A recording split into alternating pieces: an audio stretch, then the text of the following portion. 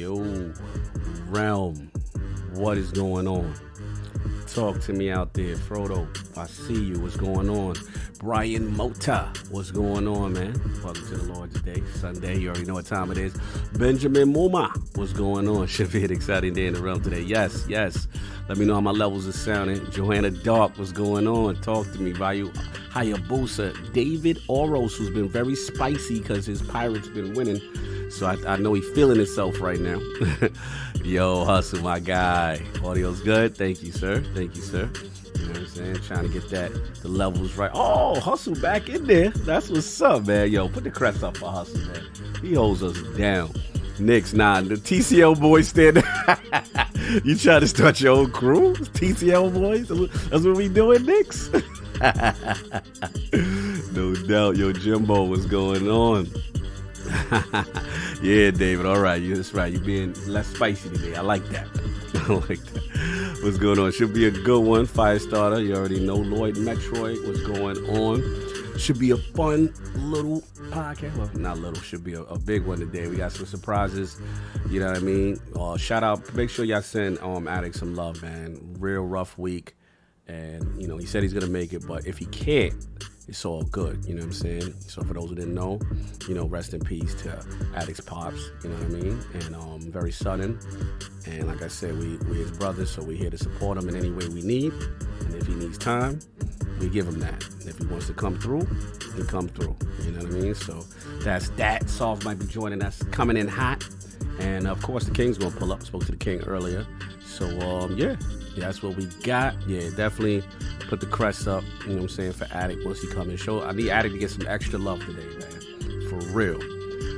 So yeah, that's what I got. Six Layer, what's going on, bro? Yeah, that's what I got. We're gonna let everybody get into the room, get the congregation going, collective plate. Pass the collection plate. I'm just joking. Yeah. Oh, Matt Jimenez, addicted. Oh, thank you, brother. First time in here on time. Salute. Yeah, it's gonna be a fun one. We got some very spicy topics to discuss for sure. You know what I mean? So anyway, I'm gonna let people file in, and yeah, I will definitely get back to y'all and get the Lords in here and get ready for some fun on the Lord's Day. You already know. Talk to y'all in a minute.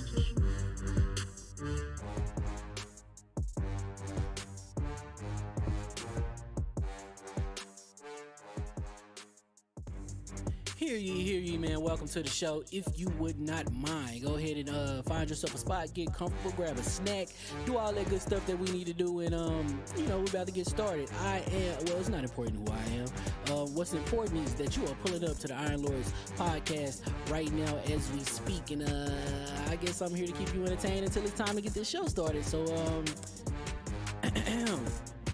look, y'all done messed up and turned me to an animal, and haters be swearing they real, but come to find out that they really mechanical. And yeah, I be eating these rappers, but that's all a part of me being a cannibal.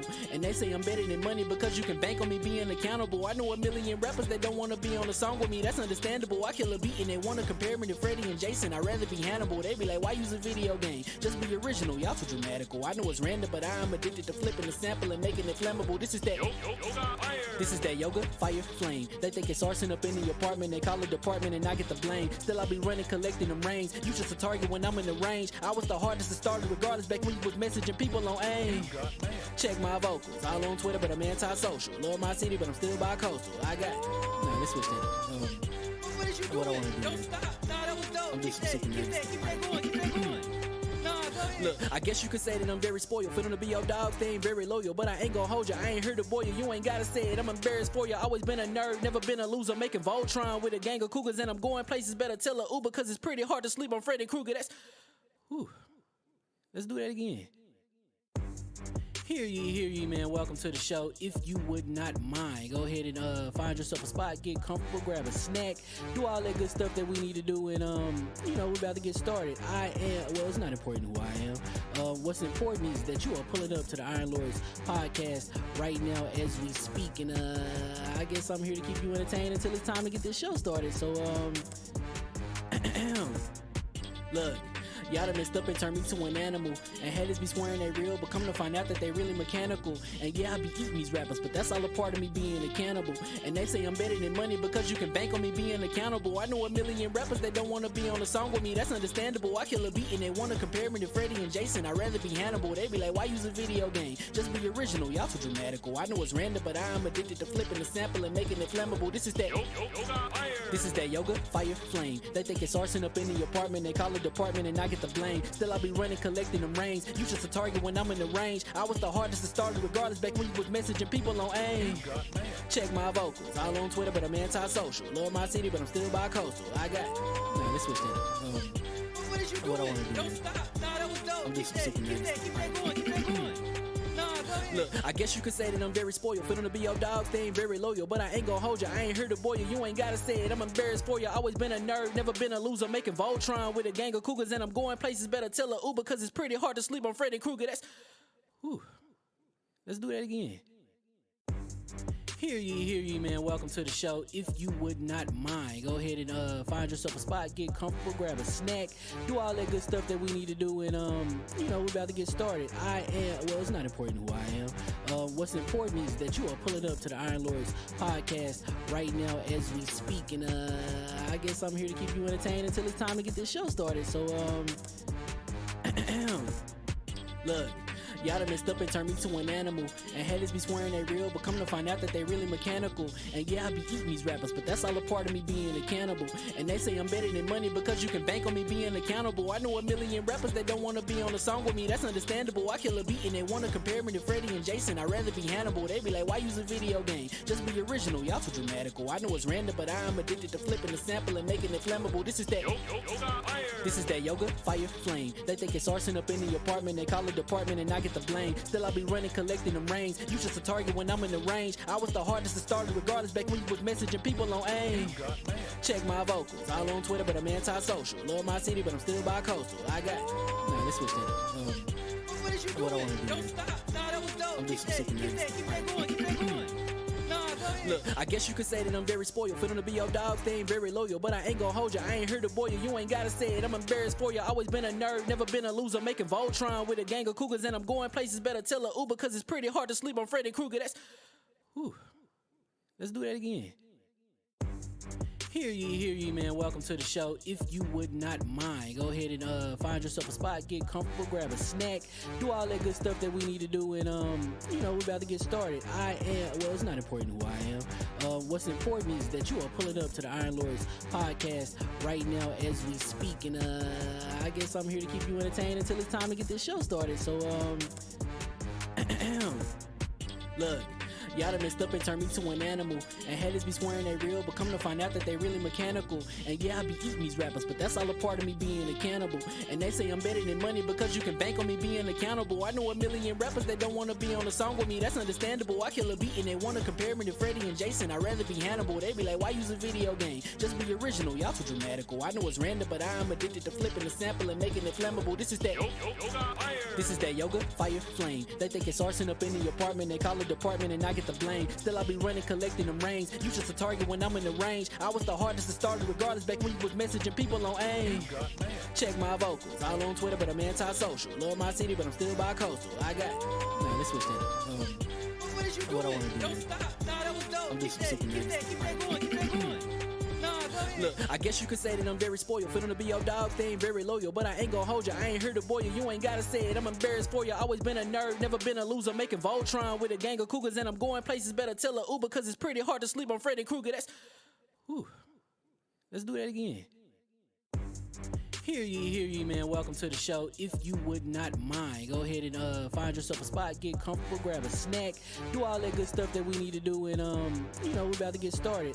It's not important who I am. What's important is that you are pulling up to the Iron Lords podcast right now as we speak, and I guess I'm here to keep you entertained until it's time to get this show started. So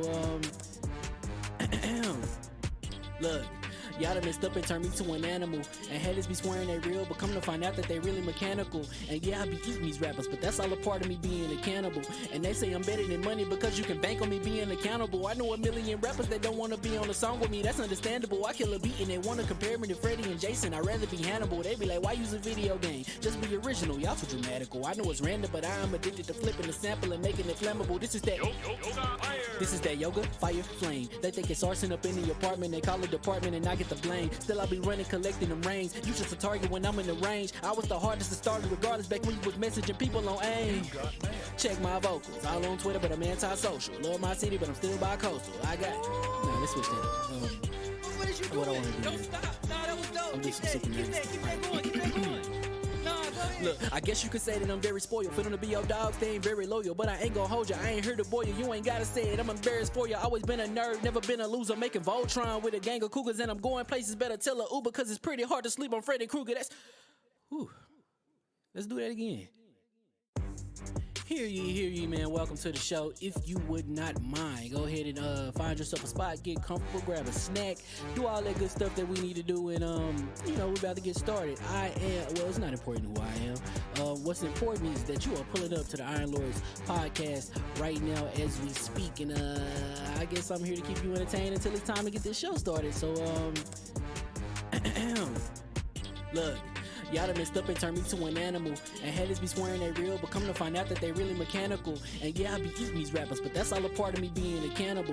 And they say I'm better than money because you can bank on me being accountable. I know a million rappers that don't wanna be on a song with me, that's understandable. I kill a beat and they wanna compare me to Freddie and Jason. I'd rather be Hannibal. They be like, why use a video game? Just be original, y'all too dramatical. I know it's random, but I'm addicted to flipping the sample and making it flammable. This is that yoga, fire, flame. They think it's arson up in the apartment, they call it department and I get the blame. Still I be running, collecting them rings. You just a target when I'm in the range. I was the hardest to start regardless back when you was messaging people on AIM. Check my vocals, all on Twitter, but I'm anti-social. Love my city, but I'm still bi-coastal. I got, nah, let's switch that. What is you doing? What I wanna do? Don't stop. Nah, that was dope. I'm just Keep that going. Keep that going. Nah, go ahead. Look, I guess you could say that I'm very spoiled. For them to be your dogs, they ain't very loyal. But I ain't gon' hold ya, I ain't here to boil you. You ain't gotta say it, I'm embarrassed for ya. Always been a nerd, never been a loser. Making Voltron with a gang of cougars. And I'm going places, better tell a Uber. Cause it's pretty hard to sleep on Freddy Krueger. That's, whew. Let's do that again.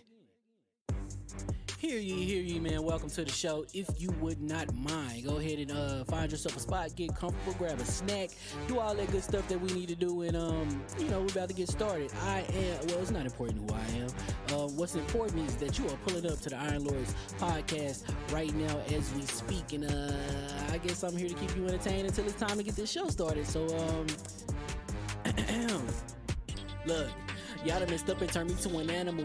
And haters be swearing they real, but come to find out that they really mechanical. And yeah, I be eating these rappers, but that's all a part of me being a cannibal. And they say I'm better than money because you can bank on me being accountable. I know a million rappers that don't wanna be on a song with me, that's understandable. I kill a beat and they wanna compare me to Freddie and Jason. I'd rather be Hannibal. They be like, why use a video game? Just be original, y'all too dramatical. I know it's random, but I'm addicted to flipping the sample and making it flammable. This is that yoga, fire, flame. They think it's arson up in the apartment, they call it department and I get the blame. Still I be running, collecting them rings. You just a target when I'm in the range. I was the hardest to start regardless back when you was messaging people on AIM. Check my vocals, all on Twitter, but I'm anti-social. Love my city, but I'm still bi-coastal. I got, nah, let's switch that. What is you doing? What I wanna do? Don't stop. Nah, that was dope. I'm just Keep that going. Keep that going. Nah, go ahead. Look, I guess you could say that I'm very spoiled. For them to be your dogs, they ain't very loyal. But I ain't gon' hold ya, I ain't here to boil you. You ain't gotta say it, I'm embarrassed for ya. Always been a nerd, never been a loser. Making Voltron with a gang of cougars. And I'm going places, better tell a Uber. Cause it's pretty hard to sleep on Freddy Krueger. That's, whew. Let's do that again. Hear ye, man. Welcome to the show. If you would not mind, go ahead and find yourself a spot, get comfortable, grab a snack, do all that good stuff that we need to do, and we're about to get started. It's not important who I am. What's important is that you are pulling up to the Iron Lords podcast right now as we speak, and I guess I'm here to keep you entertained until it's time to get this show started. So look. Y'all done messed up and turned me to an animal. And haters be swearing they real, but come to find out that they really mechanical. And yeah, I be eating these rappers, but that's all a part of me being a cannibal. And they say I'm better than money because you can bank on me being accountable. I know a million rappers that don't wanna be on a song with me, that's understandable. I kill a beat and they wanna compare me to Freddie and Jason. I'd rather be Hannibal. They be like, why use a video game? Just be original, y'all too dramatical. I know it's random, but I am addicted to flipping the sample and making it flammable. This is that yoga, fire, flame. They think it's arson up in the apartment, they call it department and I get the blame. Still I be running, collecting them rains. You just a target when I'm in the range. I was the hardest to start regardless back when you was messaging people on AIM. Check my vocals, all on Twitter, but I'm anti-social. Love my city, but I'm still bi-coastal. I got, nah, let's switch that up. What is you doing? What I wanna do Don't is- stop. Nah, that was dope. I'm just Keep sick of that this. going. Keep that going. Nah, go ahead. Look, I guess you could say that I'm very spoiled. For them to be your dogs, they ain't very loyal. But I ain't gon' hold you, I ain't here to boil you. You ain't gotta say it, I'm embarrassed for you. Always been a nerd, never been a loser. Making Voltron with a gang of cougars. And I'm going places, better tell a Uber. Cause it's pretty hard to sleep on Freddy Krueger. That's, whew. Let's do that again. Hear ye, man. Welcome to the show. If you would not mind, go ahead and find yourself a spot, get comfortable, grab a snack, do all that good stuff that we need to do, and we're about to get started. It's not important who I am. What's important is that you are pulling up to the Iron Lords podcast right now as we speak, and I guess I'm here to keep you entertained until it's time to get this show started. So look. Y'all done messed up and turned me to an animal. And haters be swearing they real, but come to find out that they really mechanical. And yeah, I be eating these rappers, but that's all a part of me being a cannibal. And they say I'm better than money because you can bank on me being accountable. I know a million rappers that don't wanna be on a song with me, that's understandable. I kill a beat and they wanna compare me to Freddie and Jason. I'd rather be Hannibal. They be like, why use a video game? Just be original, y'all too dramatical. I know it's random, but I am addicted to flipping the sample and making it flammable. This is that yoga, fire, flame. They think it's arson up in the apartment, they call it department and I get the blame. Still I be running, collecting them rains. You just a target when I'm in the range. I was the hardest to start regardless back when you was messaging people on AIM. Check my vocals, all on Twitter, but I'm anti-social. Love my city, but I'm still bi-coastal. I got, nah, let's switch that up. What is you doing? What I wanna do Don't is- stop. Nah, that was dope. I'm just Keep sick of that this. going. Keep that going. Nah, go ahead. Look, I guess you could say that I'm very spoiled. For them to be your dogs, they ain't very loyal. But I ain't gon' hold you, I ain't here to boil you. You ain't gotta say it, I'm embarrassed for you. Always been a nerd, never been a loser. Making Voltron with a gang of cougars. And I'm going places, better tell a Uber. Cause it's pretty hard to sleep on Freddy Krueger. That's, whew. Let's do that again. Hear ye, man. Welcome to the show. If you would not mind, go ahead and find yourself a spot, get comfortable, grab a snack, do all that good stuff that we need to do, and we're about to get started.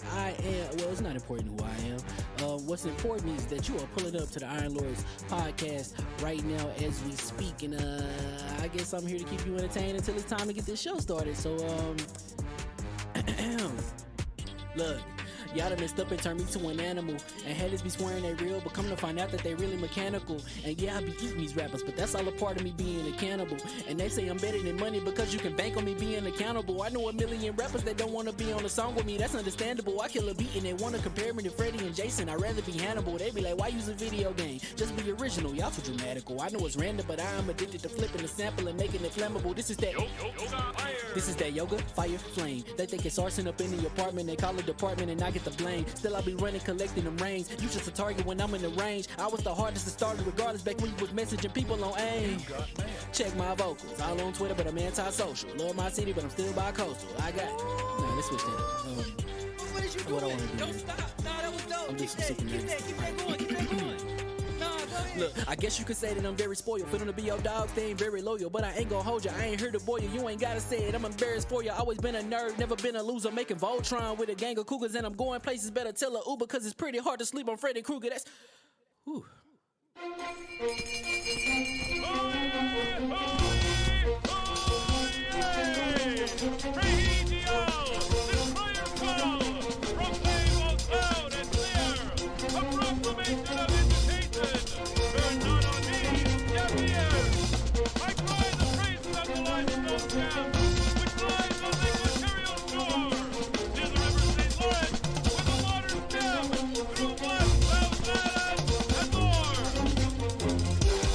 I'ma just chill and watch them and eat snacks in the attic. I wanted to chill with the pack and be like a young wolf, but then they would mistake me for addict. If I can imagine it's cool to give you some advice, then invite your girl to your squadron. Cause if you don't give her that option, you gon' be single player like Sovereign. You gon' get tossed in the bushes by King David. Royalty and not a pretender. Detrimental to an elemental, what's an avatar to a knee bender. I gotta be me though. I know it's my destiny, word to Cognito. Who cares if you fly, if you still a mosquito? You swear you ain't stunting, but really be Steve-O. You like to collect stuff and that's cool, but I got bad news. Even if you really was that dude, King David still be the king of the statues. Since a juvenile, I've been cursed with a curse to be musical. And if you hate it, we'll meet in the crucible. Other than that, then it's cool and it's beautiful. We let you know that your dreams are pursuable. Whatever you wanna do, then it's doable. If you got work on a Sunday, it's suitable. Cause you can listen to this in your cubicle on the Lord's Day. Woo. If you got work on a Sunday, it's suitable. Cause you can listen to this in your cubicle on the Lord's Day.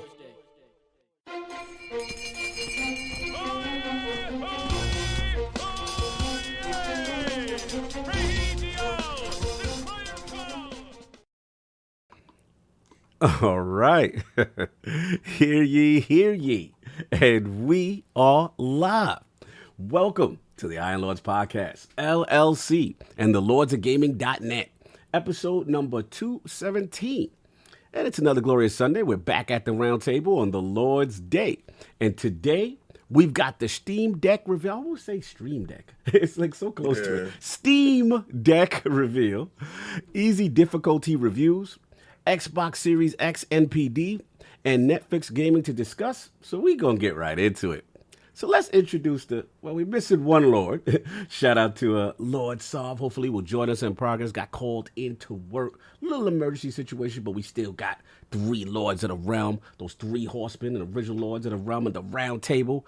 And first, my co-host with the co-most, my brother from another mother, the difficult game conqueror, Lord of his own world, and the how of the young wolf. My man, so glad he could make it. Lord Attic, how we doing, sir? Doing pretty good. We'll get to the super chats here in a couple minutes. Saul, we just said it. I'm sure some of you are coming in. Saul will hopefully be coming in late. He got called into work at the last minute. But we have some good cameos for you guys too. So stick around for that. Yes. No doubt, brother. And yes, I will be streaming Skyward Sword tomorrow. No doubt. I haven't even I booted up just to play a couple minutes, and I was like, "This is like got an 82." You was being messy, man. I'm so happy you could make it. Obviously, we know you had a rough week, and like I said, you would have been totally okay if you couldn't. But I saw your tweet, and they're kind of like my dad, which is he got me my first console. You know what I'm saying? Got me into gaming. So if you don't mind, there's a couple of super chats for you, sir. I wanted you. Yeah, we'll go ahead and read some of the super chats. We got $5 super chat from Mr. Jonan Dark. To Lord Attic, my thoughts and prayers go out to you. I know the feeling of losing a parent. I lost my dad to COVID and my mom to cancer in 2021. I appreciate it, you guys. We got another $5 super chat from Mr. Jonah Dark. Do you think it's better for Xbox to partner with Valve by making Xbox Game Pass app compatible versus making their own dedicated handheld? What ideals should you carry? I'm pretty sure we'll answer that in here in a couple moments. That's the first topic. We got a $5 super chat from Tony Brandt. Attic, my condolences go out to you. Truly, losing a parent is never easy, and I am glad you have your ILP brothers. We are here for you. I appreciate all the kind words, guys. No doubt. We got another $5 super chat from Smitty Smith. You are not alone, Lord Attic. We are here for you, brother. Definitely appreciate the support, guys. Salute. Gonna butcher your name, but we moved past we this. I got a $5 super chat from Tazakuna. That's probably Tazuichi. I was close. Sup, Lords in chat. Thank you all for the support through the hard times for me. I'll try to listen to the podcast later, but it's hard. Take care. Yeah, listen, hold on real quickly. Shout out to Tazuichi. He's also going through a tough loss, so he put it up on Twitter, and definitely, he definitely put it up on Twitter, and who he lost definitely was a fan of Iron Lord's podcast as well. So please link me in it because he's heavily supported in anything that I've done. I don't want him to think that I've overlooked him. Tazuichi, whenever you get a chance to see this, my heart and my prayers go out to you and your family. I do apologize I didn't get a chance to see it. No doubt. He understands that. And what else we got, Attic? We got I think we got Flame. We got a $5 super chat from Flame. Good afternoon, Realm. Have a curveball, Cog. Everyone needs to watch the Dragon Quest anime on Hulu. It's amazing shonen and doesn't slow down. Word? Yeah, Dragon Quest is on Hulu? There's obviously, I think there's a Blue Dragon anime too.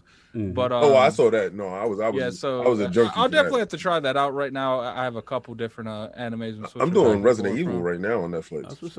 I couldn't get down on that. I watched 5 minutes of it. Was like, this animation ain't it. That was feeling. Yo, for me, I was like, oh, this is great.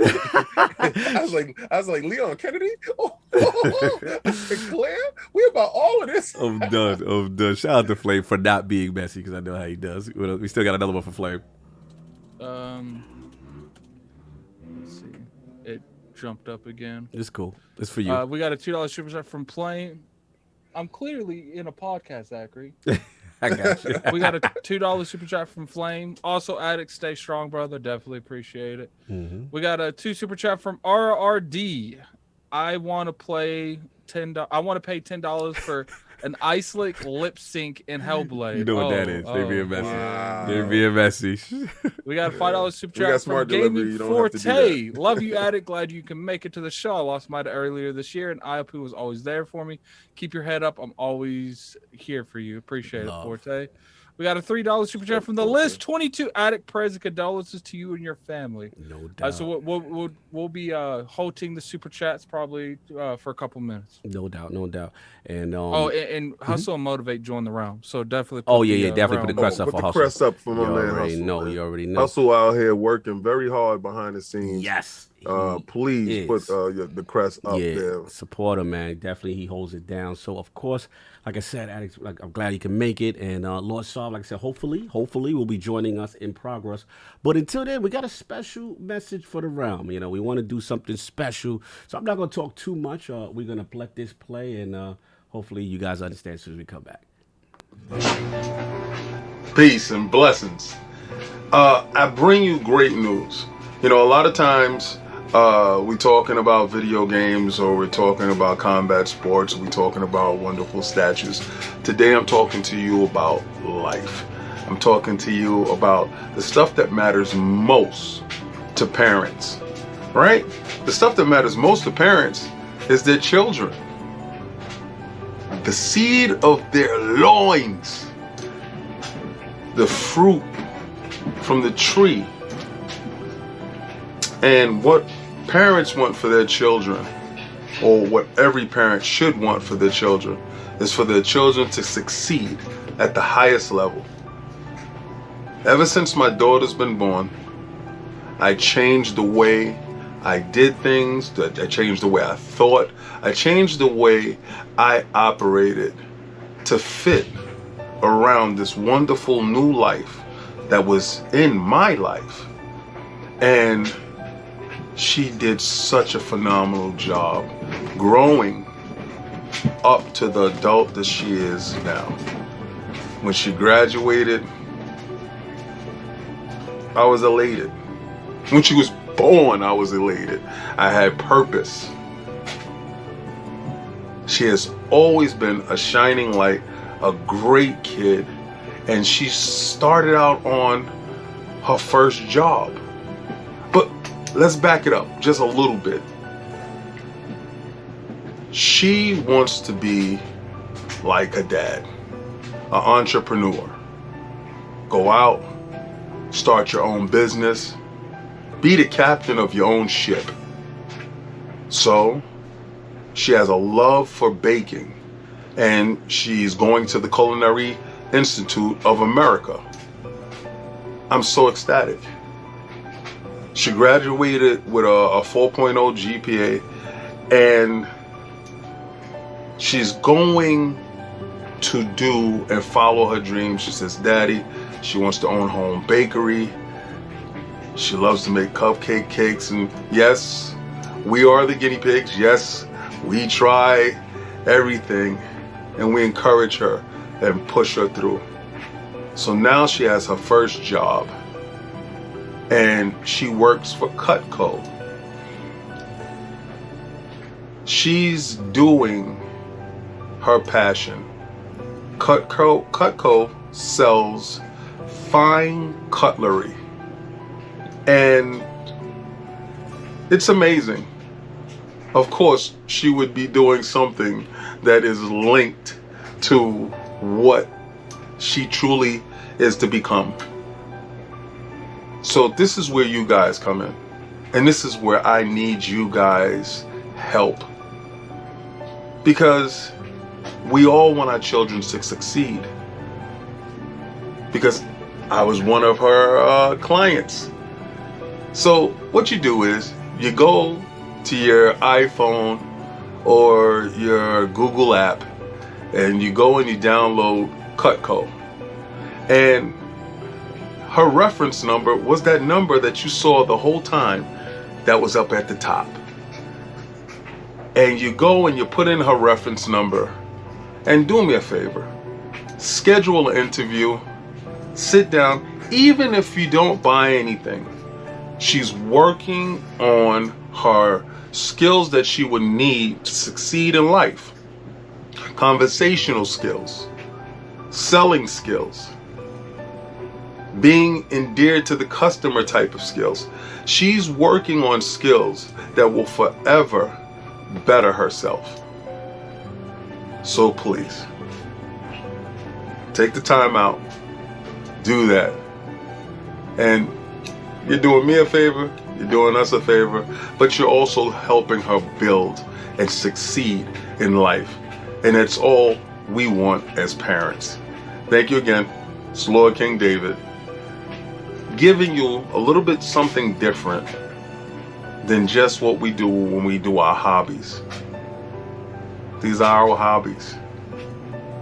She's my life. Peace. All right. Special announcement by the realm. So we got to introduce the Lord behind it. Of course, the XS Gamer himself, the Incredible Hulk of this. My man, Lord King, the Prophet. How we doing, sir? I'm just going to go straight to it. Oh, thank you, man. I was waiting for the You gotta get straight to it. This is I didn't even get a chance to do Prophet. We out here. We out here. What's going on, man? Yeah. I'm just a happy dad. First, like this whole week, I just was trying to keep on reaching out to Attic. Yeah. And because my heart goes out to him. And I love this guy. I love him to death. Facts. On a non-personal note, but also a loss in general. And for other people, his songs may have been personal to them. We lost Biz Markie. Yeah. OG pioneer in the hip hop world. And it kind of sucks because we're losing them by the bucketfuls. And health is wealth, people. Just make sure you take care of yourself. And if you find out something, trust me, that cheeseburger or whatever it is that you're going to eat is not worth your life. If you can put it down, just forget it. Facts. But not saying that's his situation and not saying that I know his situation. I'm just telling people, just health is wealth. But let's pump it up because we came in on some good music. Let's pump it up. The fight last night, though. How about that, though? Yeah. You gotta talk to me. I didn't catch it, but you gotta talk to me. Okay, so yeah, Charlo versus dog, man. How did Charlo, bro? Brian Chanston, I believe. It was an epic fight. You had one dude that was coming from fighting out of the gutter, that was trying to, and he's a champion, undefeated, was trying to reach the stars. And you had established champion that has his 3 belts that had to get out of satin sheets to come off his throne. Oh, it's one of them. Yeah, to come down and meet. I know he felt it in this manner. Meet this mere peasant. How dare he attack? Well, shout out to the peasant for going it hard. Listen, pause. 100% of the fight. This man gave his heart, his soul throughout the fight. And the reason why I'm not remembering his name right now because the video got me. They say Castano. Castano, yeah, thank you. All right.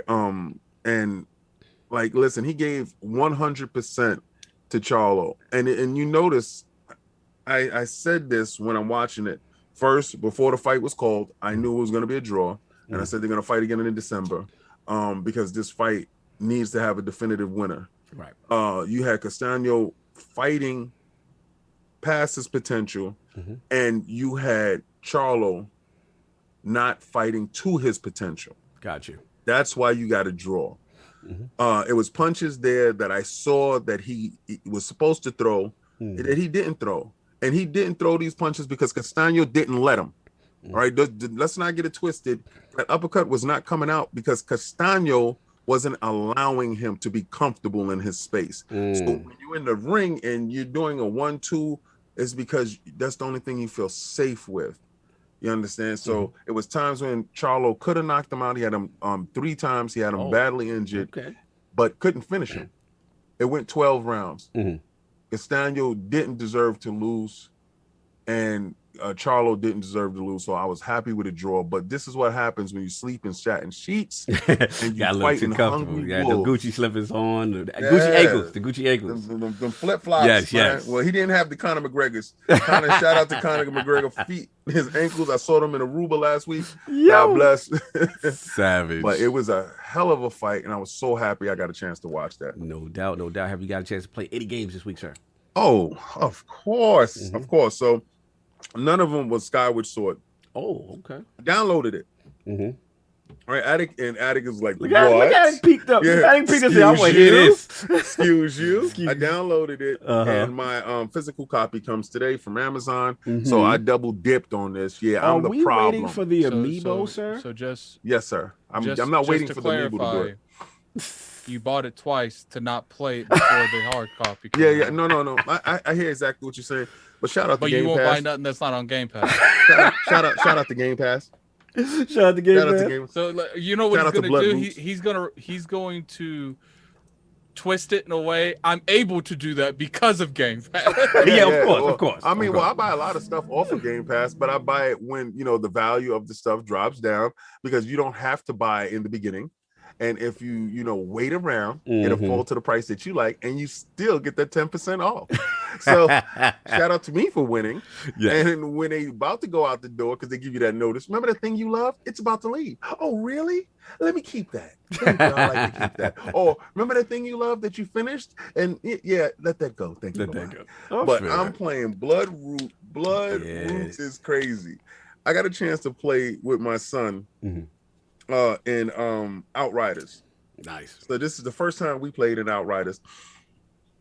He's in our chat, and he can hear us in the chat. It was like 12 people in our chat, and we are spread out in groups doing Outrider stuff.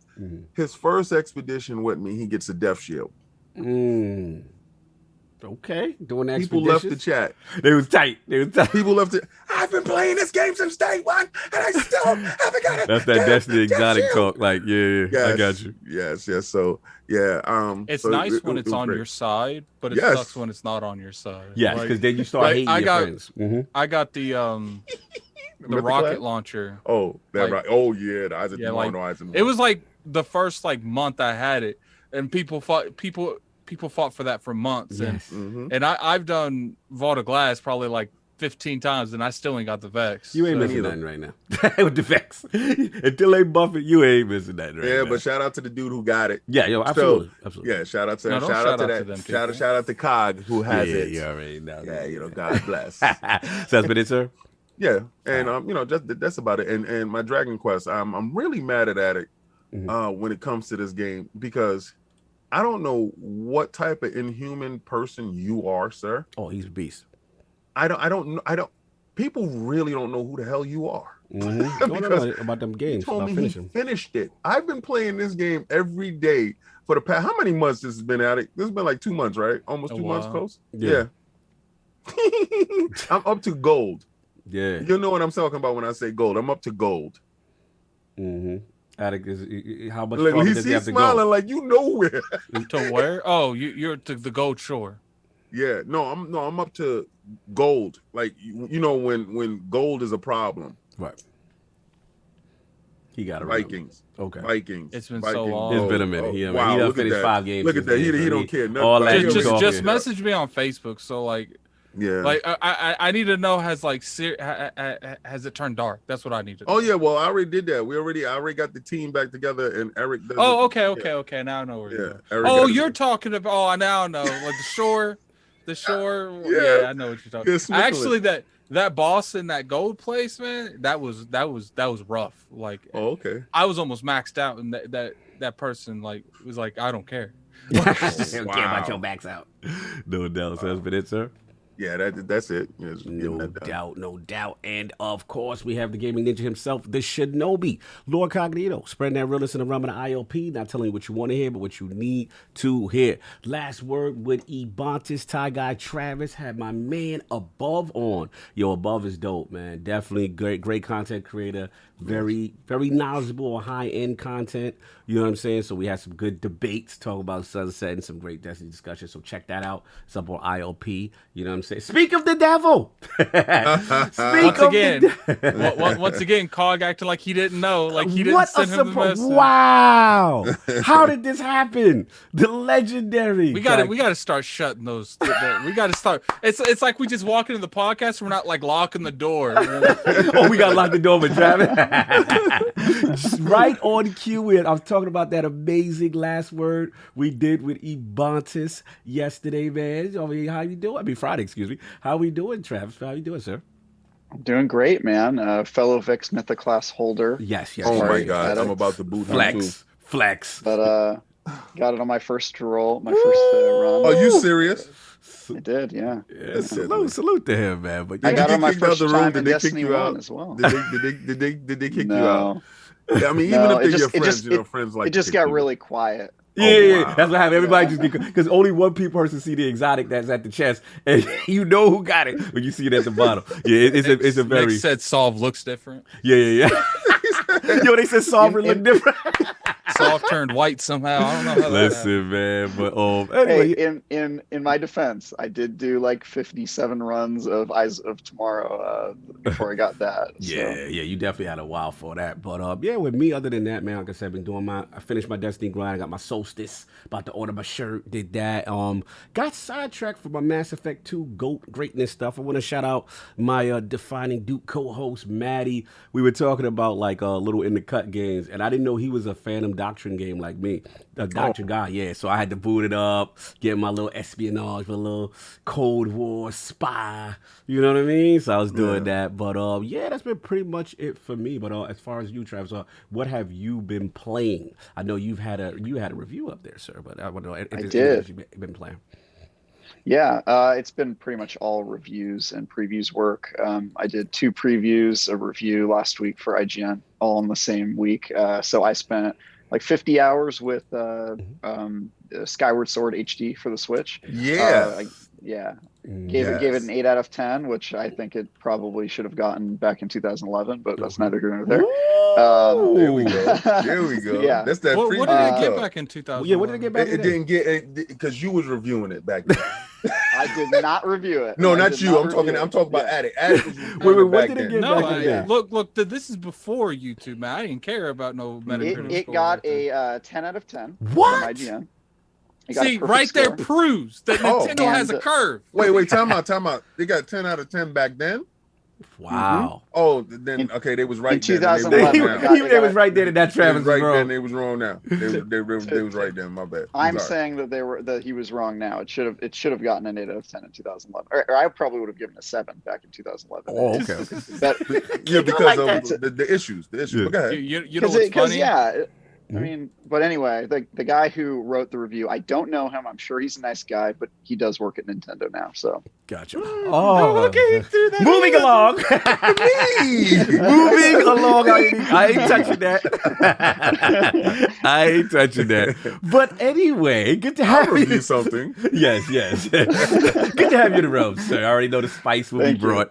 You know what I'm saying? But let's get into this poll. We got a poll from last week. Last week's poll results are in, and the people have spoken. This was the Patreon poll. Shout out to Select Bang 007. He had put this up. So in regards to the release of Battlefield 2042 by EA and the potential of Game Pass? Which answer closely mirrors your thought process on purchase? The winner at 53% of the vote was $70, no campaign, and multiplayer only makes it a wait for Game Pass group. Coming in at second at close 41% of the vote was Battlefield looks amazing, day one buy, I'm not waiting for Game Pass.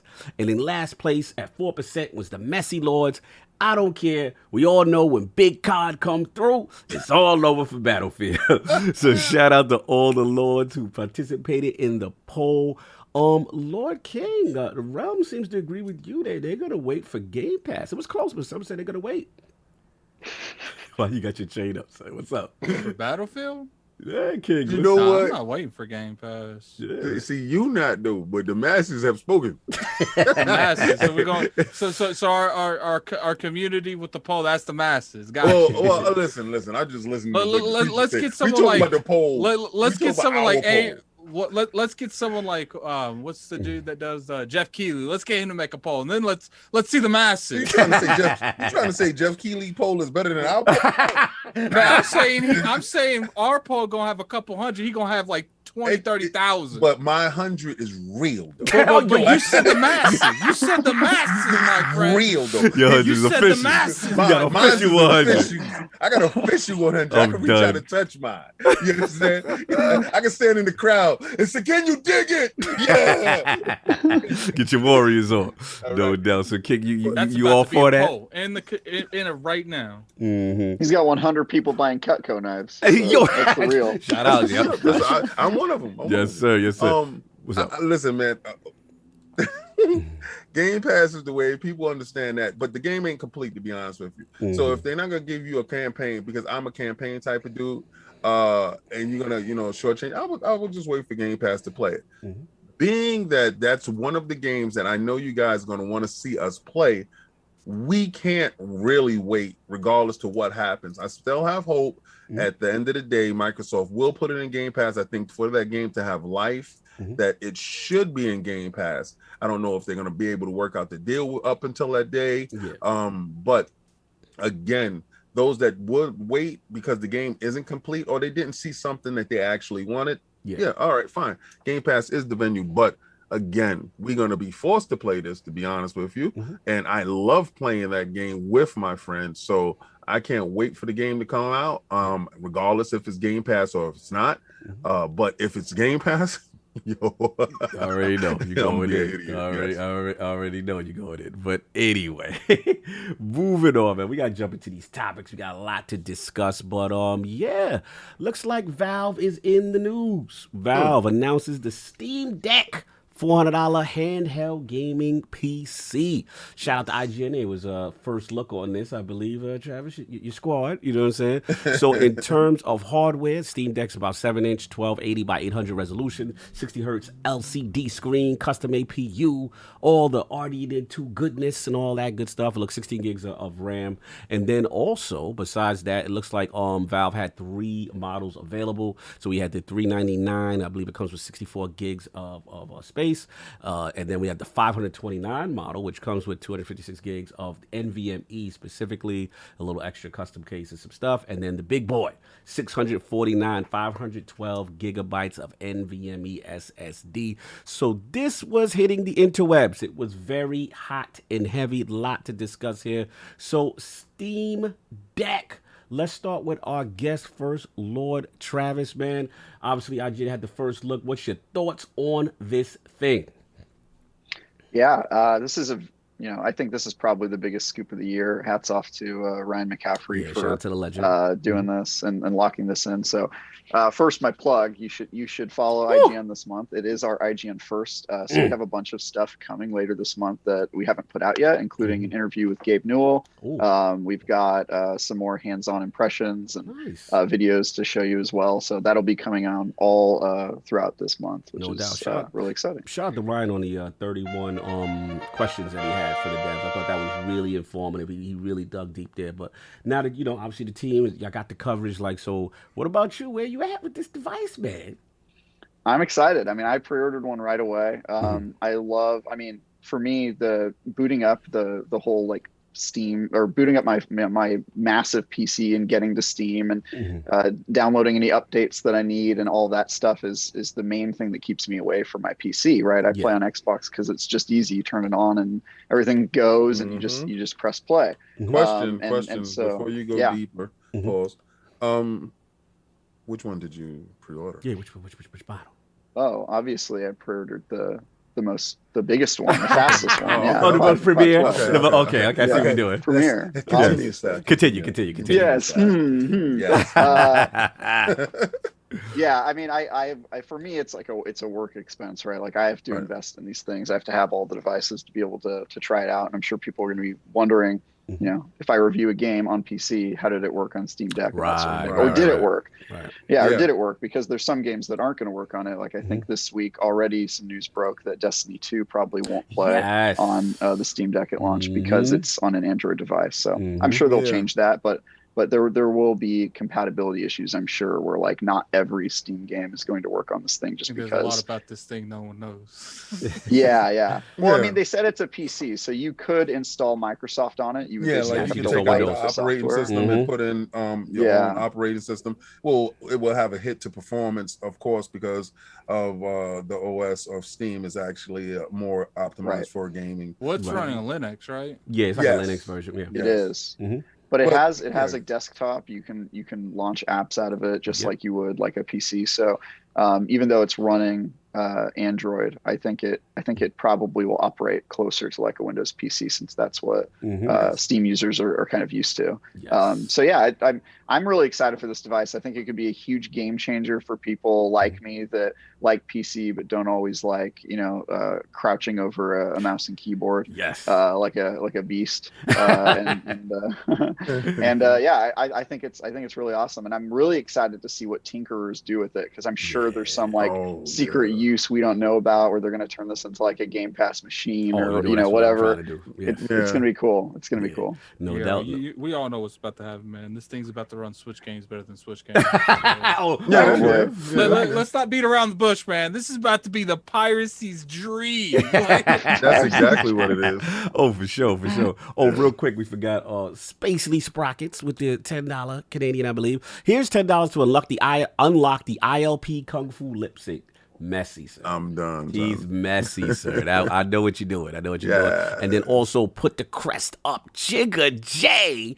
Welcome. Jigga. I ain't saying the rest. My Jigga. Welcome. And by the way, with that particular one, we need 9 more to do the next stream or whatever it's going to be. Oh, we need 9 more to do the next one. 9 more. We've had 6 since we started. Y'all know what y'all got to do, bro. Little man is coming. 9 more members or Patreons, and we'll stream another game of your guys' choice. Well, we're all gonna pick one, and we're gonna let you guys pick one of those ones. No doubt. Attic, actually, there's a super chat that just came in for you. Attacking you. I think it's at you more than for you. I'm way behind. Is more? Yeah, just keep going while I bring them all up. All right, no doubt. But I mean, actually, I was gonna give it to you, but it's all good. I'll give it to King, man. So where you at, man? Steam Deck is out here. You know what I mean? I think you already know what I did. Where we at with this? All right, so I saw it and I was like, wait, it's all about the stuff that I love, opulence, new tech. Always want to be on the cutting edge of whatever's happening. Yes. No, I'm not doing any reviews. I'm just in one of these little tech heads that need to have every machine that comes out, and I have every NVIDIA Shield. And I like these little niche consoles or these little niche gaming experiences that isn't exactly made for everyone. It's made for a particular taste. It's like a boutique shop. No doubt. And you engage in these things in that manner. I've seen all type of weirdo memes like Nintendo's dead, man. It's over. Ford doesn't care what Ferrari does. So you guys better respect exactly what Nintendo is. And I know you're like, Nintendo is Ford. Yes, they are Ford. Sony is Dodge and Microsoft is Chevy. I would actually argue that the Steam Deck has a lot more of an uphill battle than the Switch does. Like the Switch is an established handheld product. Like this is coming out of nowhere, and it's going to do well because it has the support of Steam. But at the end of the day, it's like a lot of the reasons people get these handhelds is for the Pokemons. Is they got a game that you want to take on the go. Now, I'm not necessarily saying that no one's going to want to take this on the go, right? But I'm saying the difference. It's like when it comes to certain things like this, like. When newer games come out, you're probably going to want to play that on your PC or consoles because you want to play it at the best fidelity you possibly can. Now, I do think something like this is going to be really good for like indie space because it's going to be the ultimate indie machine. See, I'm thinking about me, and I'm not caring about the next guy.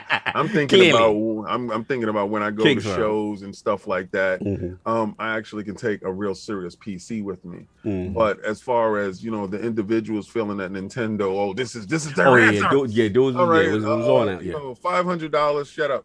No, that's the little one. That's the little one. $500. Shut up. All right. So that's not. That's Nintendo operates in a space that is not prohibitive to you walking inside the store and purchasing. Plus, their brand recognition, like Attic was saying, carries a huge amount of cachet. So this Switch OLED, the wide back, which I call it, the wide back, because he's a wide body boy. He got that new lean back machine. So he's doing Tybo. He doing real quick, King. Let me address this super chat. So let me just go ahead and read this. We got a $2 super chat from Gaming Forte. And as always, hey King Boo Boo. I forgot about that. Forte. We missed that. Sorry about that. From Road Renan. I probably butchered your name. Addict, why did you beat the final boss in Sekiro for Smooth? He told us in the Discord. Look, why is it every time Kismu does something, you guys try to take it away from him? It's literally he'll have the victory, and one of you people want to put your snobby ass hands in his mouth and snatch that victory from him. It's like that man beat that game. Let him have that W. They not feeling that. Yeah, because that Sekiro was hard. I haven't after the. That's what it is. These people can't beat the game themselves. So just like, nah, I'm not. So they feel a certain way that Kid Smooth beat it, and they want to do whatever they can to diminish that success. I don't know. Anyway, but like you were saying. Listen, Nintendo, Sony, Microsoft, they all have budget lines that they're working in, and they know what is cost effective to achieve this stuff. That is when you pull up to a light and you have your Ford and you look over and you see the guy in a Ferrari. Right, you don't see a bunch of Ferraris all over the place, right? You don't see them, So as far as them selling, they don't care if they sell. It's going to be a success for that purchaser of that Ferrari. But y'all are gonna forget about the Ferrari soon as the next Ford F-150 is announced, and that's gonna be that Switch Pro. So when that Switch Pro actually does come out, crazy analogy, a Ferrari and a Ford, like, well, because I know. It's the most. Why don't you like a Lambo or something? A little bit on the same level. Like no, it's not because it's made for the masses. You understand? Nintendo is made for the masses. They don't really care about what the hell is going on. The Ford F-150 is the #1 truck being sold. So what is Switch doing? They're selling the most units. Yes, the most units out the door is being sold by Nintendo. They don't care about what you're talking about. They don't give. Because at the end of the day, anything. like I think their bucks. I think this is the best iteration of a handheld we've seen.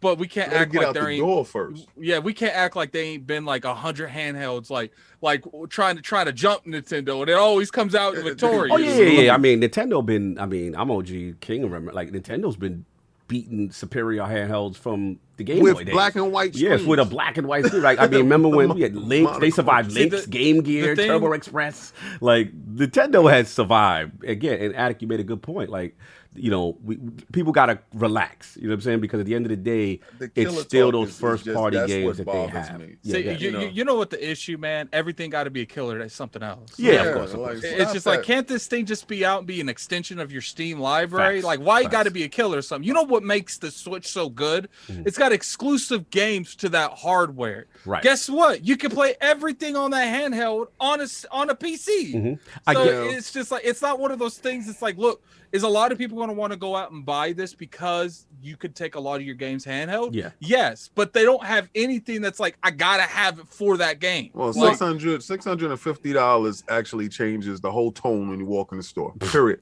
That's that right there. Changes your mind. I don't care what anybody said. They could have said they was hyped up for a lot of stuff. But when it says buy now, put this in your basket, you're really starting to really think. Ty already knows that, okay, this is a business expense. This is something I have to do. This is for my work, and this is where I'm going to go push myself to the next level. Travis said he don't know about that. Yeah, well, I mean, listen, he's not going to let it go past because this is work and business opportunity. He already focused going in exactly what you got to do. Maybe it's something that you don't want to do if it was just, you know, for your thrills. Right. But this is something that I have to do. I got to go this way, and that's it. No, I feel that. When Tommy goes inside the store and Tommy says to himself, "Oh, this is just for gaming." That's when it becomes a hard pill to swallow. Right. Now, I'm just saying this because the only reason why, and I'm gonna get to why I personally wanted it, why I personally want the big body boy beat, that Ferrari. Ferrari, let's go. I was going to go. I was 10 seconds from purchasing a steam machine. Everybody remember those, right? Oh yeah, I remember those. The great things about the steam machine was they were modular and you were able to upgrade and do all this stuff. And I love the controller. Right. The controller. And how successful was that, King? It wasn't successful at all. It was successful in theory, but in execution it failed miserably. They had it in places where you thought it would sell, but financially the price point and the name recognition did not sell, and the fact that you had different manufacturers actually muddied the waters. Where you would think it's a good thing, it wasn't. It was an actual bad thing. Consumers like to go to one thing and they like to know that their stuff is being manufactured by this people, not knowing that really, you know, there's like 4 different PlayStations being manufactured at different spots in the world. They don't know that, but they feel safe in that brand. Right. This brand was too open. So right before I'm about to buy it, that's when it fell out. It lost that steam, basically. Right. But the controller was perfect. The controller on this mimics the same aspects and the best qualities of that same controller. That's where my intrigue goes, because when I play my Switch, first it's too small for my large, ridiculous man-sized giant baby hands. And it not to mention, King, just to interrupt you real quick, it looks like the weird placement, like I'm gonna have to have like thumb surgery on my right hand. It's kind of, I gotta see how that's like, gonna go. I gotta like play like claw style. But like, it is better than doing this, playing your Switch with, you know, catching cramps in between. I don't know. I don't have an issue playing my Switch like that. I do, but I mean that's cool. I got these gigantic. Literally, you just said a minute ago you didn't care about anyone else's opinion. I play the Switch just fine. Like, maybe your hand's a little bit bigger than mine, but I know my hands are pretty big, man. I know, but exactly. See, I don't care if it doesn't hurt you, but it hurt me. It hurts me. That's why there's a lot of King and Addicts world going on. I brought a pro controller for this, so it looked like it was comfortable. I saw all the accessible buttons that were there, the trackpad type of feel to it. That part intrigued me. Now, the biggest thing that I respect was the SSD. That is the biggest jump, guys, from last generation to current generation. Is the SSD. The uniformity in that one aspect changes how we interact now. PC's been doing this. PC's been waiting but for. But it's not uniform. The base model. The base model doesn't have. Oh no. And a lot. That's the dude that's left behind. That's the dude that's left behind. Okay. Oh, we don't care about that dude. So now we only care about myself again. Okay, I got you. Like you keep switching up. I gotta know which one. I'm trying to explain to you how important the SSD is. All right. Thank you for your interrupt for a second. It's crazy. But I love it. But at the same time, the SSD is the most important aspect of this because it puts it in line. Thank you. It puts it in line with current consoles. What does it put it in line with? With everything that's happening in the world right now, the speed. What people can continue. Just needed to understand. Yeah, the fact that you logging in very quickly. Ty said that he doesn't like to go to his PC sometimes because he got to boot up. We got no Ty here. Oh, Travis, sorry. Sorry. You talking about Ty guy? I got it. I know why you say Ty. Continue. Yeah. So come look at the Ty, and I'm like, he's so dapper. It's the fact that you know. Yeah, I threw him all off now. My bad. Because between you and Attic, I'm just y'all. My bad. It was just funny. I had to get it off. Anyway, I'll jump in real quick. SSD, thank you. Yes, the SSD. Obviously, now I hear what you're going. Look, it's interesting for me. It's one of those things that obviously I'm a techie. I like power. I like advancements. You know what I'm saying? I think the funny thing about this is the timing. It's not that I think a lot of people, yes, everybody going to compare and say, oh, it's the OLED killing all that. It's just that when the old Switch OLED was announced, this was kind of the jump people were hoping for from Nintendo. So when they come out and they like, yo, it's the same, just OLED, you know what I'm saying, and a little bit of screen and a wide back, as King says, you know what I'm saying? Like for people, they were like, oh, that's all we doing? You know what I'm saying? So then this comes out, and I feel Valve had to be a little nervous prior to the Switch OLED announcement, Travis, just because like, yo, what if they do something that's really going to match us and they got the first party? We could be in trouble here. So I think they probably breathed a sigh of relief, like, oh, it's the same old Switch. You know what I'm saying? With no Bluetooth and whatever. So for me, it's everything I wanted the Switch OLED to do. Can I interrupt? Yes, please. Since you derail me, I just want to say one thing. Yes. They capitalized off a misstep. Yes. They did a Sony move. Mm-hmm. They saw what the internet said, and they was like, yo, you got that ready to roll? You got that? Yeah, the real. Just put it out. I don't care. Mm-hmm. Yes, now put it out now because the world wants this now. Okay. And I'm gonna have to disagree with you. Okay, that's nice. Again, Switch threw it out on a Thursday. Right. And the reason why I Switch threw that information out on a Thursday, that's when you lukewarm with your messaging, right? Because Friday's for bad news. Yes. Right. So Thursday, if it's good, all right, cool. If it's bad, we got the weekend to wash that away. They just gonna eat that. Because Nintendo knew that you guys wanted something else, and they said, but you gonna get this. The thing is, though, I don't necessarily think Nintendo cares what we want. Don't. Like They for sure don't. Nintendo knows the power that's required to make the type of games that they want to make. And I've always been very, very firm with the belief that Nintendo sabotages its own power because they don't care about third party. It's like obviously they want that 30% they get from these third parties. No, they care about third party though, because they wouldn't have changed their philosophy at the start of the Switch generation. Well, see, the thing is they're being more accepting with the things than past generations. But at the end of the day, they don't care if it's on there or not. It's just these other third party. I disagree with that. Can I finish my statement? Continue. Your IPS is high, but I do one IPS and he will flip. But continue. His IPS is crazy, but we're going to let him go. These other third party, they're the ones wanting stuff on Switch because there's such an install base on Switch. They're the ones going to second party developers that are specialized in making games for the Switch because they want their games on Switch. Nintendo don't care if they're not on there or not, because at the end of the day, all that does is give them competition. Like, there's a reason. Like, I've always stated, like, how much you think God of War would sell if it was only first party PlayStation games on PlayStation? It would probably double to triple its numbers, and that's what you always have seen on Nintendo. Their games do very, very well because of the partridge they have and the games that they have. That's really the only things that's on the Switch. Like right now, if you look on Skyward Sword, are you going to see anything else really that's out besides Skyward Sword? No. So what do you think people are going to buy that's on the Switch?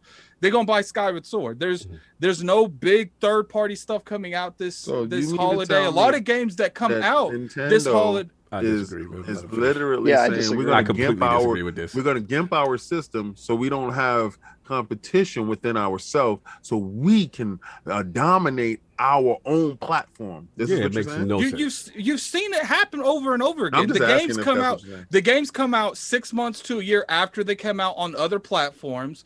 Not true. Not all the time. What about Hades? Yeah, Hades is third party game of the year. I'm referring to the juggernauts that come out every year. I'm not referring we should parse what we're talking about then. Right. Nintendo doesn't care about a certain type of third party. Right. They don't care about third party that's like going for 4K graphics, Call of Duty annual releases, that sort of thing. That's what I'm but they do care about third party, and they're caring about third party in a way that I think the other platforms are missing, because Nintendo gets games like Hades, like some of those indies, and my girl. yeah, get them exclusively or first. And you know, my girlfriend plays like dating sims, and like the Switch is the exclusive platform to do that, unless you're diving deep into Steam.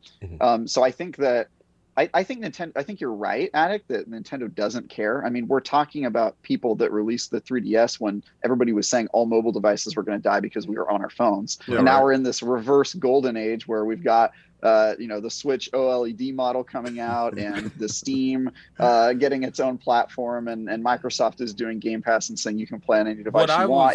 It's ridiculous. But what I was referring to, Travis, is like, we get in October, November, when the Battlefields, the Call of Duties, and the Dying Light 2s drop. Nintendo in their little Ivy Tower is like, we'll drop it in November. They're like, all these games come in November. They ain't on our platform. Like, and that's what I've always felt like. I've always felt like they care to third parties, but if it's something that they never pursue it. It's just like, if it's something that comes to them, and they'll go to stuff like, you know, Hades. That's different because that's something that works for them.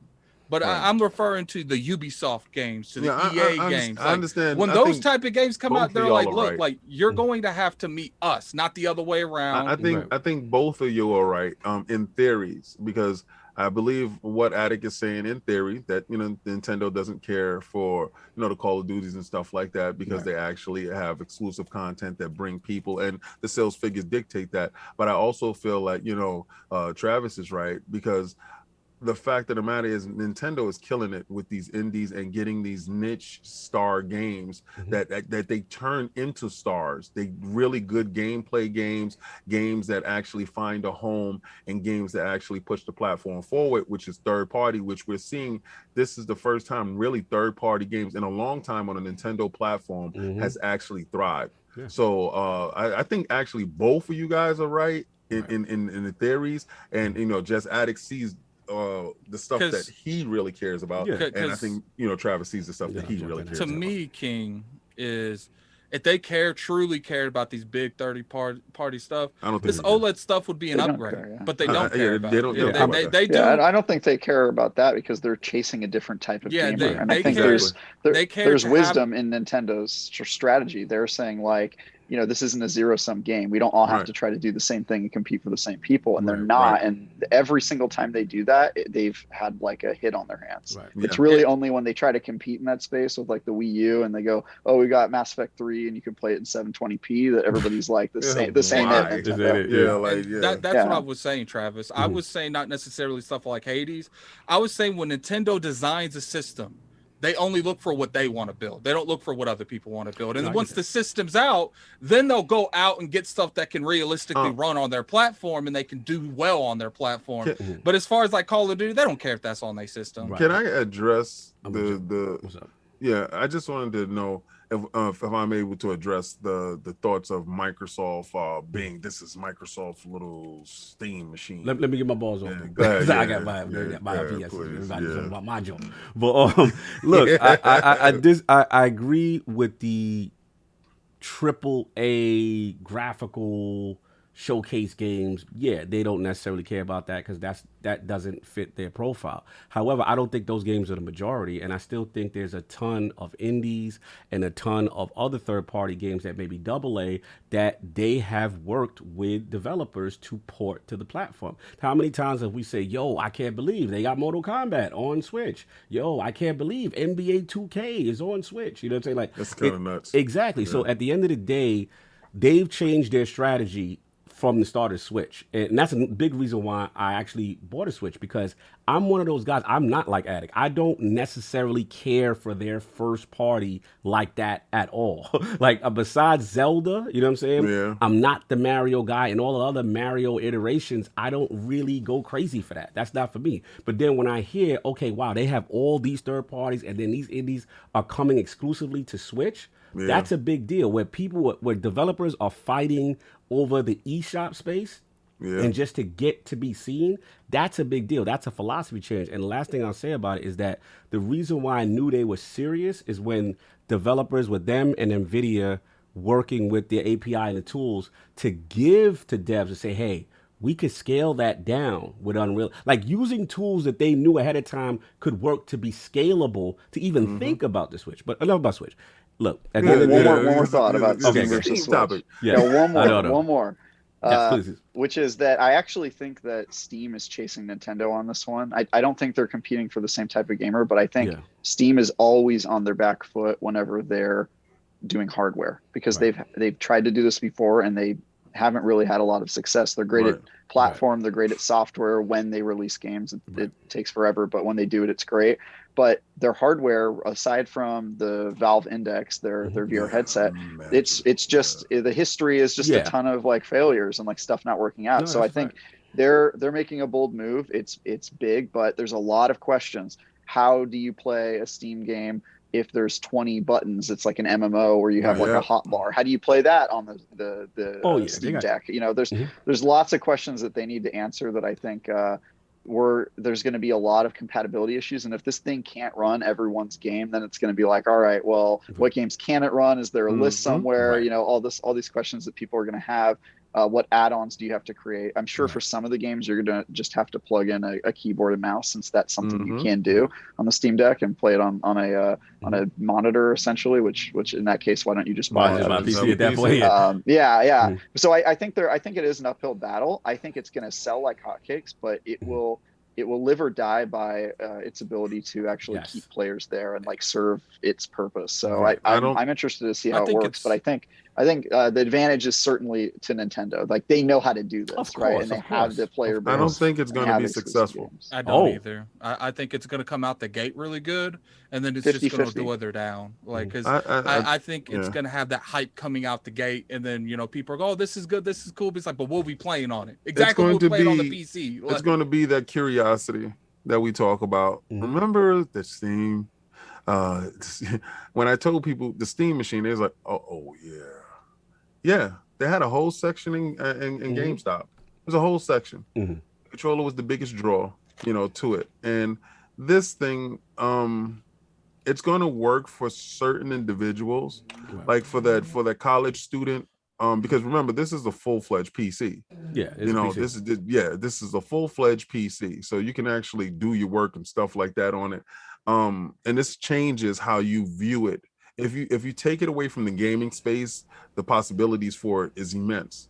If you only isolate it to the gaming space, that's where failures will lie.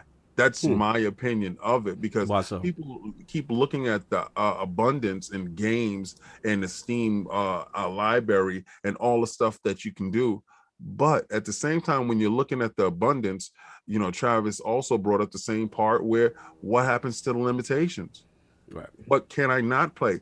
Imagine your favorite game that you wanted to take this on the go, doesn't play it. Which has come out with Destiny right now. That now. Happened to COG. Yeah, that happened with that, because they literally said the Proton, whatever it is, Steam OS that they're using, is not compatible with Destiny 2, because Destiny has an anti-cheat that's a conflict. So Valve had to put out a statement saying that you know, they're gonna be working with partners and stuff. But no, these are valid concerns. I'm not. Yeah, no, it's a terrible concern, because also then you go space-wise.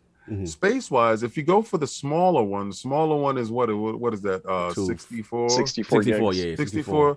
You can't even load in the Master Chief Collection. So what are you doing? Like, okay, so the real Call of Duty drop, you can't even put in Call of Duty. So well, they can if you use the SSD slot, I guess. If the game is too big. The SD slot. Micro SD. Excuse me. Yeah, but we're talking about, let's just talk about what you have. Right? What you walk in the door with on the smaller version. No, I feel you. Yeah, you know, you're kind of limited. I think in that space, Flight Simulator where they lose. Yeah, Flight Simulator for sure. Forget about it then.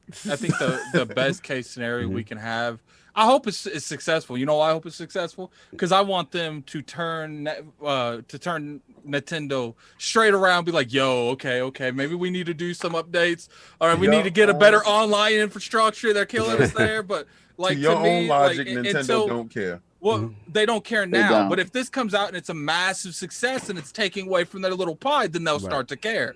But you know, it remains to be seen. We don't know the future, right? And it could come out and be mad successful, or it could come out and do well for a couple weeks and just die off. But we don't know until it comes out. So like I was saying, like I mean, all valid points. Yeah, for me, like I said, it was something very interesting. I love the tech in it, you know, as far as the RDNA 2, obviously the VRS, you know what I'm saying, ray tracing. Well, at least 3 of us here is buying it, right? Yeah, exactly. 3 of us, yeah, what you call buying it. So 2 of them. 2 of them, yes. Oh, wow. Yes. Yeah, we ain't gonna talk about that, sir. I have to have my tinker unit. Oh, wow. I might have to send mine to you.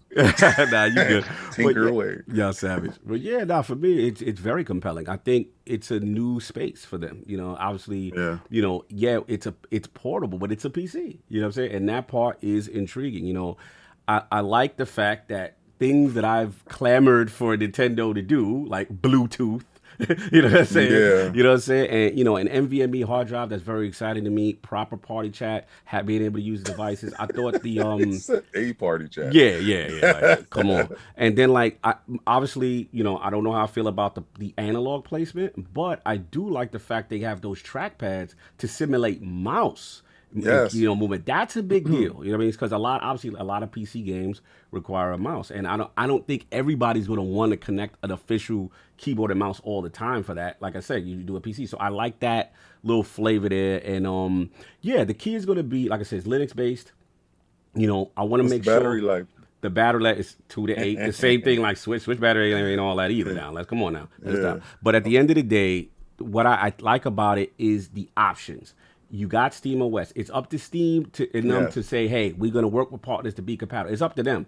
But if they don't, you can put Windows on this bad boy. Yeah. And see, that's my thing. I want to make it the Game Pass PC device, right? So my thing is I'm putting that Windows 11 up on there, throw that Game Pass and playing games locally at that is very, very appealing. So it's up to them. They got to work with the tools. They got to work with the scalability. It's all on them for this thing for them to go hard to try to make it a success. But I was surprised to see how much overwhelming positive kind of feedback they were getting. They were trending on Twitter, obviously, and how much positive things they were getting. Because to me, it felt like a me techie device, and I didn't know if everybody was everybody was like seemed to be feeling it. Yeah, I don't think you'll have to worry about anything in terms of like Game Pass. I don't think you'll have to download Windows. Yeah, I think Microsoft's probably on the back end working with them for a good, successful app. That's what I was gonna say. I think that you can buy Game Pass on Steam. At some point and not to mention, you know,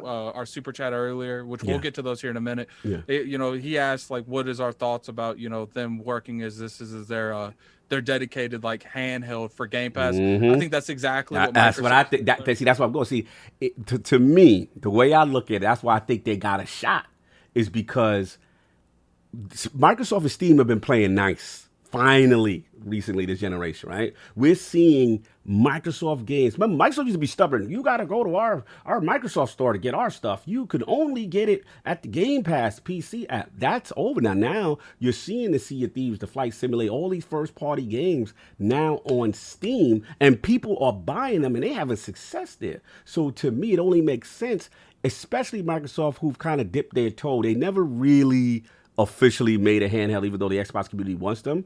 You could literally say, hey, that's the handheld device. We make that compatible and scalable with the OS that they're using, put that Game Pass app or whatever, and really now start to jump off on market penetration with Game Pass, which is what they want. They want those Game Pass subs. So if this thing takes off, it's to Microsoft's advantage to play nice with Valve. Let Valve do all the heavy lifting on the hardware and just throw that bad boy on there. What you think? At the end of the day, how many people are willing to spend $400 to have access to Game Pass that's not an Xbox? We're about to see. We're about to see. I think that's the biggest question. Yeah, we're about I don't know if it'll even be necessary, just because xCloud, I mean, at some point there will be close to parity in certain parts of the world. So it'll be more, what you want. Because I'm sure xCloud, you'll be playing in above 720p on your phone. Yes. Versus a $400 device where maybe you don't have lag issues that you might have on xCloud, but you're playing at a lower resolution and you actually have to pay like an upfront cost for it. So. Is that the Lord of Clarity in the back door coming through?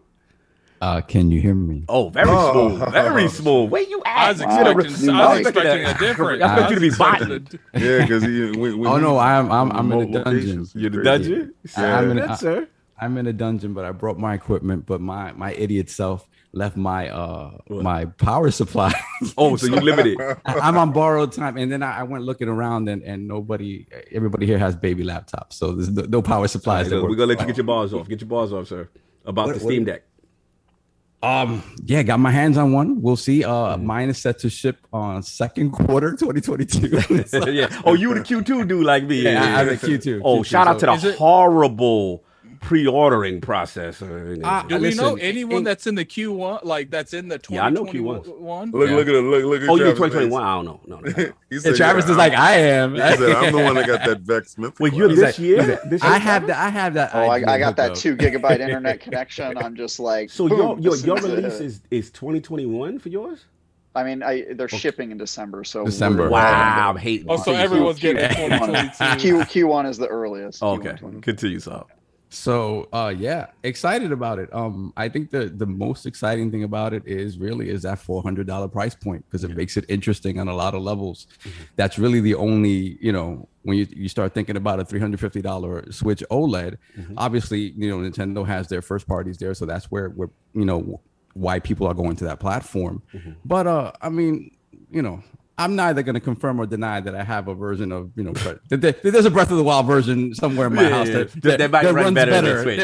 Exactly. Yes. So, but I just think it's exciting because it's an open platform, and at this point now, you could, you can turn that into a Game Pass box as well, and there's a lot of things you could do. I intend to do that as well, because SteamOS is not my friend. I'd rather just install Windows, but I'm excited about it. Parris said Xbox Game Pass app will be on the Stream Deck for cloud streaming, right? And you have the option to buy games on Steam for native play. Like, to me, I get that, and I think that will be an option here, but it's just like, at that point, a lot of people have mad expensive phones, so why would someone go out and spend $400 on a handheld when they have a phone to do it already? Now, this is where I'm with you at it. I know if Microsoft positions it, shout out to Parris, if Microsoft positions it as an xCloud device, I ain't necessarily feeling that, because my thing is, when I want to play it on the go, there will be no network to access. So I want to use it. That's the advantage of the Switch. The advantage of the Switch is local play. Subway, train, plane. You know what I'm saying? So now, that's why, to me, if that's the case, Windows 11 will be on this bad boy with the quickness, because I'm wiping that OS if they don't play nice. I want to play local. That's my thing. To me, that's such a cool advantage to have those local and to get Xbox in the space. But sorry, Sal, I just tried to get that. No, you're right. I think for me, xCloud being something that's really viable for everyone is still years away. I think, some people have great connections, some people don't. So for me, it's always about local play. You guys will remember a couple of years ago, I was like, I want Microsoft to make a handheld. And you guys were like, nah, xCloud, they have xCloud, But the thing about it is, nothing compares to the local experience. Nothing ever will. For sure. So with a machine this powerful, when you think about the sort of the arc of technology, everything gets more powerful and smaller, and that's where we're going. So for me, this is amazing, and to me, I want to see how they market it to the mass market, even if they even care to market it to the mass market. That's a good question. Because that $400 price point puts it right there in line with that Switch. And obviously, they don't have the Switch first party games, but they have Steam. So I wonder if that's even a thing for him. But I saw this interview, the IGN interview with Gabe Newell, and he was adamant about we had to reach that $400. Exactly. The home team. Travis, home team. I see you. He was adamant about that $400 price point. So I think they have big plans for this, like across the board, to be able to touch gamers that have never looked at Steam and the PC ecosystem. So it's very interesting. Here's where I see it in 2 years from now. I see this as like a piracy's dream. The only stuff. I see for the most part the casual audience that they're not buying it because like obviously for a couple $100 more you buy a PC. Obviously, you know, people are going to buy it for that remote you could get little thing. Yeah, that's another thing. You could get little man for the amount of money that you're going to spend on this. You can. That's what I'm saying. Like the whole thing, this conversation is mute. For the amount of money that you're spending on this, you could buy a little man, and you could get one of those things that you put on top of it to make the XP, which I buy for maybe $100. What of them go fail? I gotta be in on both. Yeah, I gotta be in on Google, both. I'm gonna let y'all battle out for portable supremacy, and I'm getting that X screen. Shout out to them. I mean, one of them is really not that portable. I mean, yeah, little man is little small. man in the backpack. You can put little man in the backpack. I'm not at least out little man on the bus. You're not gonna pull out. But could you imagine? And you sit there with your controller. How selfish are you? That's the most selfish game I've ever seen. To pull that out in that scenario. I already know one of us is gonna when we fly to E3 next year. We're gonna pull out. I'm pulling out that tray on the plate. that non-first class food tray, and my series at Lil Man gonna be there with the flag. Everybody gonna be looking at me, and I don't care. I'm gonna be the big geek on play. You don't remember that when the guy pulled out his console and he had the screen and he had the speakers and everything. I'm gonna have my Dolby Atmos. It's like I said, like it's like I hope I'm wrong. I hope this comes out mad successful because until there's someone there that can compete with Nintendo in the handheld market, we're going to continuously get this. But you know what? We're gonna put these champions up to be slaughtered. But see, y'all try to do it like a version. They not for tribute. To me, they need a different market. Nintendo is a more younger market. Yeah. They don't care. Like Addict said, they don't care about any of this stuff they talk about. They gonna be continuing to do what they drop anything like after that. No, what they did was gave you Skyward Sword. It's a piece I would be willing to bet that the average Nintendo Switch player doesn't even know it's doesn't even know what it is. Exactly. And I'm not saying that. I'm saying that.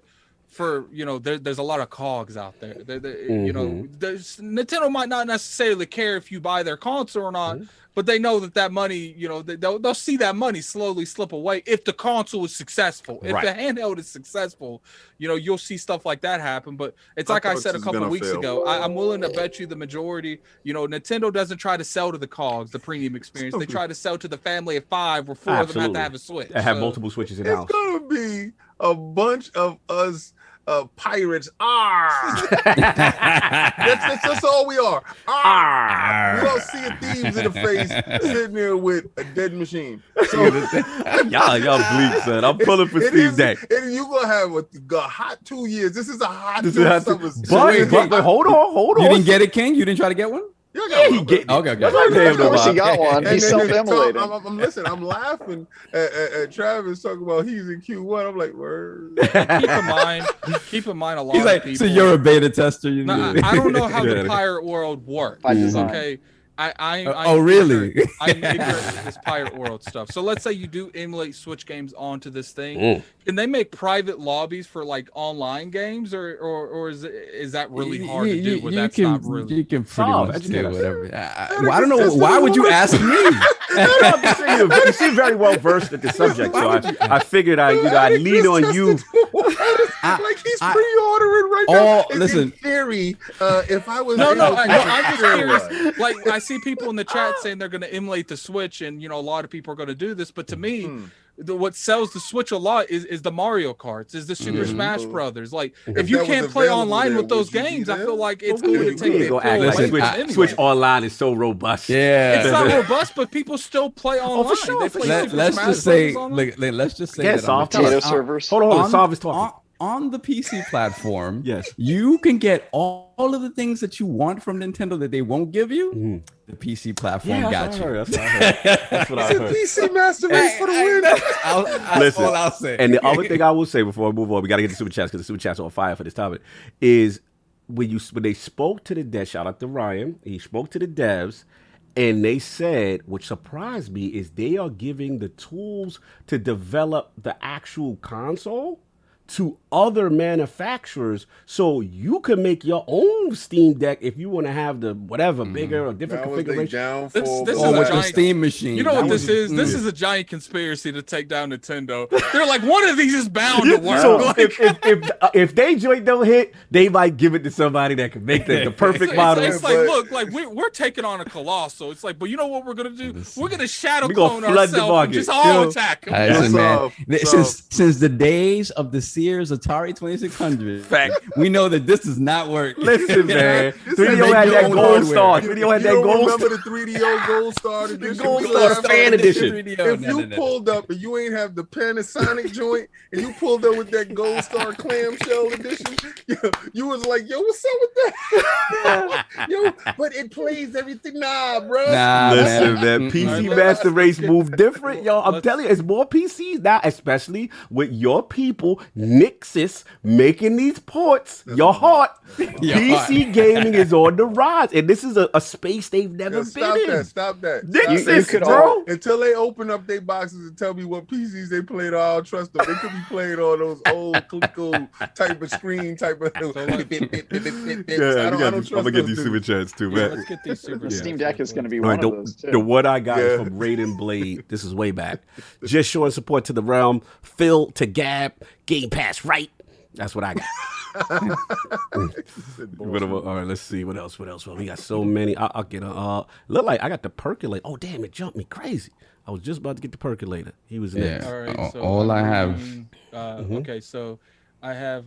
You got the Good Afternoon, the Percolator 9000. Oh right. My God, I don't even want to say that. Oh, I missed mad people though. No, I'm reading. Okay. Good Afternoon, Lords. Before that, I missed people.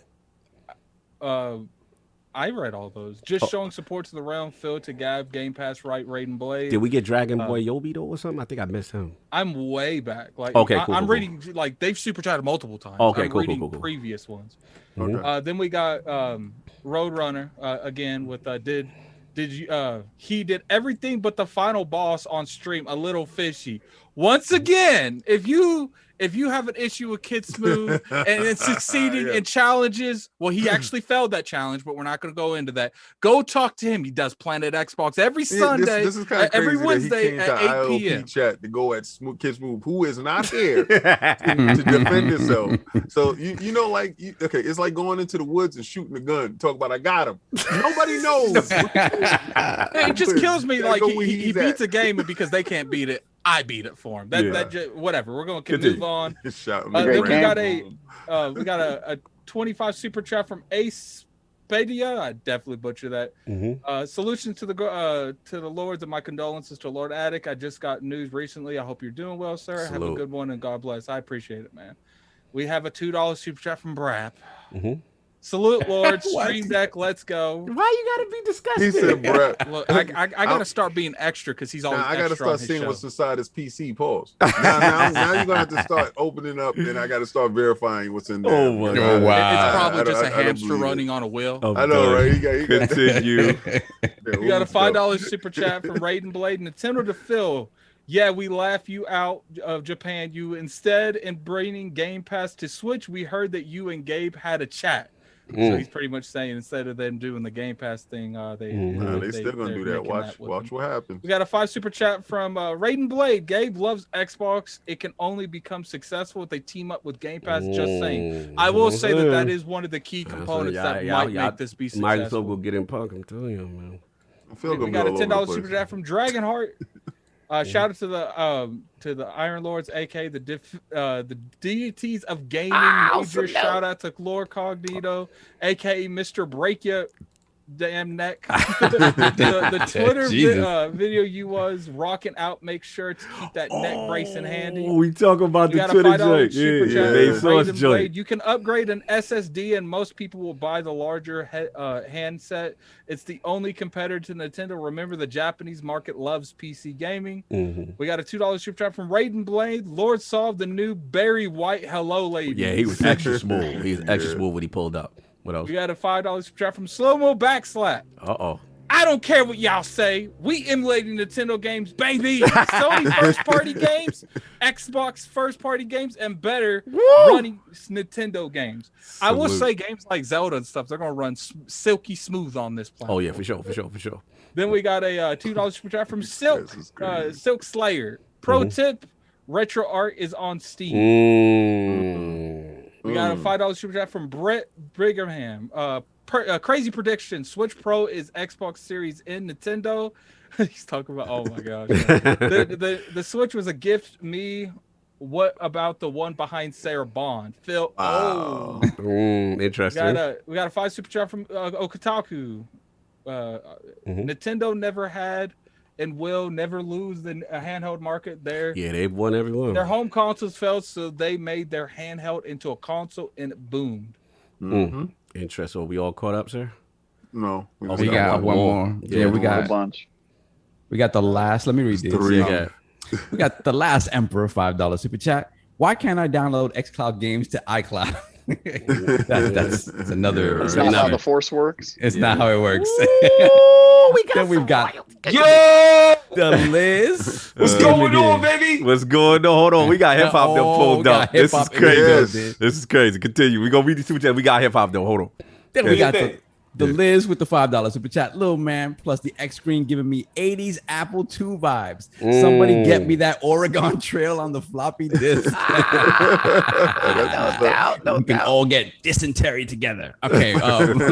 Michael, aka Best Eyes Finest, $5 super chat. First off, RIP to Biz. Yeah, Biz Marquis. Yeah, RIP to Biz, man. For real. Salute. Always. Salute. Yeah, absolutely. Now back to business. PlayStation is trash. Oh my God. Phil Spencer the God. Oh my God.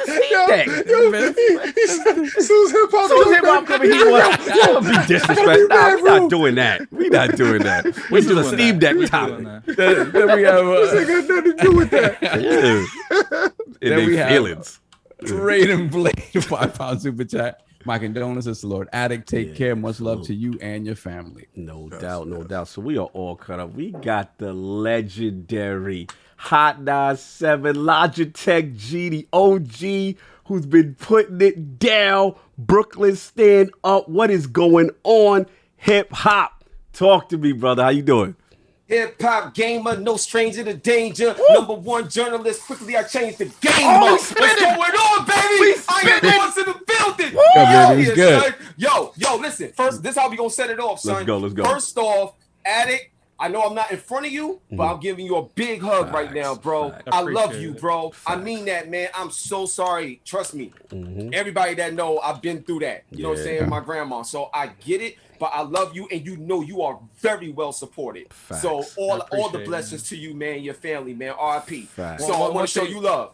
One thing I can say about hip hop, man, is, this dude has always been mad supportive of ILP since the start, since we had 20 people in the chat. Probably less than that, man. Hip hop and his friends were probably 5 of the people in the chat. I know, right? The only man who stops an interview to talk every to event us. always gives us mad love. I remember one of the events, like he was doing an interview. And the control devs. And what's funny is we had someone was with us, and he just grabbed them and took them back to the control people. Yo, shout out to hip hop. Facts, brother. Yo, so much love. Every time I get a chance, try to check in, see what you're doing. You know what I'm saying? You're always moving, always ahead of the game. But we got a good topic, man. This is a very spicy topic. I am glad you are here because this one it kind of jumped off. Where's the respect for PG? What's up with BG? Oh, I didn't even see. Pull up. Oh, I didn't even see. Hold on. Is that the legendary Lord of Weapon Wheel himself? Is that BG? Yes, it is I. Oh, yo, you know what's so crazy? I didn't even see him. I didn't even see him. Pop up, like, you know what I'm saying? So let's do it. So BG in the building. Woo! You know what I'm saying? Bang, bang. Travis in the building. Let's bang, go. bang. That's what I'm talking about. The one and only Cog in the building. The Lord, you know what I'm saying? Let's and go. last but not least, last but not least, I feel like let's go. I feel like I need to go buy a Red Bull just to keep up with the energy from this man. You know how it is when I'm Stop here. interrupting hip hop. He's giving us bars. Continue hip hop. So the one and only, the infamous, legendary Lord himself, Super Statues in the building. Give it up. Are you down with the king? I see the reference. I see the reference, y'all. Look, that Xbox chain is fire. That Xbox chain is fire. But look, we gotta get to it. This is a fun one, y'all. A lot of passion behind this one. So look, let's get it on. The timeline seems to start with Double Fine. So shout out to them. Psychonauts 2 coming soon. You know what I'm saying? Everybody's getting excited. And then they brought out an option to bring out invincibility mode in the game. You know what I'm saying? So that kind of went out there. And then I believe the Xbox account tweeted, say, hey, you know, whatever way you finish the game is fine. You know, they support that. They put that out there. And then things went left a little bit.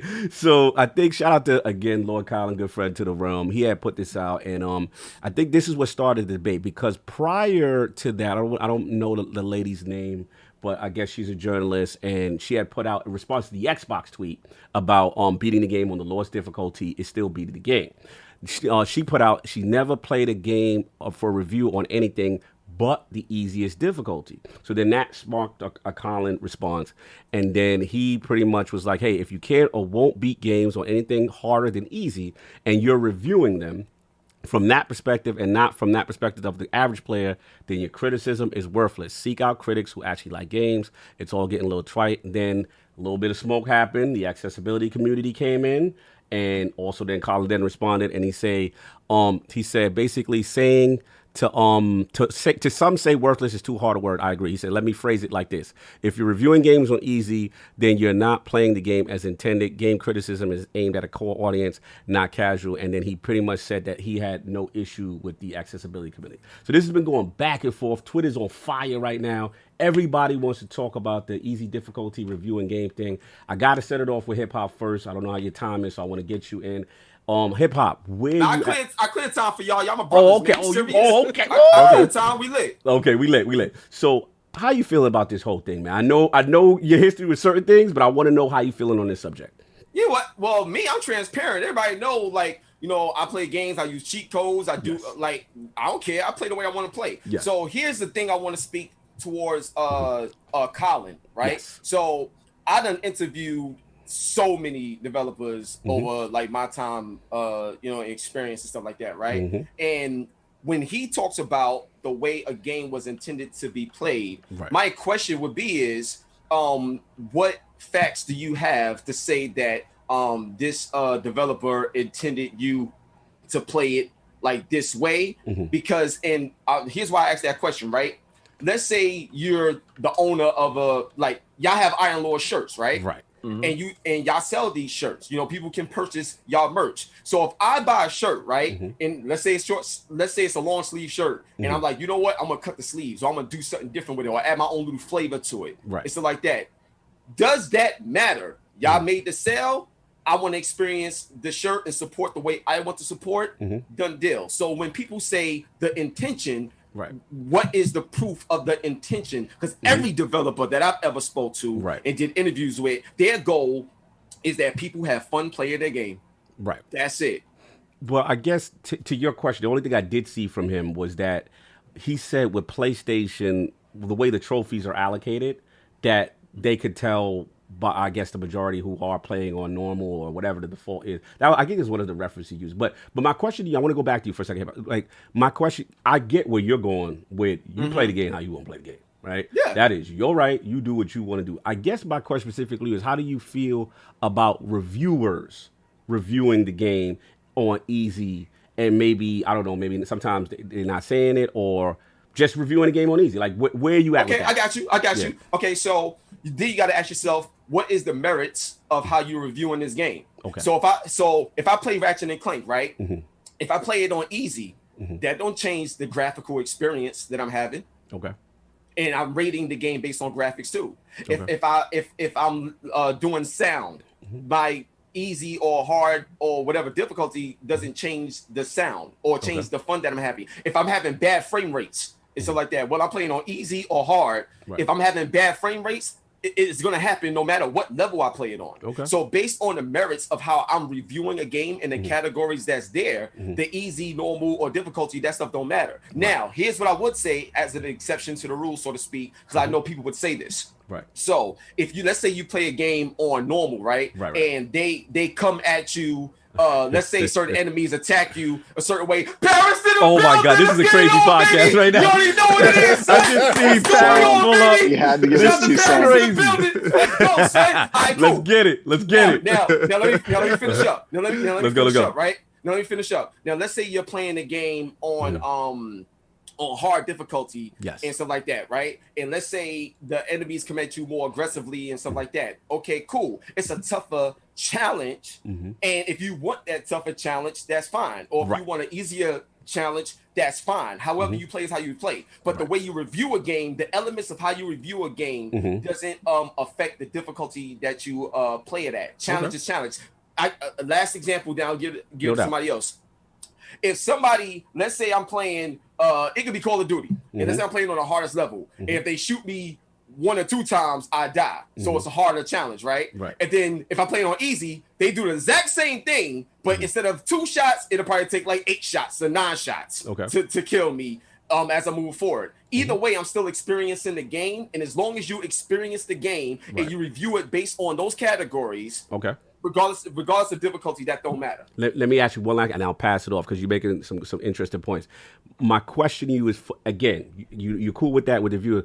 Should the reviewer be okay? Is it okay if the reviewer does not put the difficulty that he reviewed the game in his review? No, you should. No. You should. You got to be transparent. If you're not transparent, that's messed up. Okay. As a reviewer, you got to be transparent. If you ain't transparent, then you're not being authentic to your audience, and that's not fair. No doubt. Look, let me tell you the whole scenario. I played Cuphead with cheat codes on. I know that. You know that. I remember. And everybody know that. You know what I'm saying? I got my game genie. I got my trainers, all of that. I played the way I want to play. I played the Lion King when I was a kid.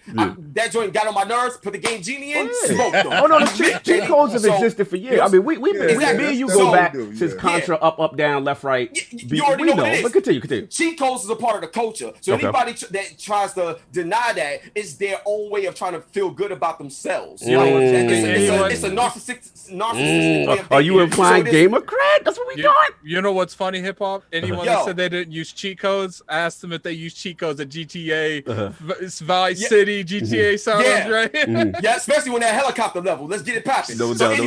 So I got you. So the final thing with Cuphead, I played Cuphead, right? So a lot of people were saying what they were saying. So I'm like, oh, word, well, battle me and we'll see where a real hard difficulty is. And shout out to my boy King, but he know what happened. Why King gotta catch the straight? Hip hop, you was doing so good, then you went for violence. No, I'm not taking a shot. I'm not taking a shot. I'm just saying what happened. I'm just speaking the truth. Let him stick around for the whole show. Hold on. For the whole show. That was a shot. That was a flag on the field, hip hop. I see what you did, but we're gonna let that move because we gotta get everybody get their ball. I saw the rocks being thrown at the throne, and I'm looking at it, and I just took a snack. I'm ready. Okay, we're gonna get this. Hold on, but we got guests in the realm. We got guests in the realm. I gotta get Parris. I gotta get BG. Let's make sure Parris's levels are good. Lord Parris, Gamer Tag Radio. What is going on? Kind of funny. X-Cast, what's up? No, what's good? Yeah, levels okay? is beautiful. Levels are beautiful. So look. Easy game difficulty reviews. This is a hot one topic. I know this is going back and forth. What's your feeling on this whole thing, sir? No, it's funny. Shout out to hip hop. As soon as I saw hip hop coming here, I was like, yo, I got to come up in here. But I think he laid it out pretty well just overall. I mean, it really just comes down to this as far as reviewers go. Disclose it. It's that simple. I agree. I think there is definitely a perspective that should be there for people that are playing on easy mode, because we talk about people with disabilities, accessibility, all of that. That crowd wants to know what it's like to play a game on easy. Is it worth their time to go play it? So absolutely. I think there definitely should be easy mode reviews out there. Just the person reviewing it needs to say, hey, I played this on easy mode, I played it on normal, legendary, whatever the case. So the person reading it, consuming that, can form an opinion around that. Is this game worth my time? Right. Look, Colin and I have our history. Yeah, that doesn't even matter. He shouldn't have said what he said when he said it. He did clarify it. He did clarify it, which was good. But I don't think it's fair to go after her like that because she played a game on easy. That's the way that she played it. Now, did she disclose that? I don't know, but she obviously openly talked about, I review games on easy mode. Right. If that review isn't for you, go find a review that is. Why are we making this such an issue? That's what I don't understand. Okay, so okay. Yeah, that's what I've always said, Parris, is like, look, like, I personally feel like as long as you disclose it, we're good. It's like, if you disclose it, you play it on easy. And another thing, I've always been one of those people. It's like, look, like with anything, not just reviews. Like if you don't like an influencer and their kind of intake on something, just cross them off your list of people you go to. Exactly. Like, I don't agree with this like witch hunt that we go to. I think it's that part right there, the fact that I understand what you're saying, Parris. If he didn't agree with it or whatever, or the tweet shouldn't go out. You're supposed to know how large you are as far as whatever tweet that you do put out. Sometimes we do forget who we are when we read something. And in this just don't press send world we live in right now, sometimes we forget to not press send. And I don't think it was done in any malice in putting the tweet. And I'm not speaking for Colin, I'm speaking for the thought pattern behind it. If you're getting paid to do reviews, because you're getting paid to do reviews, right? If that's your job, then you have to disclose all of this information going through. 100% agree. 100% agree on that. Yep. If somebody and if somebody's opinion of the fact is the majority of the people is going to play it on normal, I understand exactly, because me and Hip Hop talked prior to this exactly about that whole thing. It doesn't change the game graphically, sound wise, and and a little other fidelities that is in that category going forward. Right. But it does change a lot of the review depending on easy difficulty to normal difficulty to hard difficulty. I'm in line with everything that everyone's saying here. I just felt that Colin is a bigger entity. Sometimes we forget not to press send, and I understand. I don't think he made it a big thing because he went back to clarify it. I just believe that the circles around the people, the followers around the people, make the situation larger than what the situation actually truly is. And they take their opinion and it branches off into a whole bunch of different variants, which wasn't intended by the initial sender. So that's all I see here. So we all agree in it because we're all in the same room. We're all in the same agreement of the situation. And I'm pretty sure if Colin is in the room, he would be as well. Right. I'd agree with that. Okay. I do feel like, and it's not just when Colin tweets, it's when anyone tweets. Like anyone with a massive amount of followers, when I read that tweet, I didn't necessarily take it that way, but I'm only myself. I can't tell how other people to take tweets. Right. So, when I'm looking at it, I didn't take it that way, but I'm glad Colin came out and, like sometimes when you have that kind of a following, you have so many people looking at you because you have that kind of following, you do got to kind of ask yourself, who's reading this? How would they take it? And you got to kind of make sure that you're tweeting something that's not going to get taken something out of context. And it's I'm going to say something BG ain't going to like. Guy BG up next. I want dissenting opinions. I want the full spectrum of this debate. Because BG's on the other end. We got to talk about it. Completely other spectrum. I personally have never been I'm known as the difficult game conqueror, and BG probably ain't going to agree with that, but I've always had that perspective. It's like when it comes to difficulty, I understand as long as on a reviewing standpoint they mention how they reviewed it, what difficulty they reviewed it on, I'm okay with that. And I've always on the other adjacent, I've never been a kind of a gatekeeper of difficulty. Like when people every year they talk about the From Software games, they're like, oh, this needs to have an easier mode. I've always been that kind of person. If the developer wants to do it to make their games more accessible, I'm not going to attack them for doing it, because I know a lot of people would. At the end of the day, what's the difference between having 5 different difficulties on this spectrum, and what's the difference between them doing it? The only difference is From Software is not giving you the option, right? And it's like, as long as they're okay with it, I wouldn't have an issue with them doing it, because I could, as long as the difficulty that I'm going to play it on is still there, and it's downscared from that difficulty, I don't care what a difficulty is. Right.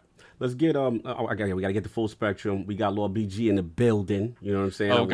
Let's get it, brother. Let's get it, because I love, he's very outspoken, and I love his take some time. So let's get it, bro. Like, easy difficulty reviewing. You know what I mean? Where are you at with this whole thing, bro?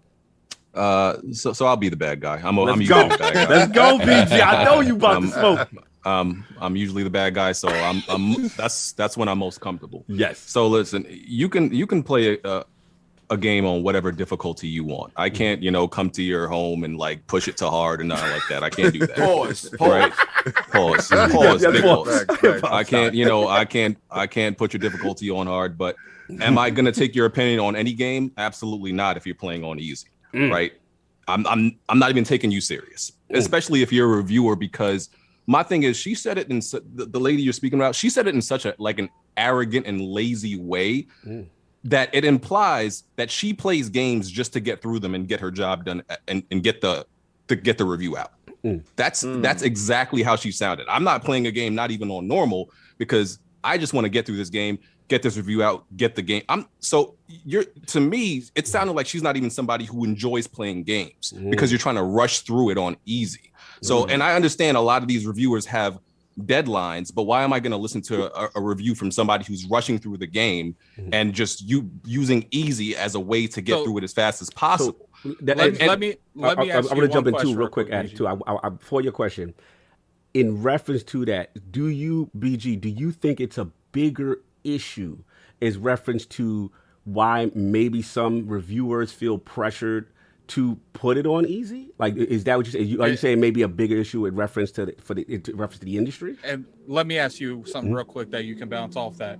I've always felt like, BJ, who you think the bigger culprit is? The sites that put because they put a lot on a lot of these reviewers. They make them review a lot of games. So like, to me, it's like, maybe we need to restructure that whole reviewing process. 1000%. Where yes, like, because I understand she's playing on easy, but who knows? Like, she could probably review 10, 15 games that year, that month. So like, her job is to review games, and if she can't realistically get through them all by playing them all on normal, and it's like I said, I 100% play the game on normal, 100% on that. But do you think it's more on the person that's giving her the job, or more on the reviewer that's reviewing the game? On the back end of it, that is, a problem. But workload, the workload issue. But at the same time, that doesn't, excuse her from getting this smoke. I'm sorry, it doesn't, because because you are still like arrogantly saying like, yeah, I'm gonna play all these games on easy, rush out and get this review out. And here's the thing. Here's what's like the mind blowing thing. I think you have to be a certain type.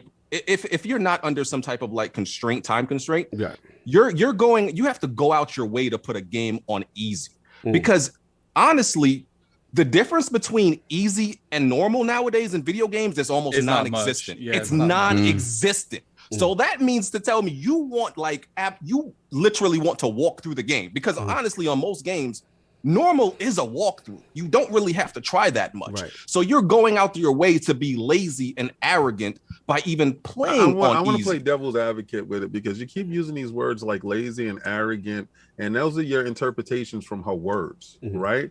Those words wasn't actually placed there. Those are the interpretations that you took from this, and you're placing the thoughts. I do have it on top of that. I can I hear the tweet? Yeah. Can you read the tweet? Because I just think is a kind of a disservice, to the individual, because I don't understand what type of workload, and I know what you're saying, BG. I understand what you're saying, everything that you're saying in that part. What? All right, this is the tweet. Let me hear it. So Psychonauts made the announcement about invincibility mode, the Xbox Twitter account then tweeted, said, beating the game on the lowest difficulty is still beating the game. Then this lovely lady, she had put, I have never played a game for review on anything but the easiest difficulty, and I never will. Okay, so there goes the arrogance. That's pretty arrogant. So never. There goes, I don't hear the lazy, but I hear there goes the arrogance. Okay, and I understand why that tweet would start this. I understand that now. So now, sir, there goes the floor. I do apologize. And let me just make some other things, right? It's like I said, like there's virtually almost no difference between normal and easy in most situations, right? Right. And like Travis. the reason I personally can't, I got you. I'll get my point. I got you. The reason I can't listen to you is because yes, I play 90% of my games on the hardest difficulty. Right. Like 90% of them. Get out the gate too. So, you play it out the gate. Like out the gate. Out the gate. Like, are you difficulty gatekeeping though, PG? No, but definitely difficulty gatekeeping. But here's the thing. Here's why if you're a reviewer, why your review isn't thorough. It's because there's certain games. There's a good amount of games that like what Hip Hop said, there's certain games where the difficulty is nothing but you have less health, the enemies do more damage. There's certain games like that. In those situations, it doesn't matter because they don't actually change the gameplay. But there's other games that actually change how the enemies behave. I agree with that. There's certain games that, depending on what you put the difficulty on, you won't even see the enemies do certain things. Yeah, like flanking, acting aggressive. Remember that? Like this happens in Halo. It happens in Last of Us. It happens in XCOM. It happens in Call of Duty. So you can't play that game on easy and tell me anything. Because you didn't see half of what was happening. Let me give you a scenario that I brought up to Randolph Thor. Shout out to him. Obviously you have games like The Last of Us that is supplying a lot more, accessible things. And I love that because it gives everyone an option to play it. But right now we're talking about the review state of the game, like people reviewing it. If someone plays something like The Last of Us 2 and they put all of the accessibility options on, and then they said that at the beginning of the actual trailer, it's like I said, nothing against the accessibility options. They need to be there because it needs to give everyone an option to play this. But if you're reviewing the game and you say that at the beginning, I played on easy with every accessibility option on, my question to the panel is, would you continue watching that review? No. Are they disabled? No, they're all enabled. Like it's literally the easiest Last of Us 2 could be. Yeah. And I think, why are people who are fully able-bodied people playing with disability settings on? I don't even understand that. Right. So look, I mean, I'm gonna let you get your balls off and finish. If you had your last book, I got to get Travis in there. And we got a lot of people in here. But to your point, I understand where you're coming from, BG. I see what you're saying. A lot of people in the chat do agree. It's mixed, but a lot of people do agree as well. But I got to get Travis in as well because he works for a major publication when they're gonna put his business out there. Travis do what we be talking about. I'm sorry, we're not gonna put his business out there, but he does review games. You know what I mean? And I'm very curious as a person who that's one of your jobs, right? So Travis, what are you feeling, man? Like how you feel about this whole reviewing games on easy difficulty? Yeah, I think it's a really complicated topic, and I think that there's a lot of eagerness online, in particular, for people to create tribes of one extreme and another extreme, and then everybody jumps to that side. And I think that, especially when you have somebody like Colin, who is a specific type of person that a lot of people have strong feelings about, that makes it even easier to jump into those sides. And so I think, the original tweet from this lady reviewer was just like, probably trying to be in people's face about it. And then Colin did the same thing, and that kind of made it escalate. And I always try to take like the middle ground approach. Like I'm not on either side. I think from a philosophical standpoint, reviewers should be curious about games, and they should try to experience everything about a game. And so when I review games, I'm full just transparency. I am a try hard. Like I also play on the hardest difficulty, and that's just my zone. He plays Destiny. That's all you need to know. I also play Destiny, but not that that game's hard. Grandmaster Nightfall, say hello. Thank you. God bless. God bless. But like I just think that there is a point to Colin's point. I think Colin actually does have a good point in certain regards, because you can miss certain parts of a game. And I actually have a story about this. Okay. I was writing reviews for a different publication. It was before I worked for IGN. There was a reviewer who was reviewing Persona 5, the original version that came out years ago. Yeah. And when he published his review, he gave it a perfect score. And I was like, wow, this game must be amazing. So the game came out. I played through the entire game. And as I was playing it, I don't know if any of you guys have played Persona 5, but it has a lot of strengths. I think it's a great game, but it also has a lot of game design problems that they fixed in Persona, the Royale version or whatever. Yeah. And one of the problems is that the gameplay kind of has you guess people's weaknesses. And if you don't guess their weakness correctly on the first playthrough, they just like one-shot you. And then you have to go back to a static checkpoint and play through the entire section again. You lose like 30 minutes of your time. It's very frustrating. And so when I was playing through it, I was like, God, this is like really irritating. How did you go by this? And he goes, oh, I played it on easy difficulty where you can't die. Right. And that was the only difficulty he'd ever played it on. And so all of the problems with like the game design, which the vast majority of players are probably gonna have to experience, he didn't experience and didn't have the curiosity to even try it. And so his review was missing a lot of that. It was incomplete. It felt incomplete to me. And I was frankly like shocked. I was like, wow, so you didn't experience any of the gameplay. You just skipped straight to the story. How did that make you feel? It made me feel like I was just like, he played a different game than me. Like this review is no longer useful, right? And so, I think that there is a point there where, like in certain cases, it's important to try different things. But I think if you play halfway through a game on normal difficulty and then you go, okay, now I'm on a deadline, let's switch it to easy just to burn through because I kind of know what the game feels like, that's different. And if you try different settings as I do, I try to play at least like an hour or two on every setting just to kind of understand. But if your criticism is saying like, oh, this game is too easy and you only played it on easy difficulty, obviously that's a problem. If you're like, it's more complicated than just black or white. Like if you play on easy, you're dumb, and if you play on hard, then you hate disabled people. Like that's not the argument, right? And I think that it's very easy. Yeah, totally the accessibility is a different thing, and I think that blew up because of who tweeted it, right? Just like I said, but yeah, I honestly think that like reviewers should be curious. They should try to remember that they are trying to serve the readers. They're trying to tell them what this game is about and what to expect, and they should try to do everything in their power to provide that service. And if they aren't doing everything, then the review is for them. And I don't think that that's who reviews are for. So I have no problem with people playing on the easiest difficulty or the hardest difficulty. I just think that reviewers should try to experience as much of a game as possible to give a really like fleshed out review. Absolutely. Hey, your point. Is Soft still with us? Because I want to get him before he's here. Yeah, I'm here. My battery's still I know your alive. battery's low, so I want to get you first. You work in the OT, you know what I'm saying? So, bro, where are you at with this whole thing? Easy game difficulty reviews. Everybody made great points. What I'll say is, and somebody mentioned Halo. Since the first time I played through Combat Evolved on normal, since then I have never at least not initiated a game in hard mode. Because the difference from Halo Combat Evolved in normal to heroic, we talked about enemies that flank, the intelligence of enemies, the amount of enemies, just the way the game reacts to your movements and your actions is different. So from that moment on, for me personally, I said, okay, I'm going to at least start every single game on hard. And then not every game gets that balance perfectly, right?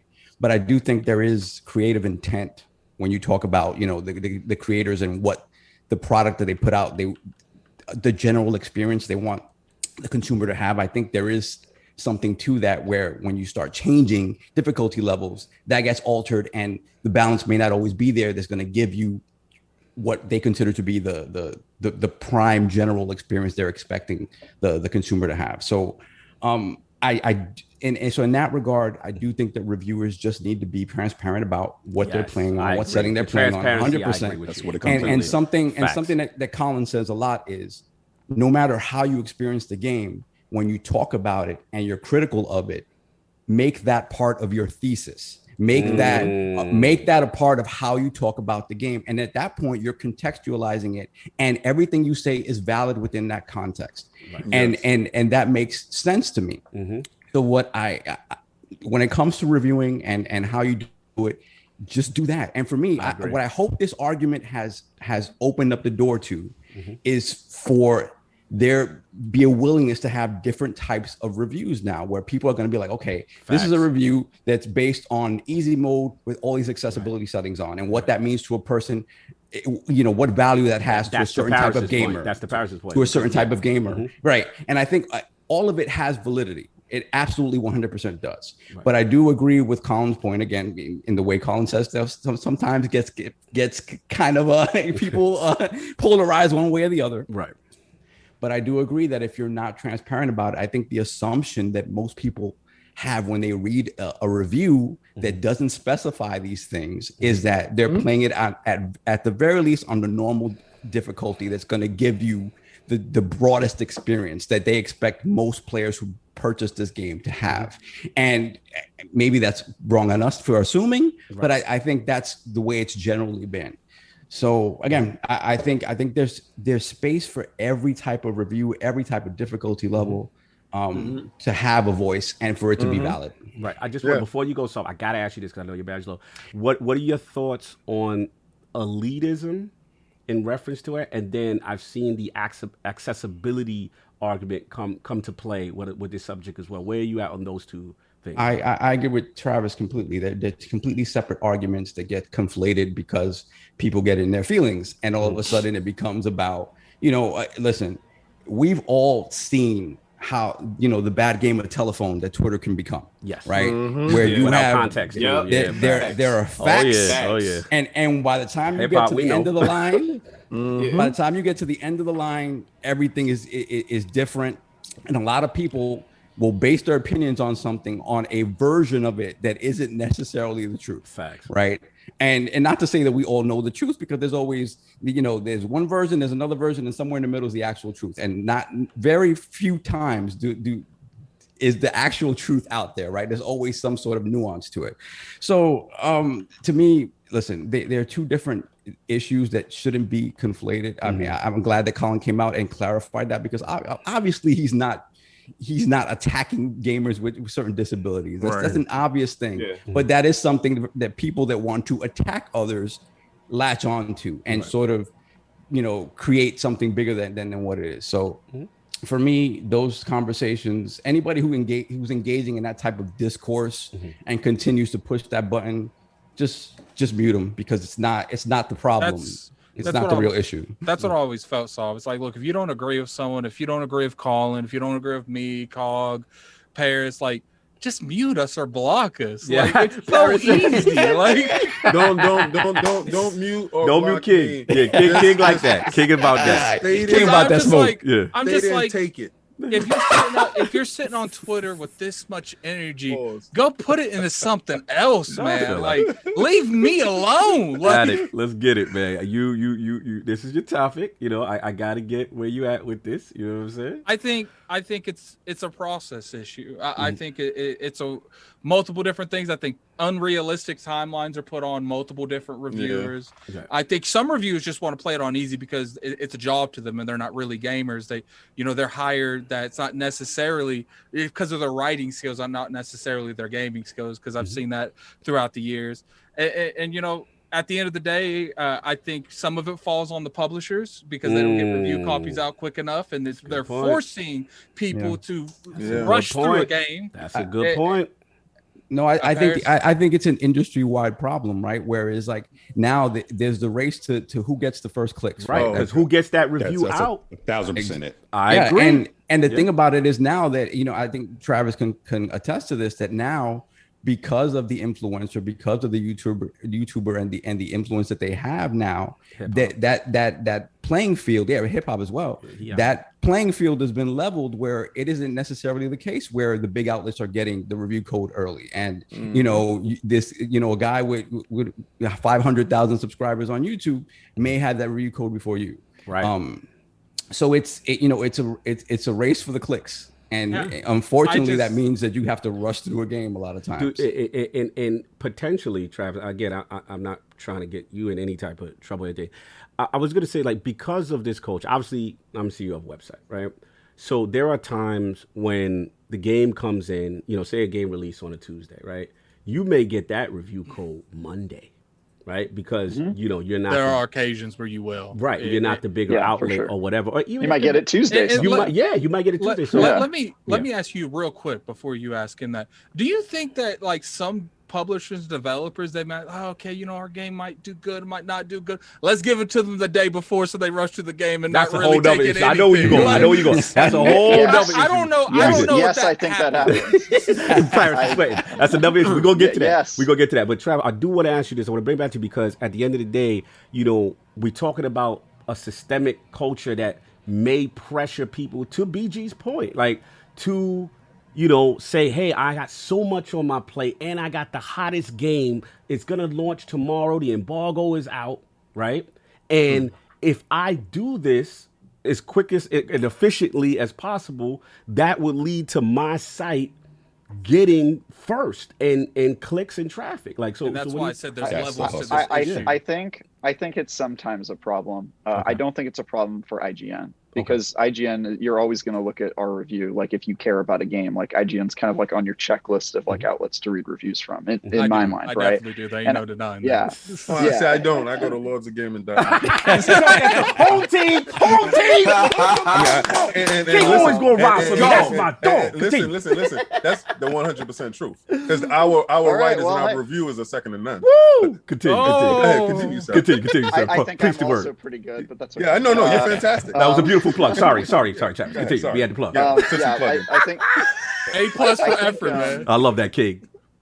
For me, in my experience, it's unless you're like a smaller outlet where like the only thing that's going to distinguish you is how quickly you get it out. Yeah. People really don't care too much about the timing. I mean, obviously, it's ideal to get it out as close to the embargo or release date as you can, depending on what you're working with. Mm-hmm. But I actually think that the opposite is happening, where now people are liking longer reviews that are like an hour-long video where you're like doing a deep dive, and those take a little bit longer to come out. And I think the diversity and kind of the types of reviews are solving a lot of that problems. Obviously, there's always going to be that like quick and dirty, like, oh, I want to get this out as quickly as possible. But take Skyward Sword HD. I just got done reviewing that. I only had 4 days to play it. It's a 50-hour game. Wow. So, and I just like gave, I fell on the sword, gave my whole weekend to just playing that game to get it out the door. Pulling an addict, man, beating a game.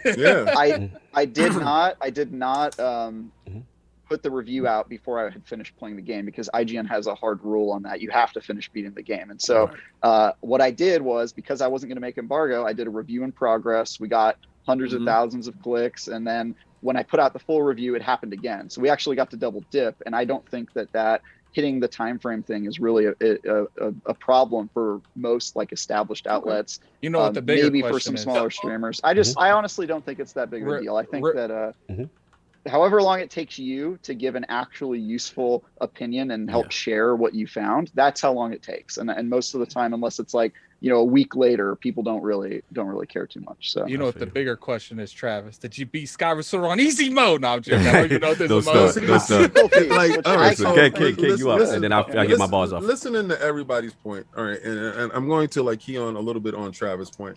I think Parris had something to say too. Paris has something. Yeah, Parris has something to say. Yeah, Paris. Keep it going. Okay. You are the rare exception when it comes to this rule. All right, and I really believe that we're missing the topic here, and I'm going to get that back to the point. But you're the rare exception when it gets to this rule. Alec brought up a point. A lot of these guys are brought in because of their writing skills, and not because of their gaming skills. Facts. And maybe the gaming skills are secondary to their writing skills, and they're A+, and they're given a game to do, and they're given a short time frame to get it done. You are a gamer, a whole weekend with a 50-hour game, and you knock it out, and you can write. You understand? I disagree. I think that most people who become reviewers, even if they're not like tryhards like me, the reason they get hired is not because of their ability to write just in general. It's about their ability to analyze and explain games and give opinions on like how they work in the mechanics. It's your ability to break apart games. So you're disagreeing from I'm disagreeing that they just get hired for being a writer. I agree with you that they don't get hired because they're good at games. I didn't have to take a test like, oh, did you get all the achievements? What was your stars with Mario, sir? I did. You're talking from IGN. You ain't had that game in SAT? That wasn't part of your aptitude test, sir? You know what they did? They locked Travis in a closet and make him play Sekiro on the hardest. That's right. That's right. You're talking from IGN view, and you're talking from the big status, where I'm talking from Joe Blow's reviews. Right. Joe Blow's. Joe Blow's reviews but Joe Blow reviews is just starting up. Right. So Joe Blow's reviews got a great but Joe Blow's reviews happen to get a gem in you. Right. You understand? And you happen to be seen and taken someplace else. But how many gems did he have to? How many lumps of coal did he have to go through to get a gem? You understand? So and then at the same point, your viewpoint of it is skewed to your viewpoint of it. My viewpoint of it being that I'm not a reviewer and I'm just a game player. This is I can tell you that a lot of these dudes don't play games. They don't do it, and I know they don't do it, but they can write their butt off. I can't, but I can play a game. This is why we have a website, and I'm not a reviewer. This is exactly the exact reason why. But Addict can do that because Addict cannot do that. Well, no, wait a second. No, don't be trying to put some mighty skills on me. Finish what I'm saying. Let him finish. Because you interrupt for a second. It's crazy. Right? So let me finish what I'm saying. When you're playing a game and you're streaming, you don't know that you're actively reviewing the game while you're playing. You're doing that. So don't shortchange yourself. There you go. Sir? All right. So anyway, back to what I was saying. Continue. I'm trying to explain that sometimes people are put in positions where that's above their head. Right. And when they have to, and when certain people are put in those positions, they take the lowest, easiest route through to get it done. Now, workload is an issue. Short day, like tomorrow, the review got to come out and you just get the game today. If you're not a great game player, it might be difficult for you. So you got to go on the easy thing. The only thing that I'm going to key back in on, and I'm going right back to what BG say, when he said the arrogance, when I read the tweet or heard the tweet read, I've never played a game on any difficulty but easy, and I never will. When somebody tells you a definitive thing like they never will, that's an arrogance in that stance that you're going to say that I'm not even going to try. You understand? So I can understand where everything came from this one little tweet, and maybe that might rub somebody else wrong. Now, the person that said that we know that should not have pressed send because he's larger than that tweet. You understand?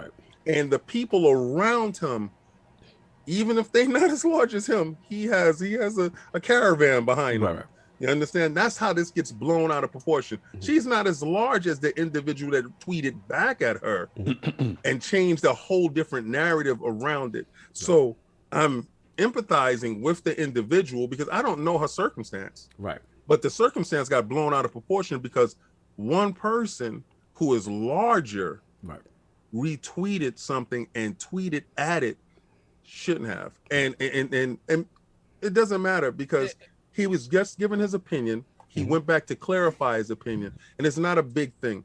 It's a bigger issue in this space with time constraints, resume as far as reviewing games and getting stuff done. But again, it's the wild, wild west. So whoever you like and you love their the way they review games, you like that person. You go to that person. You pick the one that you like. You got 100,000 clicks. Wasn't because you was at IGN. It's because they wanted to go to you.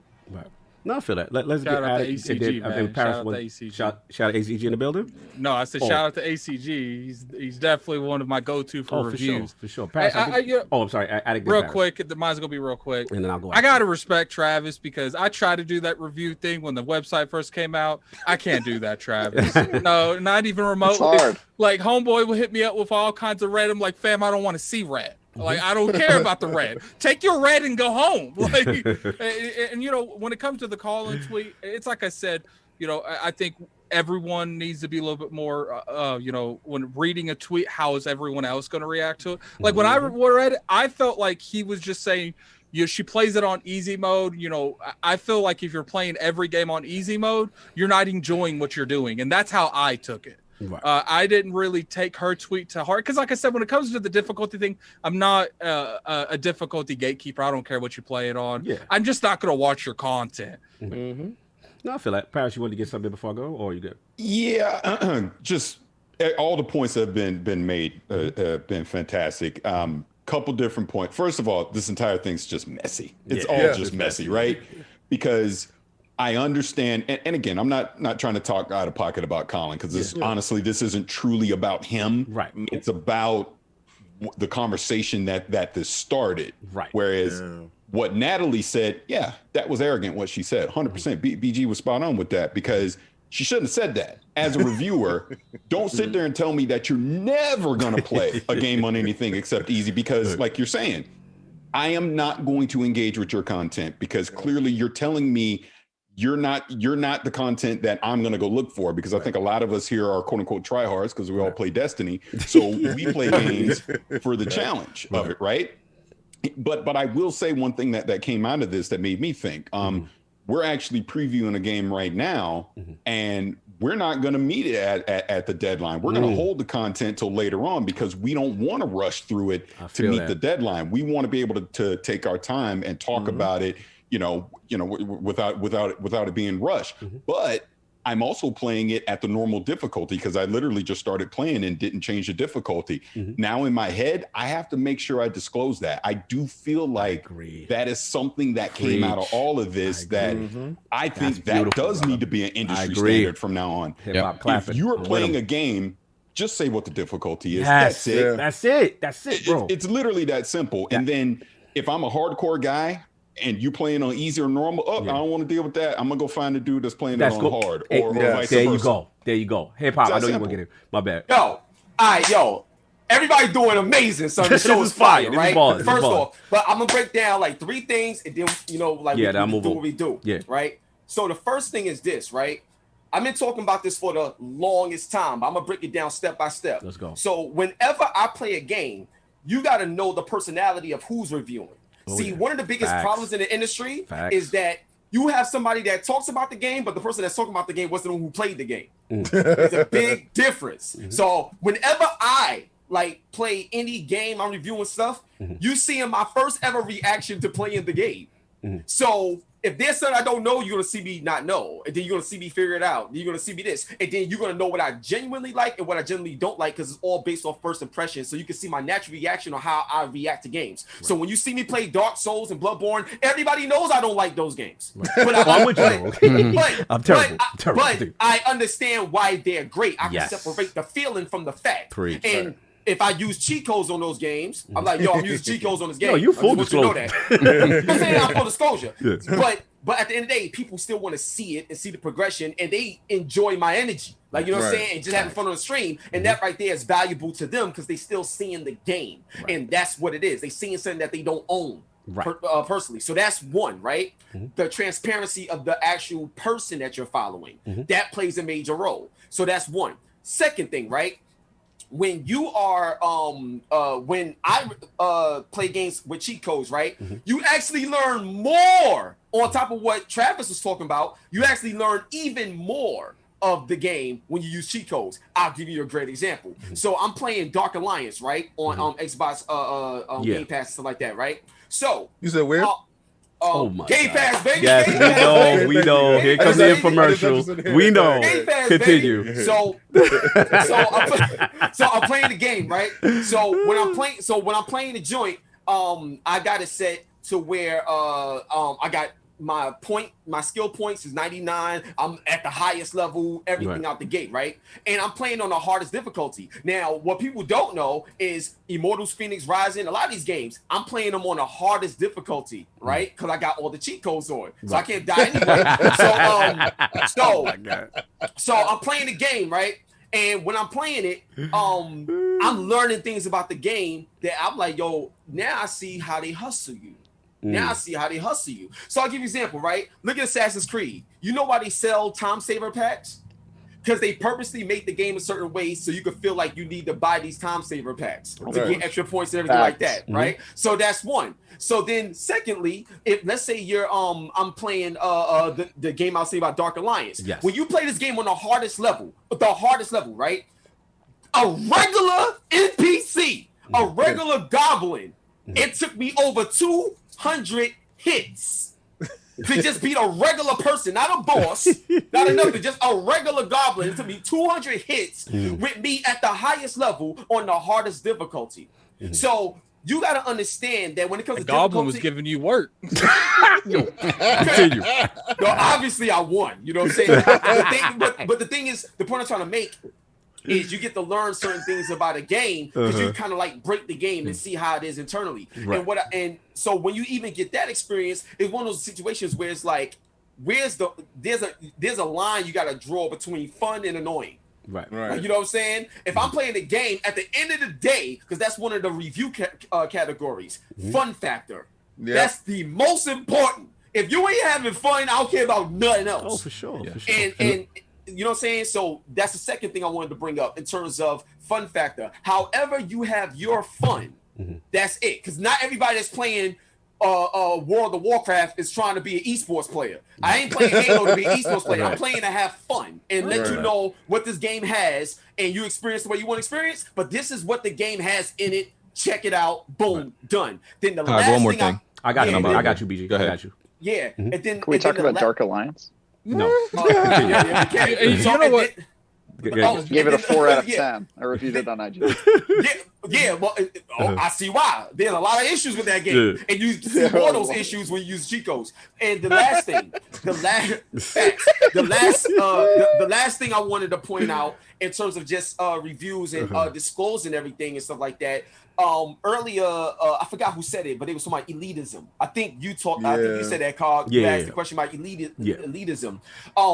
One of the things that I always say is, look, if you want to experience the hardest difficulty or something like that, I tell people like, yo, when it comes to that cynical way of debating and talking, like when I'm playing fighting games in particular, it's always on the hardest level. It's me versus you and I'm nice, period. So I go online, everything like that, and we battling each other. Ultimate competition. Paris, the ultimate competition of anything is who you going against. Oh, for sure. Yeah. So I tell everybody, if you want that smoke and you want to talk about difficulty, let's utilize our skills against each other and see who's really easy and who's really hard. We cut from that cloth. And you know what I'm saying? You know what I mean? Like that's another thing I was going to say in terms of the elitism thought process. No, I get what you are. There's no need for that. I gotta get BG because I know it's time to me. He got weapon wheel, so we gotta get BG. And then I'm let's get BG. BG, bro. Then I'm after. I know y'all got a lot of people in here, so I don't want to, you good time. But the last point I was gonna make is, and you know, Dave alluded to it. Like King alluded to it. Like you should know the people that you're listening to. I think that's the most important thing. Like he's talking about going to ironlords.net and everything like that. I mean, like that's honestly. LordCognito.net. Get it right. My bad. I actually got it on my bookmark. No. I appreciate I already know you support. For the gamers, by the gamers. Continue. So that's what you should do because you go there because you know who it is that wrote and reviewed it. Like I know y'all people talk about like ACG and a lot of you know popular independent reviews. I don't listen to none of them, right? Simply because not because they're bad reviews, but simply because I don't know them and I don't know what they value when it comes to games. Okay. When I want to know if a game is good, if I don't play it myself, I go to somebody I know, like Jack Move, for example, or if it's somebody if it's that relationship with the one you trust that you know the type of games they like, and vice versa. I feel. And for example, like if it's an RPG, because I only like certain type of very specific type of RPGs, right? And there's people that I know that are like RPG heads. I go to them and I don't ask them what you think about the game. I ask you, do you think I would like the game? That's what I ask. I don't care about what you like. You know me. You know me. What I like it. That's the only thing I ask people because I've established what I like around here already. So I just ask them what I like. That's the most important thing. They're probably going to say, BG, this one's not for you. And just to add in to what BG's saying, because this is so true. Even when I stream the Bloodborns and those types of games, I tell people on my stream, like, yo, like I'm not the one to come to I tell my audience live, I'm like, yo, I'm not the person to take like advice from when it comes to these games. I don't like these games. I'm only playing them because I got cheat codes and I can get through them. And the graphics is fire, and I don't gotta die all the time. Like, but you're transparent. That's you know what I have to. That's all I'm saying. You know what I have to give you, hip hop. I remember when that Cuphead thing went down. And I remember you was the topic everywhere, man. Every podcast we're talking about hip hop. And he had his chest out. He ain't run. He ain't run from no smoke. My exact sentence every time was like, "You guys want people to lie and do it?" Like, facts. Because I was like, because me and Kid Smooth was watching that the whole night. Like literally, hip hop did what no one else could do. He got everyone in there. He's like, man, hip hop is stupid. Here, I got these cheat codes. It's you gotta love him though.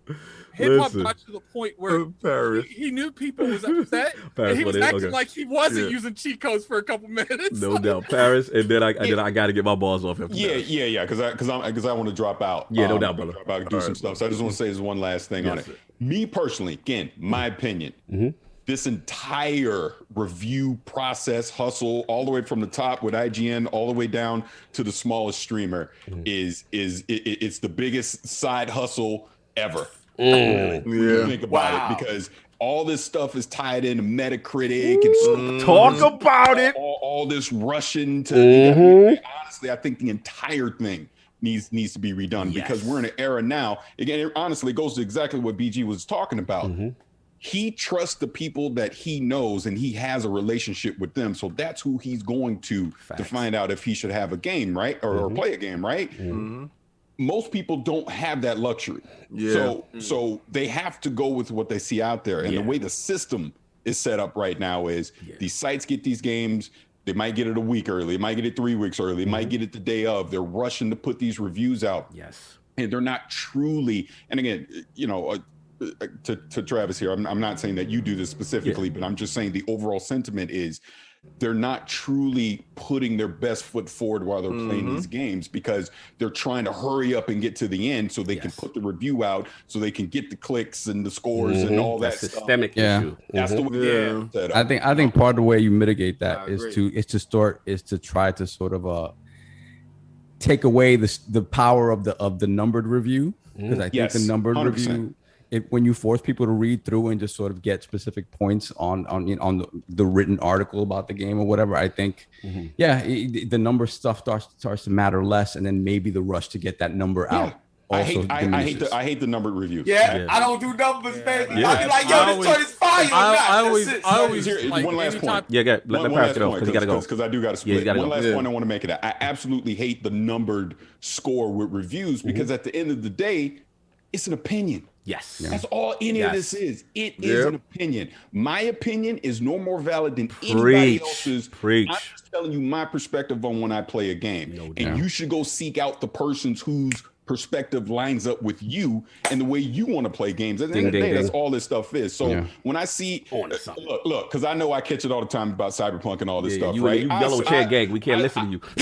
I know. Right? Don't listen to me. You would leave. You come on. But think about it. Think about that game. I gotta have fun with my man. No, but think about that game as an example. Yo, it was getting 10s. It was getting 10s. Want to know why? Because everyone rushed to go review it because they wanted to be first. And the way that CD Projekt Red set up the review process, so people were getting the 9s and 10s. And we all know it's a 3 or a 4 at best. Preach it. But because instead of getting the actual real opinion, it's a 10. It's a 10. That's tied to the bonuses and all that. And we rigged the system so that you were going to give it a 10 because we gave it to you in a rush state. And with a restricted, some reviewers get them in a restrictive state. You can only talk about up until this point and that point, and that's a whole other thing. But look, let me just get my balls off, because this is first of all, real quick, let me just I'm gonna dip out. I'm on life support right now, so love y'all. I'll see y'all next week. Love you. See you next week, bro. Look, and everybody that gotta go, I understand, it's cool. BG, Parris, all good. Listen,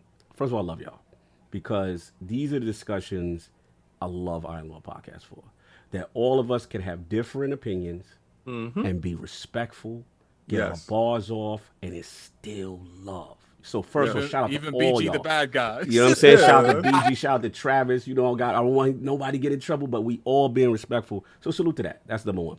Number two, look, I love everything I'm saying. To hip hop, you know, I'm with them on, you know, with the cheat code thing. I don't have a problem with that. You know what I'm saying? Like, that's a non-issue to me. Like, that, however you choose to consume the game is your business. Yeah. You know what I'm saying? No one should dictate that. You know what I'm saying? And then as far as, you know, everything else, as far as the what Parris was saying, which was really great about, you know, the systemic issue that we're seeing, you know what I'm saying, in reference to the review process and how we could potentially change that and stuff like that. And I got to shout my man Travis out, man, because he has some bars. It hits for me personally. I'm an older gamer, right? So, listen, with the review thing, 100%, y'all got to be transparent. To me, it's no different than checking the box to say you played it on Series X or you played it on PlayStation 5. It should also say you played it on easy or you played it on whatever difficulty it is. In my opinion, this is where I do have to defend Colin on this part.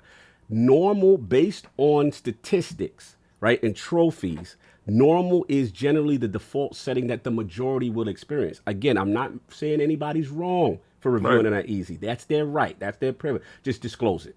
Just disclose it. And I think that's what's great about this conversation is that this might start to generate that kind of discussion and that kind of thing. I think it would. After doing this, I'm pretty sure a lot of the people that are in position to tell them what is a requirement for when you're doing this review. Hey, listen, just disclose what level that you played it on. Yeah. That's it. And it really shouldn't matter. Right. Unless you're afraid that you're gonna lose people. That's my issue. And if you're afraid that you're gonna lose the people, hiding of it, I got an issue. Yeah, I agree. And where I'm at, listen, I'm old school. At the end of the day, I'm gonna get a little meta right now, but I gotta be real. Like, to me, difficulty kind of can shape you as a gamer and as a person to be able to go through a challenge. Right. So my thing is, like, for example, y'all know Cognito, Shinobi. That's my joint. Right. Back in the day, that game was the Dark Souls arcade of its time. One hit, you out of there. You know what I'm saying? It doesn't matter what it is. The ninja hit you, the bullet hit you, is out of there. That game was taking your money physically for not being good at it. And I remember going to arcade, and there was this kid named Don in the hood. They used to call him Shinobi Don, right? And I was like, yo, he could beat that joint with one chord. Like, I idolized this kid hip hop. Like, I thought he was the illest dude. I was like, yo, I gotta have this game. But at the end of the day, to that point, and to also the fighting games point, King, you know where we come from. You know what I'm saying? You get your butt whipped. You got to get in the dojo. Right in the you know what I'm saying? dojo. Get that Tekken character, whatever. I feel a little bit of it does build character. You know what I'm saying? I do feel that. You know what I'm saying? Again, how you review it is how you review it. All I want to say is, the last part I want to say is this, I don't think we touched on, is I just don't want devs to be forced into it if they don't want to. Like, to me, this is, video games to me is art. From software. Right? And it's not my right, in my opinion, right, to say, yo, you have to put an easy mode in this. You have, because my thing is, if the developer wants to do it, great. If he doesn't, it's okay too. Because in my opinion, not every game is for everybody. You know what I'm saying? And there's some games that I'm not good in them Dark Souls games. I'm not stressing myself up. You know what I'm saying? I'm sorry. I'm not doing. Shout out to Addict Shot. That's all them. They can have that. You know what I'm saying? Yeah, I'm comfortable in my skin. And I look at those games, I'm like, man, they look great. I'm like, that's amazing what you're doing.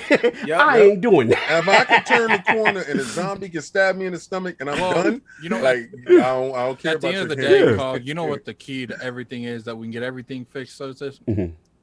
We can go to that website, change.org. Shut up. You're a fool. You're a fool. But last way we'll finish up. Look, great discussion.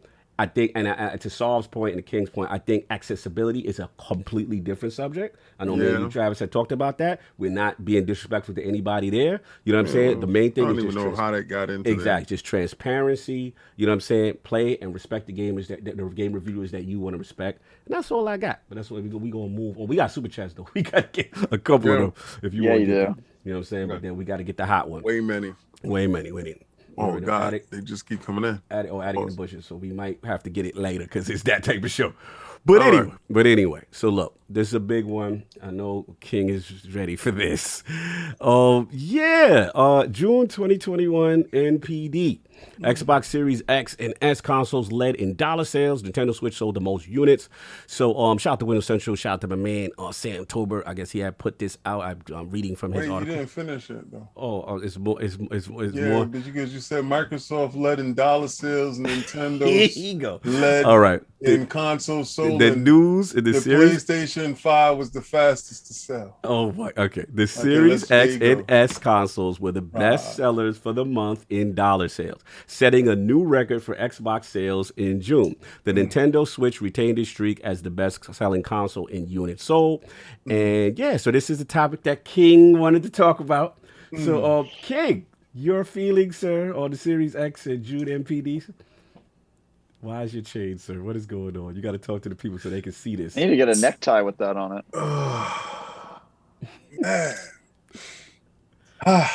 All right, guys, stand up. This is where you get your band necks up. I done told y'all for a very long time. A lot of dudes was telling me Phil Dominus Maximus is really expensive, wasn't the one. When I called him Dominus, y'all was like, nah, he ain't earned that. When I call him Maximus, you're like, King, you bugging. When I call him Aurelius, he can't be the golden one. King, what are you talking about? Baby, 10 years of being down. We up. Oh, we up now. We up now. Okay. We up now. Now, see, they're in this game to make money, right? So you being the fastest, you just being the fastest to the loss. Oh, my. You selling the most units. You just selling the most units at a loss. Hip-hop, Ray. Hip-hop moved this mic closer. But we doing this for the cash. We doing this for the bucks. We ain't selling the fastest. We ain't selling most units. How the hell we make the most money? Oh, this is about the this is millions talk now. That's what we doing. So, since y'all are numbers dudes, since you numbers dudes is on my timeline, please tell me, how did this happen? How did I beat you? How did this happen? How did this happen? How did Microsoft make more money by selling less, by being slower? How did because their this units happen? cost more. You know why? You know why? Because Phil Dominus Maximus is really expensive, knows why. He knows why. And should I open out the book of Exodus? We should read the good scriptures. Should we do it? Go hold this one. This one. Let's read the book. Let's turn to Deuteronomy chapter 3. It's gonna burn their tummy because Nintendo don't care about a lot of things, but you know what Sony dudes care about? Yo, we was number one in MP. No, you wasn't. Oh my God, Jesus! You was the fastest one out the store. That's it. And you sold at a loss. You messy. That's it. You messy, sir. So again, I waited for this moment. You wait for this. It took 10 years, and I knew who was gonna get me to this spot. This is the problem. This is all for Phil. This is all for Phil. Oh my God. This is all for Phil. So Phil, you watching? Who did that for you? Who did that for you? Phil down his message. He broke the streak, King. He broke the streak. Who broke it though? He parted the water. How many people has stepped up to that plate and didn't break the streak? Who broke that streak? That's true. That's true. That's true. And see, and I know you. And you know what makes it more impressive to me? What makes it most impressive? The game that y'all was hyping up. Oh Lord. The SSD only. You tell Ratchet and Clank. Ratchet and Clank. Which one game of the month? It can win all it did, but it ain't win them no money. It can win everything it want to win, but they still came up short at the checkout line. So again, what do we come in with? Game Pass. Game Pass. This is what you got, a brand new game. It's lit. What do you got? Game Pass. So Game Pass is that's what we do. Game Pass is the driver for this victory. Consoles, hey, Xbox Series S and S, they all, listen, money's moving. It's just moving in one direction. And other dudes see money and they're like, yo, we're fast though, but how come we can't make that money like that though? Because you ain't got Phil. He ain't got Phil Dominus. Fair enough. Kid got his bars off. He was waiting. He was waiting for this. Let's get hip hop in, man. Man. Hip hop. Where we at, man? Xbox Series XS dollar sales. Well, first of all, I mean, it's great for them. You know what I'm saying? It's one of those moments where it's like, look, it's not about the fact that we got here. It's about how do you stay there. Right. Yeah. And that's the key. What are you going to do to stay there? It's like in school, you can get 100, but can you maintain 100 for the whole 4 years in high school? Like, you know what I'm saying? There's a difference. There's a difference. So my thing is, what I would say is, what would be impressive to me in terms of this particular stat on the month is if they can do this for like another 3 months, then that means that they was able to do it for a whole season consistently. And if they do it for a whole season consistently, now you can actually build an actual reference and a testimony to what you're doing is right in terms of going on that trajectory. So that's the first thing. Don't make it a hot line, make it a hot song. Continue. There it is. Exactly. You know what I'm saying? Right. I'm just keeping it real. Like, you know what I mean? Yeah, you know what I'm saying? I hear you, so you got to take over that. So that's one. The second thing is like because y'all gotta understand, like people that be in their feelings, like can't be trolling, like you know personally, like you know can't be trolling. But I want to say something that's very important that that's really making sense. So when you look at the top 10 gaming companies, period, as of March 2021, the top 10 gaming companies in terms of like revenue generated, specifically for gaming revenue, gaming division, that's it. Sony is number 1 with 25 billion. You know what I'm saying? Tencent is number 2. Nintendo's number 3, and Microsoft is number 4. Xbox is number 4.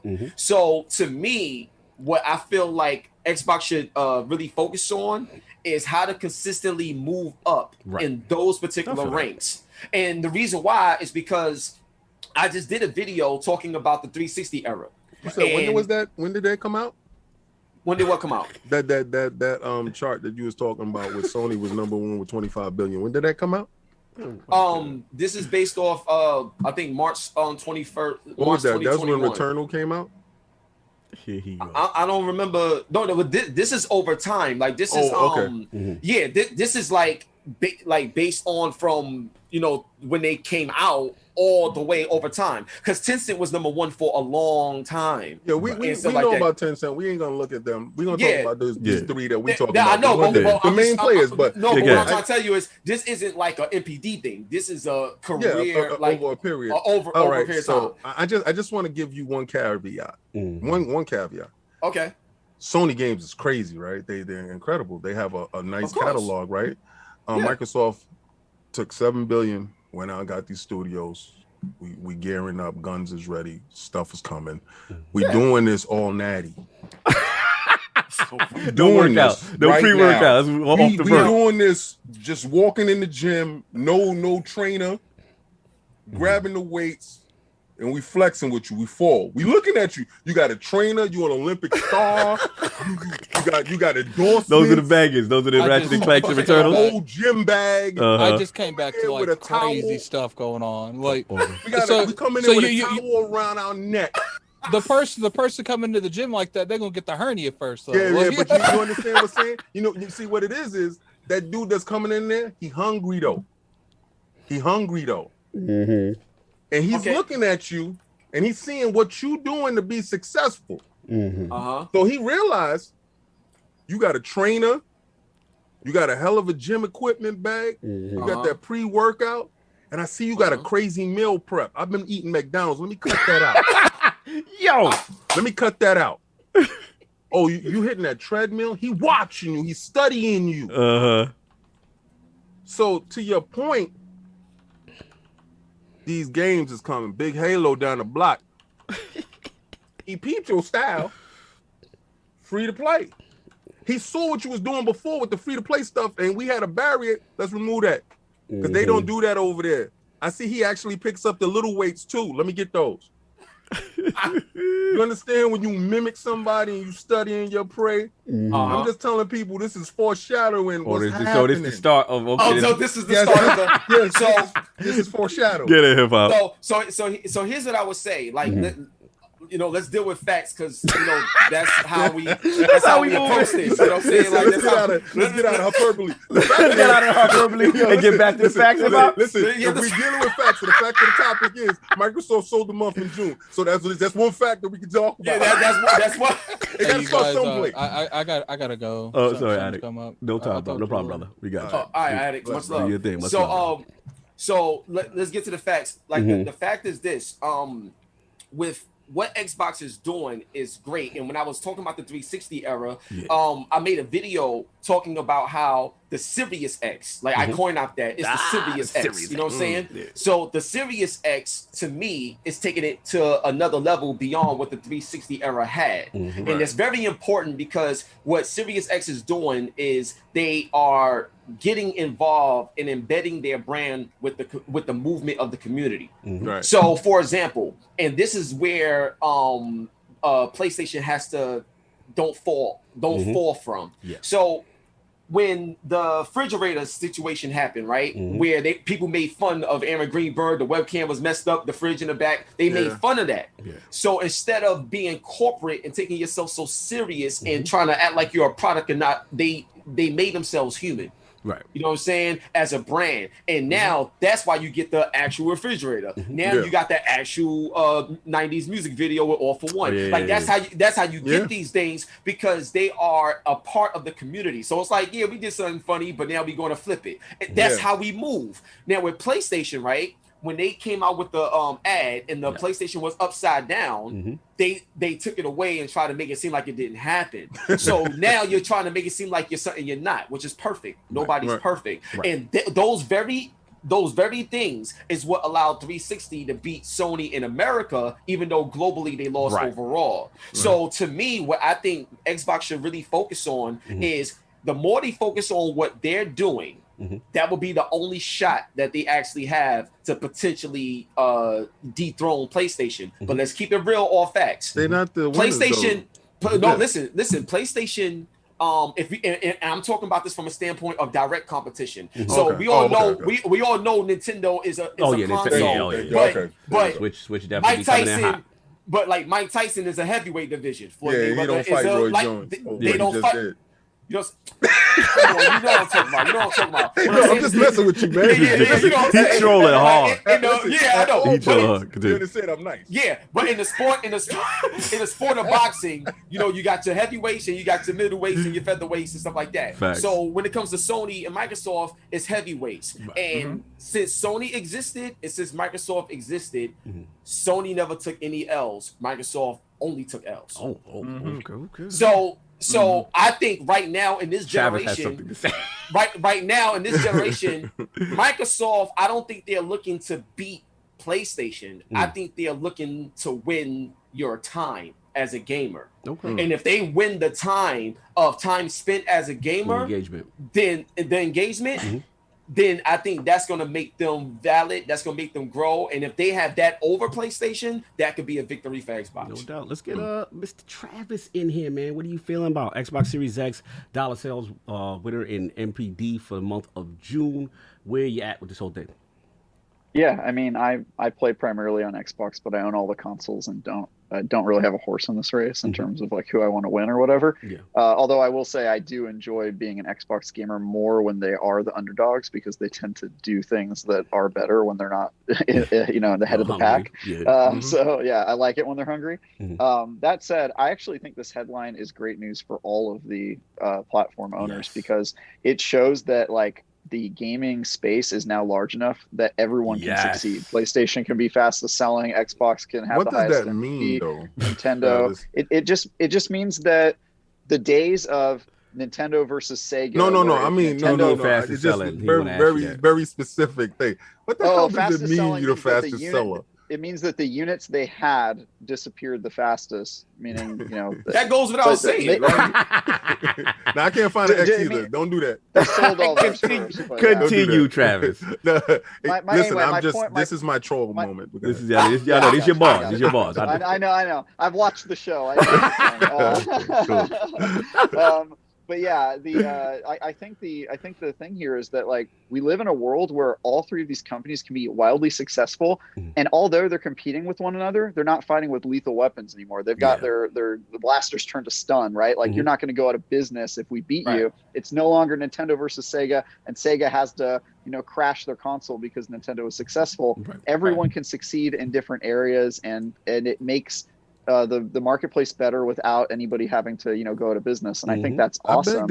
And that's because gaming has grown so much. Now, I mean, like look at this week we had the Switch OLED sell out and the Steam Deck sell out a day apart from each other. And the Steam Deck, we knew it was coming before the Switch came out, and it still sold out. And that's because the gaming space is so robust. There's room for everyone to be successful. I still think Xbox wants to win. I disagree with Hip Hop. I think Xbox wants to beat PlayStation to the ground. But I think that their goal isn't to just obliterate Sony as a company or like make their console not around. It's I think Phil Spencer is a person who knows that his company is better because of the competition that PlayStation brings to the table. Right. And I honestly think he sees the value in that. Right. And so I think it's everybody's fighting with their stunners turned on. And I think that's okay. Tell about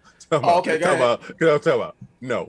What? The guns is out. Okay, so that stunner stuff. No, nobody's out there stunning Steve Austin to people. No, we trying to take them out. We're trying to give the Bob Backlund backbreaker. We trying to kill you. We're trying to get you out the game. The reason why I can say this is because MLB The Show, a first-party Sony game, launched on Game Pass for free. That's a lethal shot to the head. That's a lethal shot to the head. That's not. I'm not playing no games with you. Hold on, you actually think so? Yeah. You think that's a lethal shot? Listen. How is that a lethal shot? Okay, so all you're doing is PlayStation's still in business. No. All you're doing is making me look better on your own platform. All right, cool. That's like when let's go. Fall into this trap is wild. Fall into a trap. Don't do this. Here we go. This is what they wanted. Hold on. This trap is wild. Don't do that one.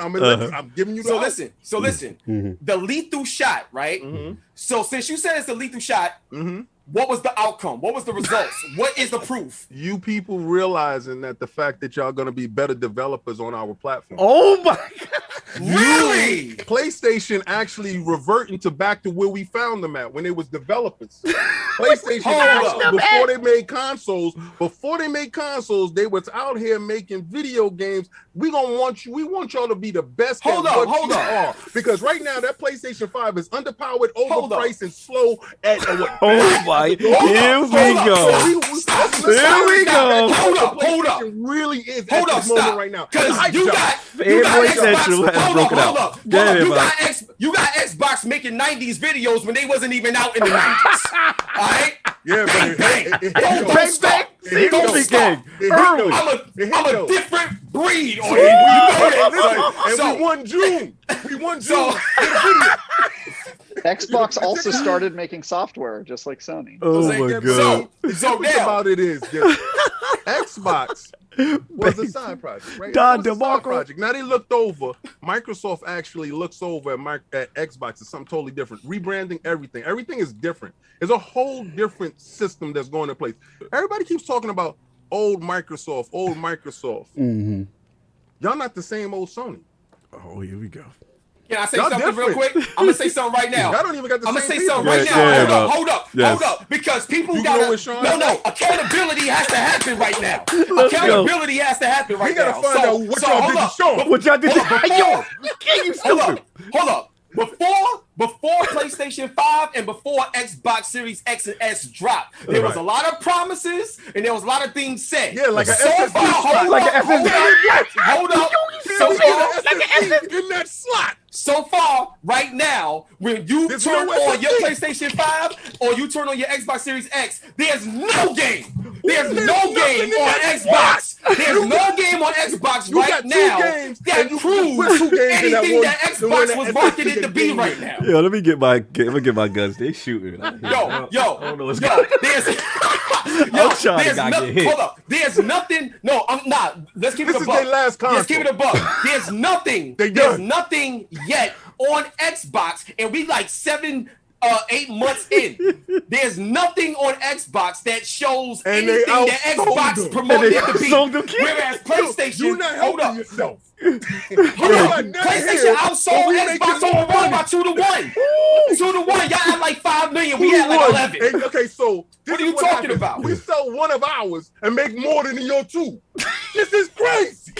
So are you serious? You're selling 2. You fast out the door, making less money, and you selling 1 and making more money. I'm done. Really? This is messy. Moving on. That's not what the facts say. And then the last thing I'm gonna say is like with the release, and I'm talking about games that's only on PlayStation. King did this on purpose, right? We could go We could go like let's go to Ratchet and Clank. There's nothing that we made ever made that looks like Ratchet and Clank or plays like Ratchet and Clank. The best game. We got games that look better than movies right now, bro. You got tech demos. Come on, B. I'm trying to figure out where's Sean at because I need that old Sony feel. Y'all dudes are looking real different. Jim Dance moves Ryan. Y'all got petitions to get the dude out of place. Y'all really want him gone. Yo, right now, he talking about moving to PC. He actually a flag, Nixus. Nixus? Y'all messy, listen. Y'all messy. I gotta stop the shooting, yo. I love y'all. This will go on for hours, and I love y'all, but I gotta get the show moving. This is fantastic. Look, oh man, yo, that was classic. That was classic. That was classic. Hip Hop King. We gotta record. That was classic. We gotta clip that. That's getting clipped. That was classic bars. Look, great discussion on dollar sales is a strong metric. I'll give King that. You know what I'm saying? But at the end of the day, look, like Travis said, everybody's winning different. You know what I'm saying? And like everybody's, you know what I'm saying? Like for the fact that Microsoft's doing the Game Pass thing, and let's be real, like they didn't have like a major release out like Sony had, you know what I'm saying? And for them to do that is fantastic. Sony's still doing anything with the fastest thing. And then obviously on the units, Switch is still. So each one is in their own little pocket. Let's see, to Hip Hop's point, let's see some consistency, right? Let's see some, you know what I'm saying, continued joint. But to King's point, it is impressive. I got to give King, you know, he got a little moment. He got his Xbox chain on. He got his bling on. He feeling good. I understand. My joint is bigger, though. My joint is bigger, though. Listen, it's bigger, though. But look at it, though. Moving on. Y'all being messy. Now y'all doing bling challenges. No, but like this. Listen, it's Sunday. Iron Laws, you got to put God first. Oh, facts. You already know. You already know. I love y'all, man. I love y'all. So look, I got to get these super chats. If I don't read that, I'm going to be very disrespectful. You know, I'm going to help you read them. I'm going to get these super chats because it was crazy. So I'm going to go back. Our apologies in advance if I miss anybody. So let's start with Gamers Play HUD 0. How the tables have turned. Xbox is now becoming the world-renowned brand, and Asia has taken notice. Welcome to the X level. Then Raiden Blade being messy with hip hop. So hip hop don't you own King's knees? Oh no, yo, he got them from whatchamacallit, from Tekken, but I owned him from Xbox. Remember, he never took that back. Oh, you talking about the Halo Infinite one thing? The Halo Infinite. We never even took that back. The bet didn't happen. Yeah, we never even took that back. All right, because Craig came through. Nah, but you know what? You know what happened with what I said with that whole Craig thing, and I actually saw it, and you know I was disgusted by it. Because I was bamboozled. Like I swear to God, I went to sleep. I ain't know front. I was upset too. I was like, yo, this Halo, what you doing? What you doing? What's going on? So like, yo, I got tight. Like for real. But they took a regular NPC and they did that. Come on now. Like, we can go into a lot of games. I got to get these super chats. We got a lot. I got. All right, no doubt. So again, Raiden Blade 2.2 pound hip hop. Nice intro. Wear those knees again. Okay. Philly Eagle $5 super chat. If you choose to play higher or lower difficulty, that's a choice. But if you're doing a review, it should be reviewed on normal.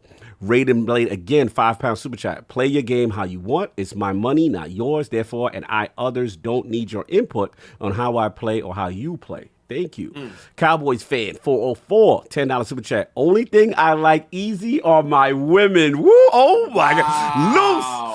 My God. Shout out to Arcade 4247 $5 super chat. Oh snap! We got what I consider royalty in here. BG, hip hop, and Paris. Let's go. Don't forget TieGuyTravis. Damn it, we ain't gonna do that. Anyway, Agit Shadai $2 super chat. You should have Colin in here. Yes, I did hit Colin up. He said he was gonna try to join, but he had a family function. Maybe next time, because I always want people to defend themselves. Lucius Augustus, $10 super chat. What about reviewing mechanics? If you played the game on easy, you don't have to understand the mechanics in games like RPGs. Depending on the genre, certain difficulties, input mechanics. Okay. Don Otaku, $5 super chat. Gameplay matters most in a review. And if they tell me they 3-hit combo through the whole game and don't tell me it's on easy, that would turn me off. Fair enough. We went to transparency. Dragonheart Yobi, $5 super chat. Why you call him parish like the church? You made us was extremely proud, brother. Oh, during the epic Xbox presentation. Yes. Thank you. Peace, love, life. Hashtag Black Love. Salute. Last Emperor, $5 super chat. Who's to say someone having fun had an unequal worse experience than someone playing on hard? No one's experience should be undervalued, is what he means. Fair enough. The Ashen Luca. I like that. That was bars. That was bars right there. Ashen Luca, the Scumcast, $20 super chat. Salute, Luca. What's up? I personally don't have any respect for a reviewer where the reviewer admits to play the game on easy. I don't play games on easy, and therefore the review is worthless to me. I also don't like their arrogance. Yeah, it's a choice. If you ain't liked it, you ain't got to rock with it, sis. I feel you. Jean-Marc Louis, as Saab would say, $2 super chat. Played Metro Exodus on easy, didn't have the time. All right. Fair enough. That's you. Last Emperor, $5 super chat. Which game is really hard besides a Souls game? And the hardest difficulty on games which none of us really play. I feel you, BG, but geez. The Liz, 22. Last of Us 2. Play Last of Us 2 with permadeath mode. You will lose your mind. It's crazy. The Liz, 22. Shout out to the Liz. That's the clan. I on $5 super chat. I agree, but full disclosure. But as a consumer, if you are questioning whether to buy a product, you should look at multiple reviews, not just one. Fair enough. No doubt the Ashley Luca are back again. $2 super chat to clarify. No T, just shade though. All right, I see you, sis. I see you. Reggie Mobile 9, sound like Red Man. USD, $10 super chat. Top shelf show lords. Every week y'all hit it out the park. Continue success. All right, I'm back. Man. Thank you, brother. I got you. Shout out to Attic. Iron Mike, $5 super chat. Games like Omnimusha and Devil May Cry would taunt you with easy mode. When you died, I would never lower my difficulty, but to each their own, no big deal. No doubt. Midway Monster, my homie, Chi-Town, what up? $10 super chat. If I watch reviews, I wouldn't have a problem. With that being said, for gamers like BG, he needs to preface every review. Oh, she needs to preface every review with the difficulty she's on. And maybe should for every reviewer. Fair enough. Raiden Blade, £2. Want me to take over? I got it. Where you are? Raiden Blade, £2. Be honest. I reviewed this game on easy. Done. Skyland GTR 334X, $5 super chat. Shout out to Cogs Mike. The sure SMP is the true hero of the day. Yo, all right, I stepped my game up. Salute to Last Stand Media. It's very good. Thank you. It is. But to be fair, we're upgrading to that mic too. The Lords are coming too. The Lords are coming with that. We can't be letting Cognito be Let me shine. Let me have my big chain.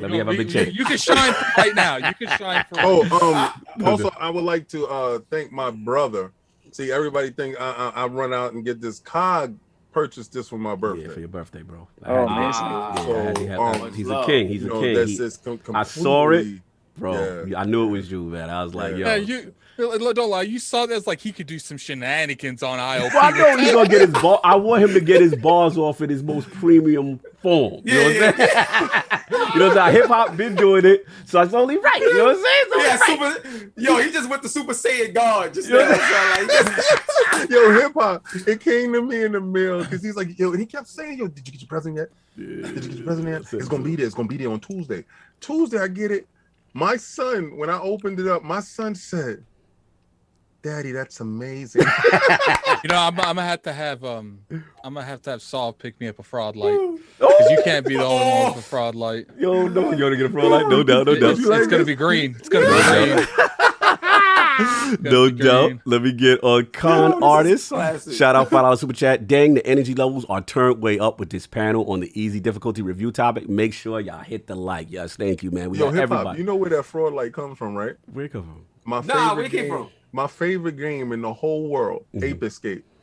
Yo, they used to have it on their head for PlayStation. Yes. Do you see when I do this? When I'm doing this like that? Do y'all see where it come from? Time. All right, cool. We got to get these super time for sure. All right. I'll get Senjutsu Sage and I'll let you take over after that. Addict. Senjutsu Sage, the homie, $5 super chat. I was apparently too aggressive and wanted way too much smoke on Twitter, so they permanently banned my disruptive behind. But it's good to see you in here, brother. We miss you. Salute. That's my E3 brethren. How did I know you'd get banned eventually, Sage? Yeah, how did I know that? Yeah, let's put that crest in the chat. Yeah, we got a lot. Let's put it into the bushes for Sage's Twitter in that chat, man. Let's put it Listen, we got almost 700 people in. Let's get those hit likes that likes up, man. Premium content. We having fun, positivity. Come on.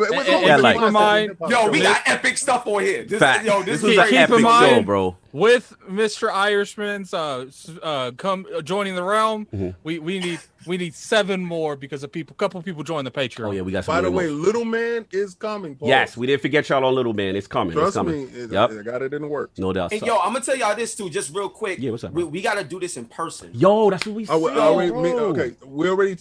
We'll talk about that after the podcast, but we got to get it done here. Travis is like, I gotta go. Yeah, man. Poor Travis. I know. I got the man up.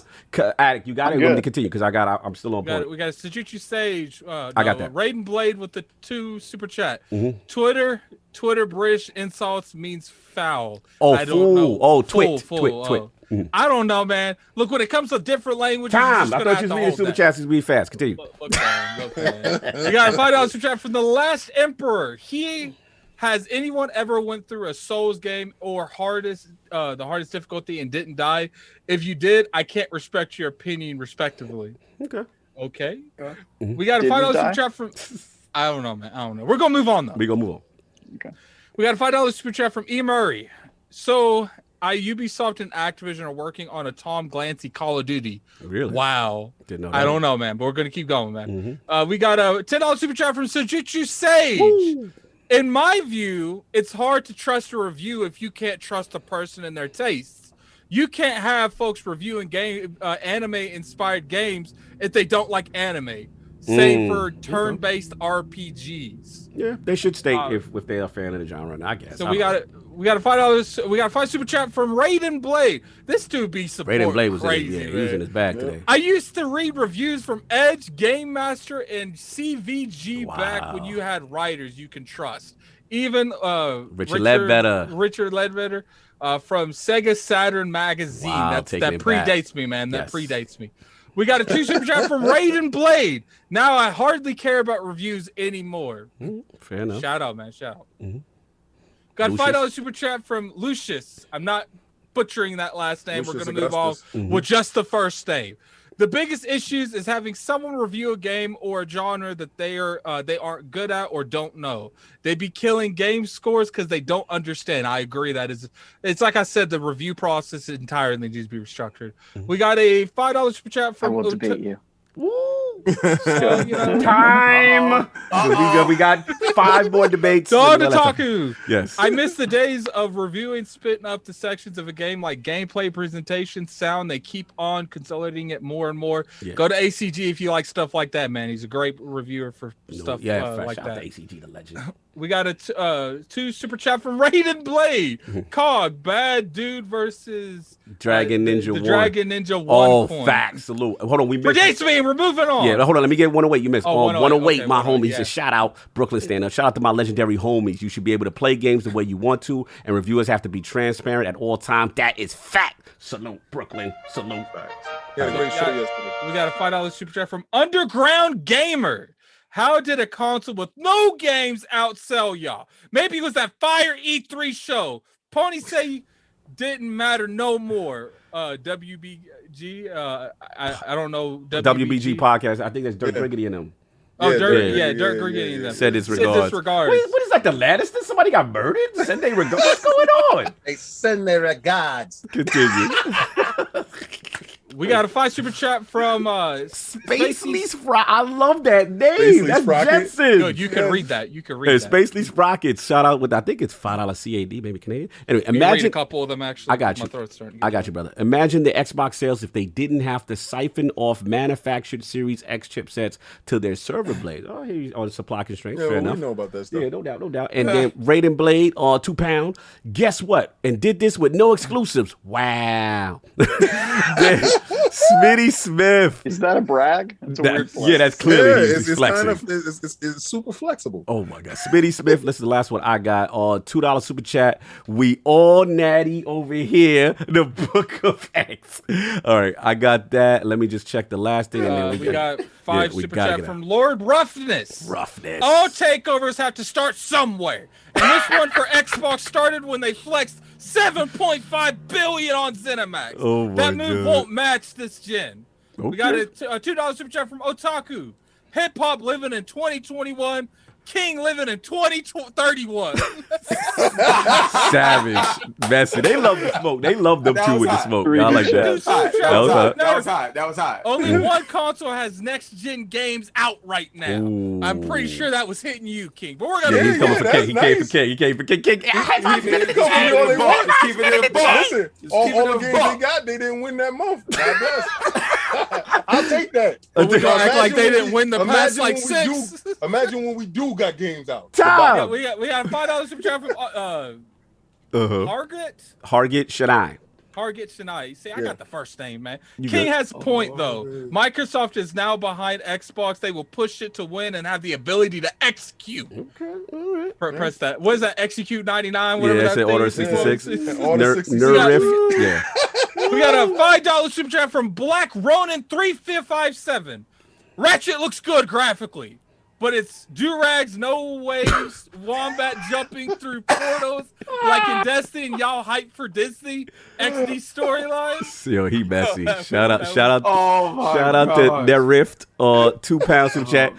Give an Xbot an inch and they take a mile. Get him, hip hop. Yo, that was smoke. He was riding for hip hop on that. I like that. Nothing was given. Everything was taken. Yeah. He came to let them know. You got Philly Eagle. You want me to get it? Addict, $2 super chat. Netflix games. No thanks. Yeah, we're probably gonna skip that. Yeah. We got $5 super chat from Otaku. Forza Horizon 5 is more impressive than Rift Apart. And it is a cross-gen game. Before the next-gen engine, 7-hour tech demo versus an infinite open world. But it's not here, though. If the world ends tomorrow, Ratchet is out, though. The Wise Old Gamer $5 super chat. I disagree with King. Phil knows that if Sony went away, it would create a power vacuum in gaming. Also, let's see the MPD. Tencent step right in. Let's see the MPD when Sony show their hand. Okay. Sony saw what hand? You saw the hand. They the fastest. We got $5 super chat on Otaku. By the way, I'll wash hip hop on the mic. What? No cap. On lyrics? Hold on. Wait, who said what? Don Otaku said he want to rap. Don Otaku said he got. He said no cap. All right, so check this out. For real. Like, you got to show me something first because I got stuff out there. Ooh, so if you have a link to something, yo, let me check you out. If you nice like that, we can battle and have fun, but then we can also talk some business. So I'm telling you right now, if you're nice like that, I support. You know where I'm at. So he outside. Hip hop outside. Hit them bars. Do a video on Twitter and tag him. Hit the balls tag hip hop in the joint that you got so he can see the bars. And trust me, if he fire, hip hop will give it up. If you fire, yo, we can talk, man. No doubt. I don't brag about nothing, but I'm connected. I'm that dude. I love hip hop. You're not fired. Hip hop will clap back too. He will definitely clap back. Oh yeah, he can spit. You better watch yourself. Better watch yourself. But yeah, I heard that joint, that track he did for the game. So we got a $2 super chat from Victor Alistine. I butchered that. We're going along with it. No, you got it. We need a King and hip hop show. Facts. Them two is hilarious. Me and him already talking. Yeah, that's hilarious. All right, I got him. That would be fire. Just go ahead. Yeah, that would be fire. I ain't going for it. Y'all two together, y'all energy is crazy. Victor Alistine again. Okay, boom. Nerift, £2 super chat. Y'all turn Xbox to the great white hope. Oh my God, what's going on? Hustle and motivate. $2 super. Shout out to Travis. He is extremely insightful. Yeah, definitely go check out that review he wrote on Skyward Sword, man. Yes. I ain't ready yet because I'm trying to boycott all Skyward Sword. No doubt. So, but definitely go check that out. The Rift, £2 super chat. Love the show, y'all, but King be capping too hard. Y'all can say whatever I want. I just told you what happened for the month. We got $5 super chat from the Wise Old Gamer. I played a game twice on hard after she got. Oh my God! Yo, stop it, Wise. You old after man. After she got pregnant both times. We had to start playing it on easy. Wise Old Gamer, son. Yo, you wild. Out of control. He loose. Rated play. £2 super chat. King is Gohan Beyond God mode. Shout out to Stitch, ILP Clan, $5 super chat. 8 months in, and the PS5 still does not have a storage solution. And Sony has become the remake of remakes. Okay. King Doovie, $5 super chat. With games going straight to Game Pass, I don't need to read reviews. I can play and review it myself. Are we caught up at it? Because I think that is it. Hold up. Which one's the last one you did? King Doovie, I think, was the last one. King Doovie. No, we had a $2 super chat from Flame. Mm-hmm. YouTube didn't renew my membership. Well, man, you're gonna have to talk to YouTube about. Welcome to the room. Welcome back to the room. That's LordHipHopGamer in the building. So we got everything. Yeah, so we have a $5 super chat from Cleo Walker. We only 9 days away from grandfather of all Microsoft games, Flight Simulator coming to console. Respect. And then we got a $5 super chat Post from up. Slow. None of y'all won't hold up. None of y'all won't no problems with that mic. Hashtag bars over everything. Post up. Tag hip hop. Put your link. Put your link. Yo, tag me the bars. Listen, let me tell you something. Like, just so you can understand for real. Let's get it. Like, if y'all think y'all really, really, really nice, we're gonna put that to the test. Ooh. Show me the bars. Yes. And we will take this to a whole nother level. My name is my name for a reason. Marlo, boy. He was a Marlo. My name is my name. You know what I'm saying? Like I be around Murder Moon. I don't think they watched you. I don't think they watched. Like I do you've this. Been in it. You do this. I don't think they watched your show. I don't really think they did. Oh, they must not know. Hip hop be really with the BRC, the battle rap community. Like he is. And you know what? And actually, I got a chance. We hang out. It's just they don't know. I just want that Hollow the Dawn. I want that Hollow the Dawn interview. Salute. Anyway, move it on. We got a $5 super chat for Nurit. What happened the other 8 months, bro? He be a mess. He said, "What happened?" He's talking about. You talking to King? You talking to King about the MPG? Right, you have 5 seconds to respond. 5. What happened the other 8 months? Yeah. Okay. Nintendo was winning. I like how you got out the door. I like how you got out the door. From Lord Roughness. Yes. The reason Ratchet and Clank didn't get talked about is because Sony games are hurt after spending $70 on a game and platinuming and within 2 days. No doubt. You know what's so funny? Ratchet and Clank actually, you know how you go on your first week sales and then your second one's drop? Well, actually, Ratchet and Clank did what 50 Cent joint did. It actually went up. They hit number 1 multiple times. Post up again, fella. $5 super chat. I have watched his show, but I really do this. Post up. You're gonna have to tag him in these bars. You got to get tag him in the bars. But we respect. We're not gonna read no more super chats at the end of the show. We got to end the show. Look, at the end of the day, it was Saab's topic. The Netflix thing, Netflix getting into gaming. I'll just make my comment real quick. It looks like they got this, former EA Oculus exec to lead video game efforts. His name is Mike Verdu. He's joining as VP of Game Development. And looks like Netflix is getting in the game. He apparently was a former exec who had experience with mobile gaming. Companies like Zynga ran EA Mobile for a year, and most recently has been working at Facebook, acquiring a series of Oculus game developers like Big Box VR, maker of Population 1. TieGuyTravis is laughing, so I'm gonna let him go. What's going on with this? How you feeling, real quick? Quick hit topic. Last topic. Oh no, sorry, I was laughing because somebody super chatted. Poor Travis looked like the odd one at a cookout. I agree. He's still invited to the barbecue. He's still Travis is out here with us, so what up, son? Thanks. I'm here. Dude, I look like a stock photo of an IGN reviewer, but I'm here, guys. I'm here with y'all. You know what I've been looking at this whole time? The pictures behind you, Travis. I ain't gonna lie. That was funny as hell. That was funny. Go ahead, Trav. What you got, man? Anyway, all I was gonna say is I actually think that Netflix is probably not going to be competing in the gaming space. A lot of people are assuming. I think they're probably going to make mobile games that you can play on the Netflix app on your phone. And then the rest will be like F&B stuff like Bandersnatch. I don't think that they're going to sell you a Netflix controller or try to make like a console. I think it's going to be I think it's going to be like in the realms of like maybe The Walking Dead. They'll do a little bit of that, like because there's some of them already on there. So I think they're going to stick to a lot of interactive stories on Netflix. No doubt. Hip hop, what you got, man? Netflix in the game. What you thinking? So I'm gonna tell you something like very interesting, like how this popped up. So I do work with Netflix. You understand what I'm saying? I'm not. Give us the scoop.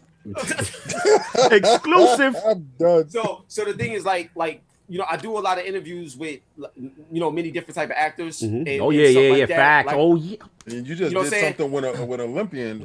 Dominique Dawes. So shout out to Dominique Dawes. Like that was great. So I do interviews with all types of people all the time. So I'm talking to PR, publicists, all types of things. So here's what I can say, at least for right now. Right. So the whole Netflix gaming thing, they had I think this was at E3 in 2019, if I'm not mistaken. They was talking about the Stranger Things and all this other stuff, like with Netflix, right? So they've been working on a gaming division for quite some time now. Now, what I will tell you, and I can't confirm this yet, but I'm working. But either PlayStation or Xbox supposed to be working something to where they can have, you know, movies, games, and TV shows, everything all in one for one price. So this is what Netflix is trying to do. So it's not so much of Netflix just trying to add value to Netflix. It's about what Netflix can add to one of the console manufacturers. So that right there came up in a conversation. That's all I can say. I don't know if they did a deal or not. All I know is that a unification of taking all the properties of Netflix and all the properties of PlayStation or Xbox in terms of the games that they have. When you look at PlayStation Now as a service and everything, what does that look like if it was united together for one price? Now, there was leaning more towards PlayStation because Sony has their motion pictures, and it's supposed to be it. Now, listen, didn't they have a deal? I think they did a deal with somebody. No, but check this out. Sony has Funimation, Crunchyroll. You know, so like they have all these. They don't have Crunchyroll yet, but they're still in the process. Most likely, it seems like that's what they're gonna have. So between all of these things, it will give Netflix a competitive edge against everybody that they're going against. If they partner with Sony to get Sony's licenses on movies and shows and things of that Netflix nature. is really trying to compete with anime too. Like they're really they're doing a great job. Yes. So I'm just letting you know those was the talks that has happened, and I know this because whenever these things are being generated, we get hit up with information in terms of who we have to interview about them. No, fair enough. So that's all I can say right there. I respect you on that, man. Definitely did not know that. That's a great nugget. Salute to you on that. That's what's up. Addict King, real quick. I don't care. Okay, Addict doesn't care. Moving on. King, shout out to Netflix. King, where we at, man? Netflix. Amazon. The only thing I want from Netflix is 7 Deadly Sins Part 2. I don't give two snaps about any gaming from them. Fair enough. Okay. Amazon has Luna or something like that, and then you had Stadia from Google that we already know what happened there. It was a huge success. Right. Yeah, it was fantastic. It was so successful. I foreshadowed the demise from the door. You did. And they did the same thing. You did. Like Netflix is doing right now, taking an established individual. Yo, they messy with Travis. I'm gonna get this. Setting them up into a position for stop feeding into a Travis. But I feel that this is if they don't partner with Sony, and I don't think it's viable for them to partner with Microsoft.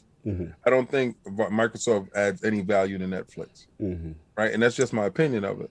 But Sony's background in movies is Sony's background in all the media IPs that they do contribute to, like Crunchyroll and stuff like that they will have acquired.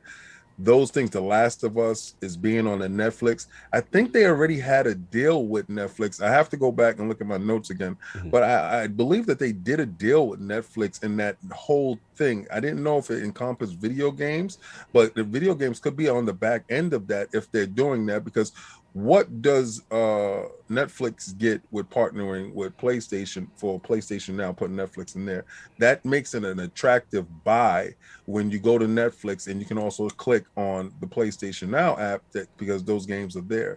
I think that makes that an extremely, extremely dangerous player when it comes to video games, because Netflix is in everybody's home, in everybody's phone, and in everybody's space. So if you can put PlayStation in the same places and make it synonymous with Netflix, I believe that's how you achieve dominance in a space that you were not in previously. Oh my God! I'm done with these people. These super chats are messy. Y'all can get it. Look, at the end of the day, King, the way you broke that down was fire. That was fire. Right now. Yeah, he was in the back. No, I'm just thinking about business wise, money wise. Yeah. Money wise, I'm gonna sit there and I'm gonna break it down how it is money wise. Money wise, it makes no sense from Microsoft, and it makes complete sense for Sony. Yeah. No, it is what it is. Look, it's interesting. They're getting into the space. All I'm curious about is the distribution, as far as the games, the interface, what type of games they're going to do. Look, they've already got, the service, it's everywhere. The question is going to be how serious it is. I definitely was curious to see if Sony and them actually kind of got together or something like that. Yeah. We're going to see. We're going to see how serious it is. But it was interesting. Shout out to Saul for bringing the topic. Let's get these super chats. We get out of here because we went crazy long. Right, so let me read them. Oh, my God. These super chats are messy. Oh, God. He read the poor Travis. Yeah. So $5 super chat from Cowboy Fan 404. When Travis and Attic see each other at a black cookout, they give each other that nod. The head nod. Look, man. Look, man. I would not give you the head nod. I would stay as far away from you as possible because that's the worst thing you could do at a black cookout is to pick up one other white dude and start talking to him. Factual. I've been to enough black cookouts to know that. Oh my God. Yo, my man. Oakland, stand up. Oakland, I see you. My chat's messing up. I got it. The Wazoo Gamer $2 super chat. Travis, one question: do you eat chitlins? Yep, wow. With hot sauce. With hot sauce. No chitlins. No, bro. we don't do chitlins. I don't do no chitlins, bro. I can't. I don't do big meat either. Me neither. No. Anton Williams, $2 super chat. Someone twerk for Travis. He will be happy. Then what is going on? All right, so listen. Sony Pictures make me feel like didn't make that move with Netflix. They took their stuff from Stars to put it on Netflix. That's the movie deal pack that I was talking about. Okay. Got you. Yeah. All right. It's all coming together the way it seems. Yeah. Underground Gamer, $5 super chat. Not sure if I can trust hip hop as a decider yet. Still waiting for PS1 to PS4 back compat for my. I don't want to delay this too much, but do you want to comment on that hip hop? Oh, of course. Like I wish it would have already came out already. Like it's taking mad long. It's taking mad long. I wish it with the SSD. Yo, you shut up, kid. Don Otaku, $5. Stop being messy. Don Otaku, $5 super chat. Don Solo. Don Solo. That's his rap name. I think he's on platforms. Is that name? All streaming platforms. I make my own beats. I ain't about that battle smoke though. But I'm gonna hit your channel. Yeah, hit him up. Bro, hit me up, son, and we. he trying to get signed. Yeah. He's trying to get it. Yo, listen. Let me just make this clear. I'm not an A&R or nothing like that. I'm not signing no deals. Do I know the people that do that? Yes. Of course. I'm in the you know what I'm saying? Yeah. That's it. I'm not going to sign you a deal. I know people that can. Last one, then we got to get a Jigga J $5 super chat. There needs to be a sequel to that movie, The New Guy, starring Travis and King. All right, on that note, let's end. I got the poll. We got to get up out of here. What they do is they do a psych sequel with Travis and King. I'm done. Look, new ILP poll this week going up. It's on LordsGaming.net right now with the recent information and spec reveal of the portable SteamDeck by Valve. Will this affect your purchase of the Nintendo Switch OLED? The choices are A, no. Switch still has exclusive first-party games and is in a completely different market than the Steam Deck. Yeah. B, yes, Steam Deck is the Switch Pro we always wanted. More powerful, more features, and versatile OS for games. With choice C, I don't care. It's all fun and game until those 720p PC titles destroy your hard drive. Salute to everybody that's going to come out and put the chat. Yo, first of all, salute to the legendary Hip Hop Gamer on your Hot 97 every day. That's my word. Logitech G, chain spinning, one of the most influential content creators I know, and inspiration for a lot of us. And honestly, brother, I don't get a chance to tell you enough, man. I love you, bro. Your positive energy truly outshines everything.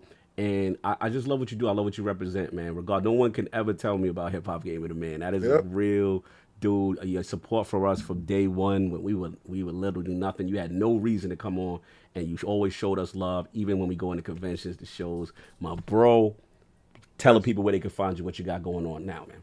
Yo, let me tell y'all right now, man, before I do all of that, I love y'all and I'm thankful. Let me tell you something real quick. Everybody that's watching, I know I gotta hurry up because you got to end the show. No doubt. Y'all don't understand that when it comes to this, it all stems from my grandma. Yes. Right. Like I have a different type of passion and a different type of energy. It's never been about what I could get, what I can get. I'm a VI. I'm always doing my thing. But it's not success if it's only for you. Bring the home. Right? Shout out to Arox. He told me once, he said, he doesn't understand the gatekeeping because he's like, what's the point in having, the more fame, the more money if all your friends are broke? Like, so my thing is when you see King, when you see Cog, when you see Addict, like when you see Sovereign, when you see the whole team, you know what I'm saying? Shout out to Travis is in the building right now with his level of work, incredible, exquisite. You understand what I'm saying? Like when you think about what we do here and the entertainment that we bring y'all, it's not y'all like just so much supporting us and everything like that, but it's what you give us to be able to give back to y'all. So thank you so much, and we love y'all for it. I love you, brothers, for life. It's an honor to be here. Thank you, man. Absolute play. I was so happy when you pulled up. Addict told you pull. I was like, he was hitting me up. He's like, email. I'm like, dude, I'm in your DMs. Why I gotta email you? Listen, he got professional now. You got to email, brother. You know what I'm saying? That man got a schedule. I emailed him. No doubt, man. And of course, still in the building, the legendary, my last word, can't fire now, brethren, and IGN's own. Got a review up of Skyward Sword right now. Truly professional. I think he's a star. And he gave it a fair score. And he gave it a good score. I think this kid is could have went a point lower, but a fair score. Shut up. He's a Skyward Sword slander. He's going to talk to the guy that actually finished the game. Why don't you finish the game, then talk to the guy? How about that? So next week, are we going to talk to the dude finishing? Time. I'm trying to give my man his flowers right now. Come on now. But anyway, the legendary TieGuyTravis, a star in the making. Where can the fine people find you? What you got going on, sir? Yeah, you can find me on Twitter at TieGuyTravis. That's where I usually am. You can watch me on The Last Word. Sometimes I'm on that show on Friday nights with Really enjoyed being on this show. I've watched you guys, off and on over the years, and you're all awesome. Love you. It definitely reminds me of home.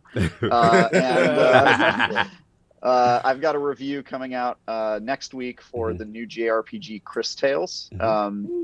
We got the code for it Friday night, so I will not be making the embargo, but I'll have the review at some point next week, and you can look for that on IGN.com. Woo! Salute. Nice plug, brother. Thank you for being your honesty and, like I said, just contributing to a great debate, a great respectful debate and discussion that everybody had points on. I loved it. I want to give 2 shout outs before we get into the Lords.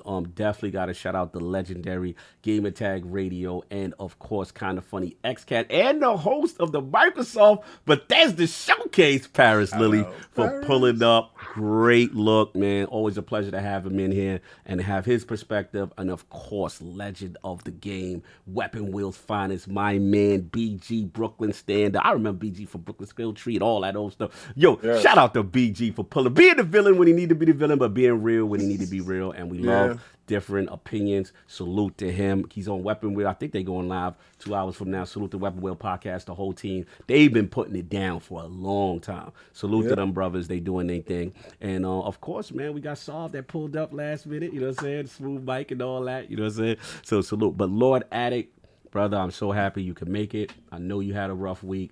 And just to see you in here, still being yourself and smiling, joking, and saying that your dad bought you your first console. We want you to be here.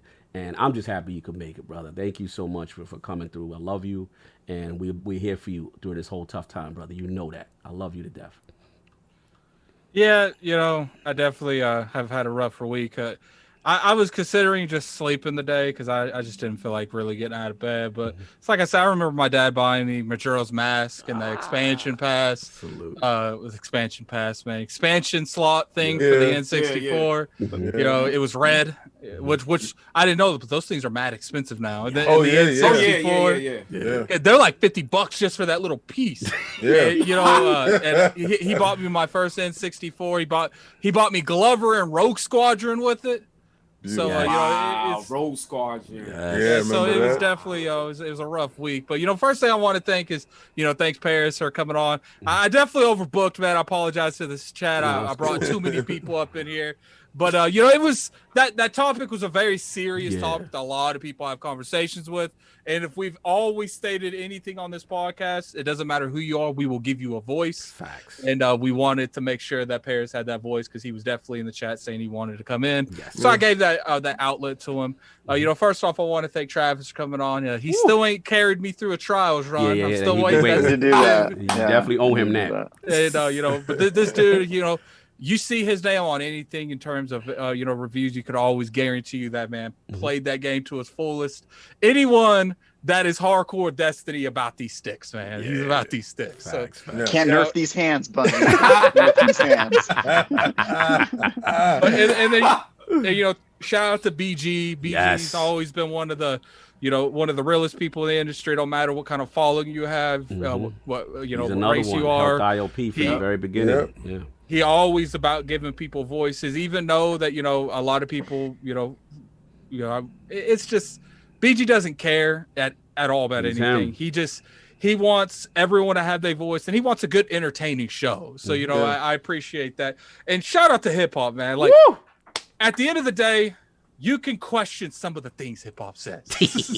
But the thing that you cannot question what hip hop does is the energy and the passion he brings to the industry. I've always said it doesn't matter what people say unless they're saying off the wall stuff that they really shouldn't be saying. It matters the energy and the love they have for this industry, because we're all in the industry. And you see this dude every time I see him, it's like an Energizer bunny, man. Like I don't have the energy to match him. I never do. I never will. But I appreciate him coming on. Now, shout out to Saul for doing what he can. He got pulled away at the last minute. Working a double shift. And I want to shout out to the chat, man. You guys are in here like almost 800 deep. Yeah. You guys really. I think 10 in here. Me and King get mad. We call our friends. Yo, why you ain't pull up? Oh yeah, cut him off. Yo, we cut him off. You don't support us. We ain't support you. You ain't watching me. And we got we're up to what's up? Make that number 12 live.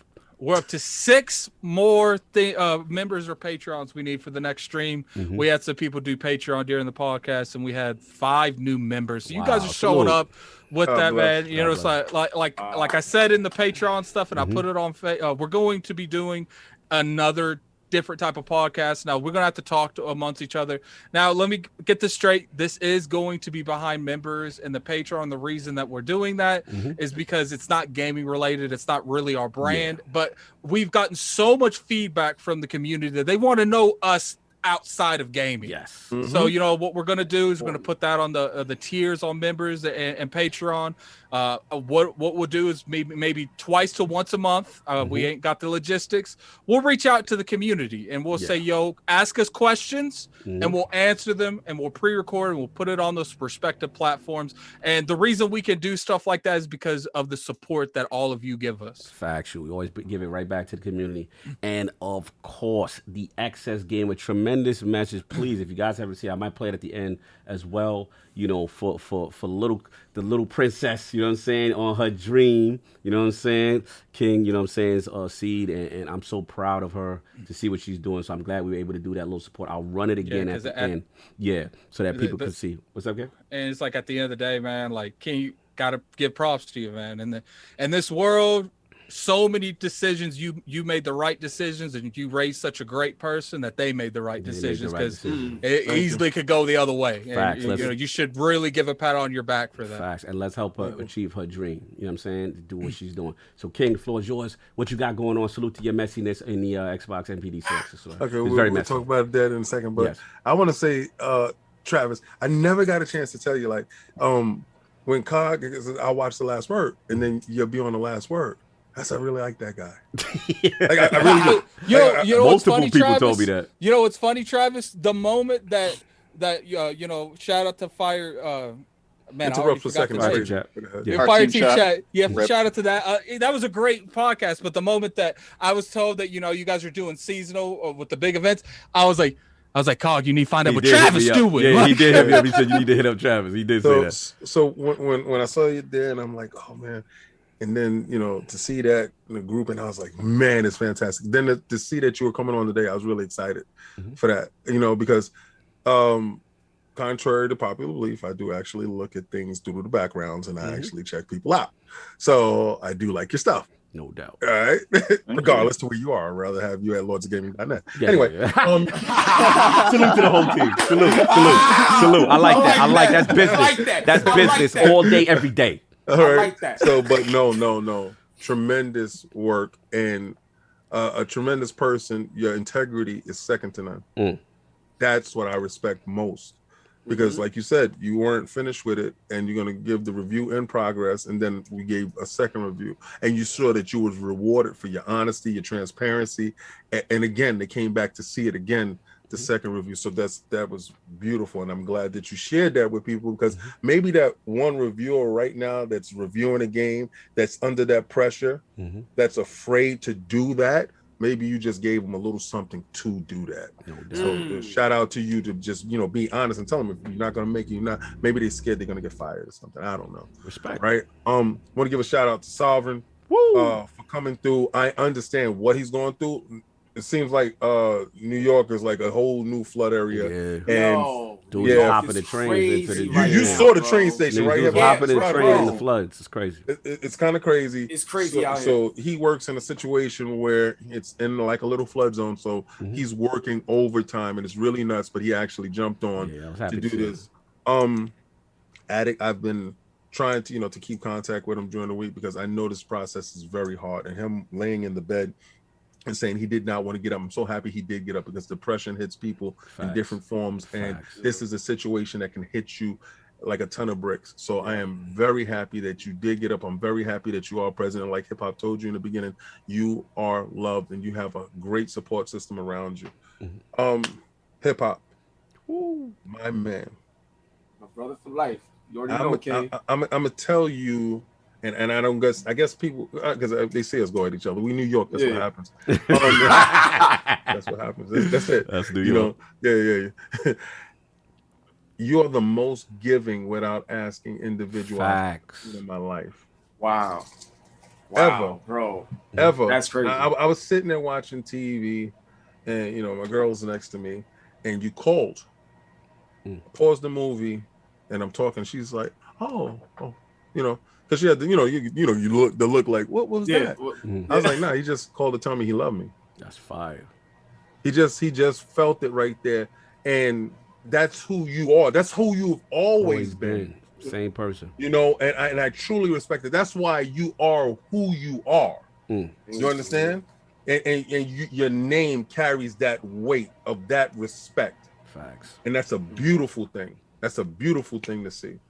I want to give a shout out to Parris. Yes. For coming through and speaking his piece and doing it eloquently. Yes. The same way he stepped on that Microsoft stage, he carries himself with that regalness, and I respect it and I love it. And everybody had a different view on certain things, but we were able to have a conversation that was respectful to every individual here. That's the key. I want to give a shout out to BG. It's only him and Fonz that I will do their shows after I do this long. Shout out to GCL Live. Shout out to Weapon Wheel. Because I respect BG. I respect everything that he does. And I respect that sometimes he knows that his opinion will be the bad guy, but he's okay with wearing the bad guy hat. But he's not a rude bad guy. And his opinion is rooted in his truth. So if you have a problem with his truth, that's you. But that's his truth. Facts. So I respect him for walking the line and being who he is. It was a great show today. Cog, you already know I'm super proud of you. Always, every day. I look at Defining Duke and I look at I'm like, oh, I love this guy every day. I look at my chain and I'm like, oh, God. Had to bless the homie. But KOS. We have Electro up. Electro is the next one up, and I'm gonna give you a story that y'all don't know about. Because this dude is probably my favorite Spider-Man villain. I don't know really about him, but you don't know why he's my favorite villain. All right, but I'm gonna tell you what I did to try to be Electro. And you, Jamie Foxx the situation, and you go figure it out. You don't really want to be Electro. Yo, I'm gonna tell you something real quick. Just like fun fact for those that don't know, that's how I got the scar on my lip when I was 1 year old. I got electrocuted. Oh my God! With a refrigerator cord. I bit a refrigerator cord as a baby. So thank God I'm alive. Thank God you're alive. Oh, yeah, so that's how I got the scar on my lip. You was trying to turn into Jamie Foxx for real. I was trying to. Superpowers. I was trying. Yo, messy. Salute, though. No doubt, King. King, you good? Yeah, well, go to lordsofgaming.net. Yes. We have a ton of writers, and hopefully we got Travis next. I'm trying to poach Travis. I'm done. I'm poaching, baby. Yo, you on this Magic Johnson level? You on this Magic Johnson, LeBron James joint right now, son. This man, this business acumen is always on point. Salute. Look, man, fantastic show. Love all y'all, man. Again, hip hop, the legends. Salute, brother Parris, everybody that pulled up. BG, Solve, the whole bit. Travis in the building. See you Friday, sir. We're going to read these super chats and then get up out of here. I got Gaming Forte. $5 super chat. He's like, I guess I'll contribute to the 1 hour scripture reading of super chats. Love the support of this community and keep being the best podcast on Sunday. My brother Forte of the DPS podcast. Go subscribe to them. They go every Thursday. Him and Slow-Mo Backslap. Dragonheart Yobi, $5 super chat. Shout out to HipHopGamer. He had me excited for the new WWE 2K15 back then when it was first announced. Thank you, man. Salute. Anton Williams, $2 super chat. That Blood Rat game is perfect for xCloud King. Then I believe Decade. Damn, it skipped for a little bit. Decade. Decado. $5 super chat. ILP is worth the laugh of sleep between 2 12-hour shifts on a Sunday. Salute. Then we got my man Max City Entertainment. $5 super chat. Over 200 days plus. Still PS5 SSD expansion still locked. Ask Sony for better. He be investing on the way out the door. Big Max City sounds like a Yu-Gi-Oh place. Facts. Shout out to Big Cloud Gaming. Big Cloud in the building. PlayStation stand up. $5 super chat. Damn, I'm late. Salute to the Lords. You good, brother. You here. It was a fantastic discussion. Again, salute to Big Cloud Gaming. Go subscribe to his channel. Giving you a lot of great PlayStation news. You already know. And last but not least, I think Tony Bryant, $5 super chat. Travis has been on my must-watch list since the Mass Effect debate show. Got a galaxy to save. Ain't nobody got time for love. No, those were his bars. Remember that, Travis? Those are your bars. That was awesome. And real quick before we go, man, go over there and show our dude Fawn some love, man. Go over there and show him. He live. Look, everybody, peace and blessings Sunday. Yo, this was a lit show. I love y'all. We got more fun things planned. Everybody enjoy. I'm gonna leave y'all with a message from the King. Please support. This is important. And once again, tell him ILP sent you. And tell him ILP sent you. We out. Peace and blessings. I bring you great news. A lot of times we talking about video games, or we're talking about combat sports, we're talking about wonderful statues. Today I'm talking to you about life. I'm talking to you about the stuff that matters most to parents. Right? The stuff that matters most to parents is their children. The seed of their loins. The fruit from the tree. And what parents want for their children, or what every parent should want for their children, is for their children to succeed at the highest level. Ever since my daughter's been born, I changed the way I did things, I changed the way I thought, I changed the way I operated to fit around this wonderful new life that was in my life. And she did such a phenomenal job growing up to the adult that she is now. When she graduated, I was elated. When she was born, I was elated. I had purpose. She has always been a shining light, a great kid, and she started out on her first job. But let's back it up just a little bit. She wants to be like a dad, an entrepreneur. Go out, start your own business, be the captain of your own ship. So she has a love for baking, and she's going to the Culinary Institute of America. I'm so ecstatic. She graduated with a 4.0 GPA, and she's going to do and follow her dreams. She says, Daddy, she wants to own her own bakery. She loves to make cupcake cakes, and yes, we are the guinea pigs. Yes, we try everything, and we encourage her and push her through. So now she has her first job, and she works for Cutco. She's doing her passion. Cutco sells fine cutlery, and it's amazing. Of course, she would be doing something that is linked to what she truly is to become. So this is where you guys come in, and this is where I need you guys' help, because we all want our children to succeed. Because I was one of her clients. So what you do is you go to your iPhone or your Google app, and you go and you download Cutco, and her reference number was that number that you saw the whole time that was up at the top. And you go and you put in her reference number, and do me a favor, schedule an interview, sit down. Even if you don't buy anything, she's working on her skills that she would need to succeed in life.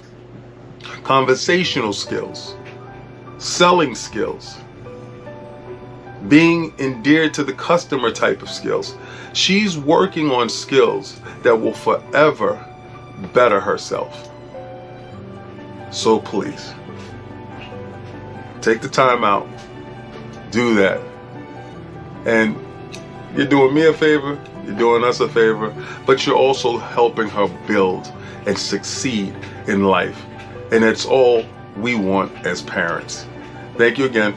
It's Lord King David, giving you a little bit something different than just what we do when we do our hobbies. These are our hobbies. She's my life.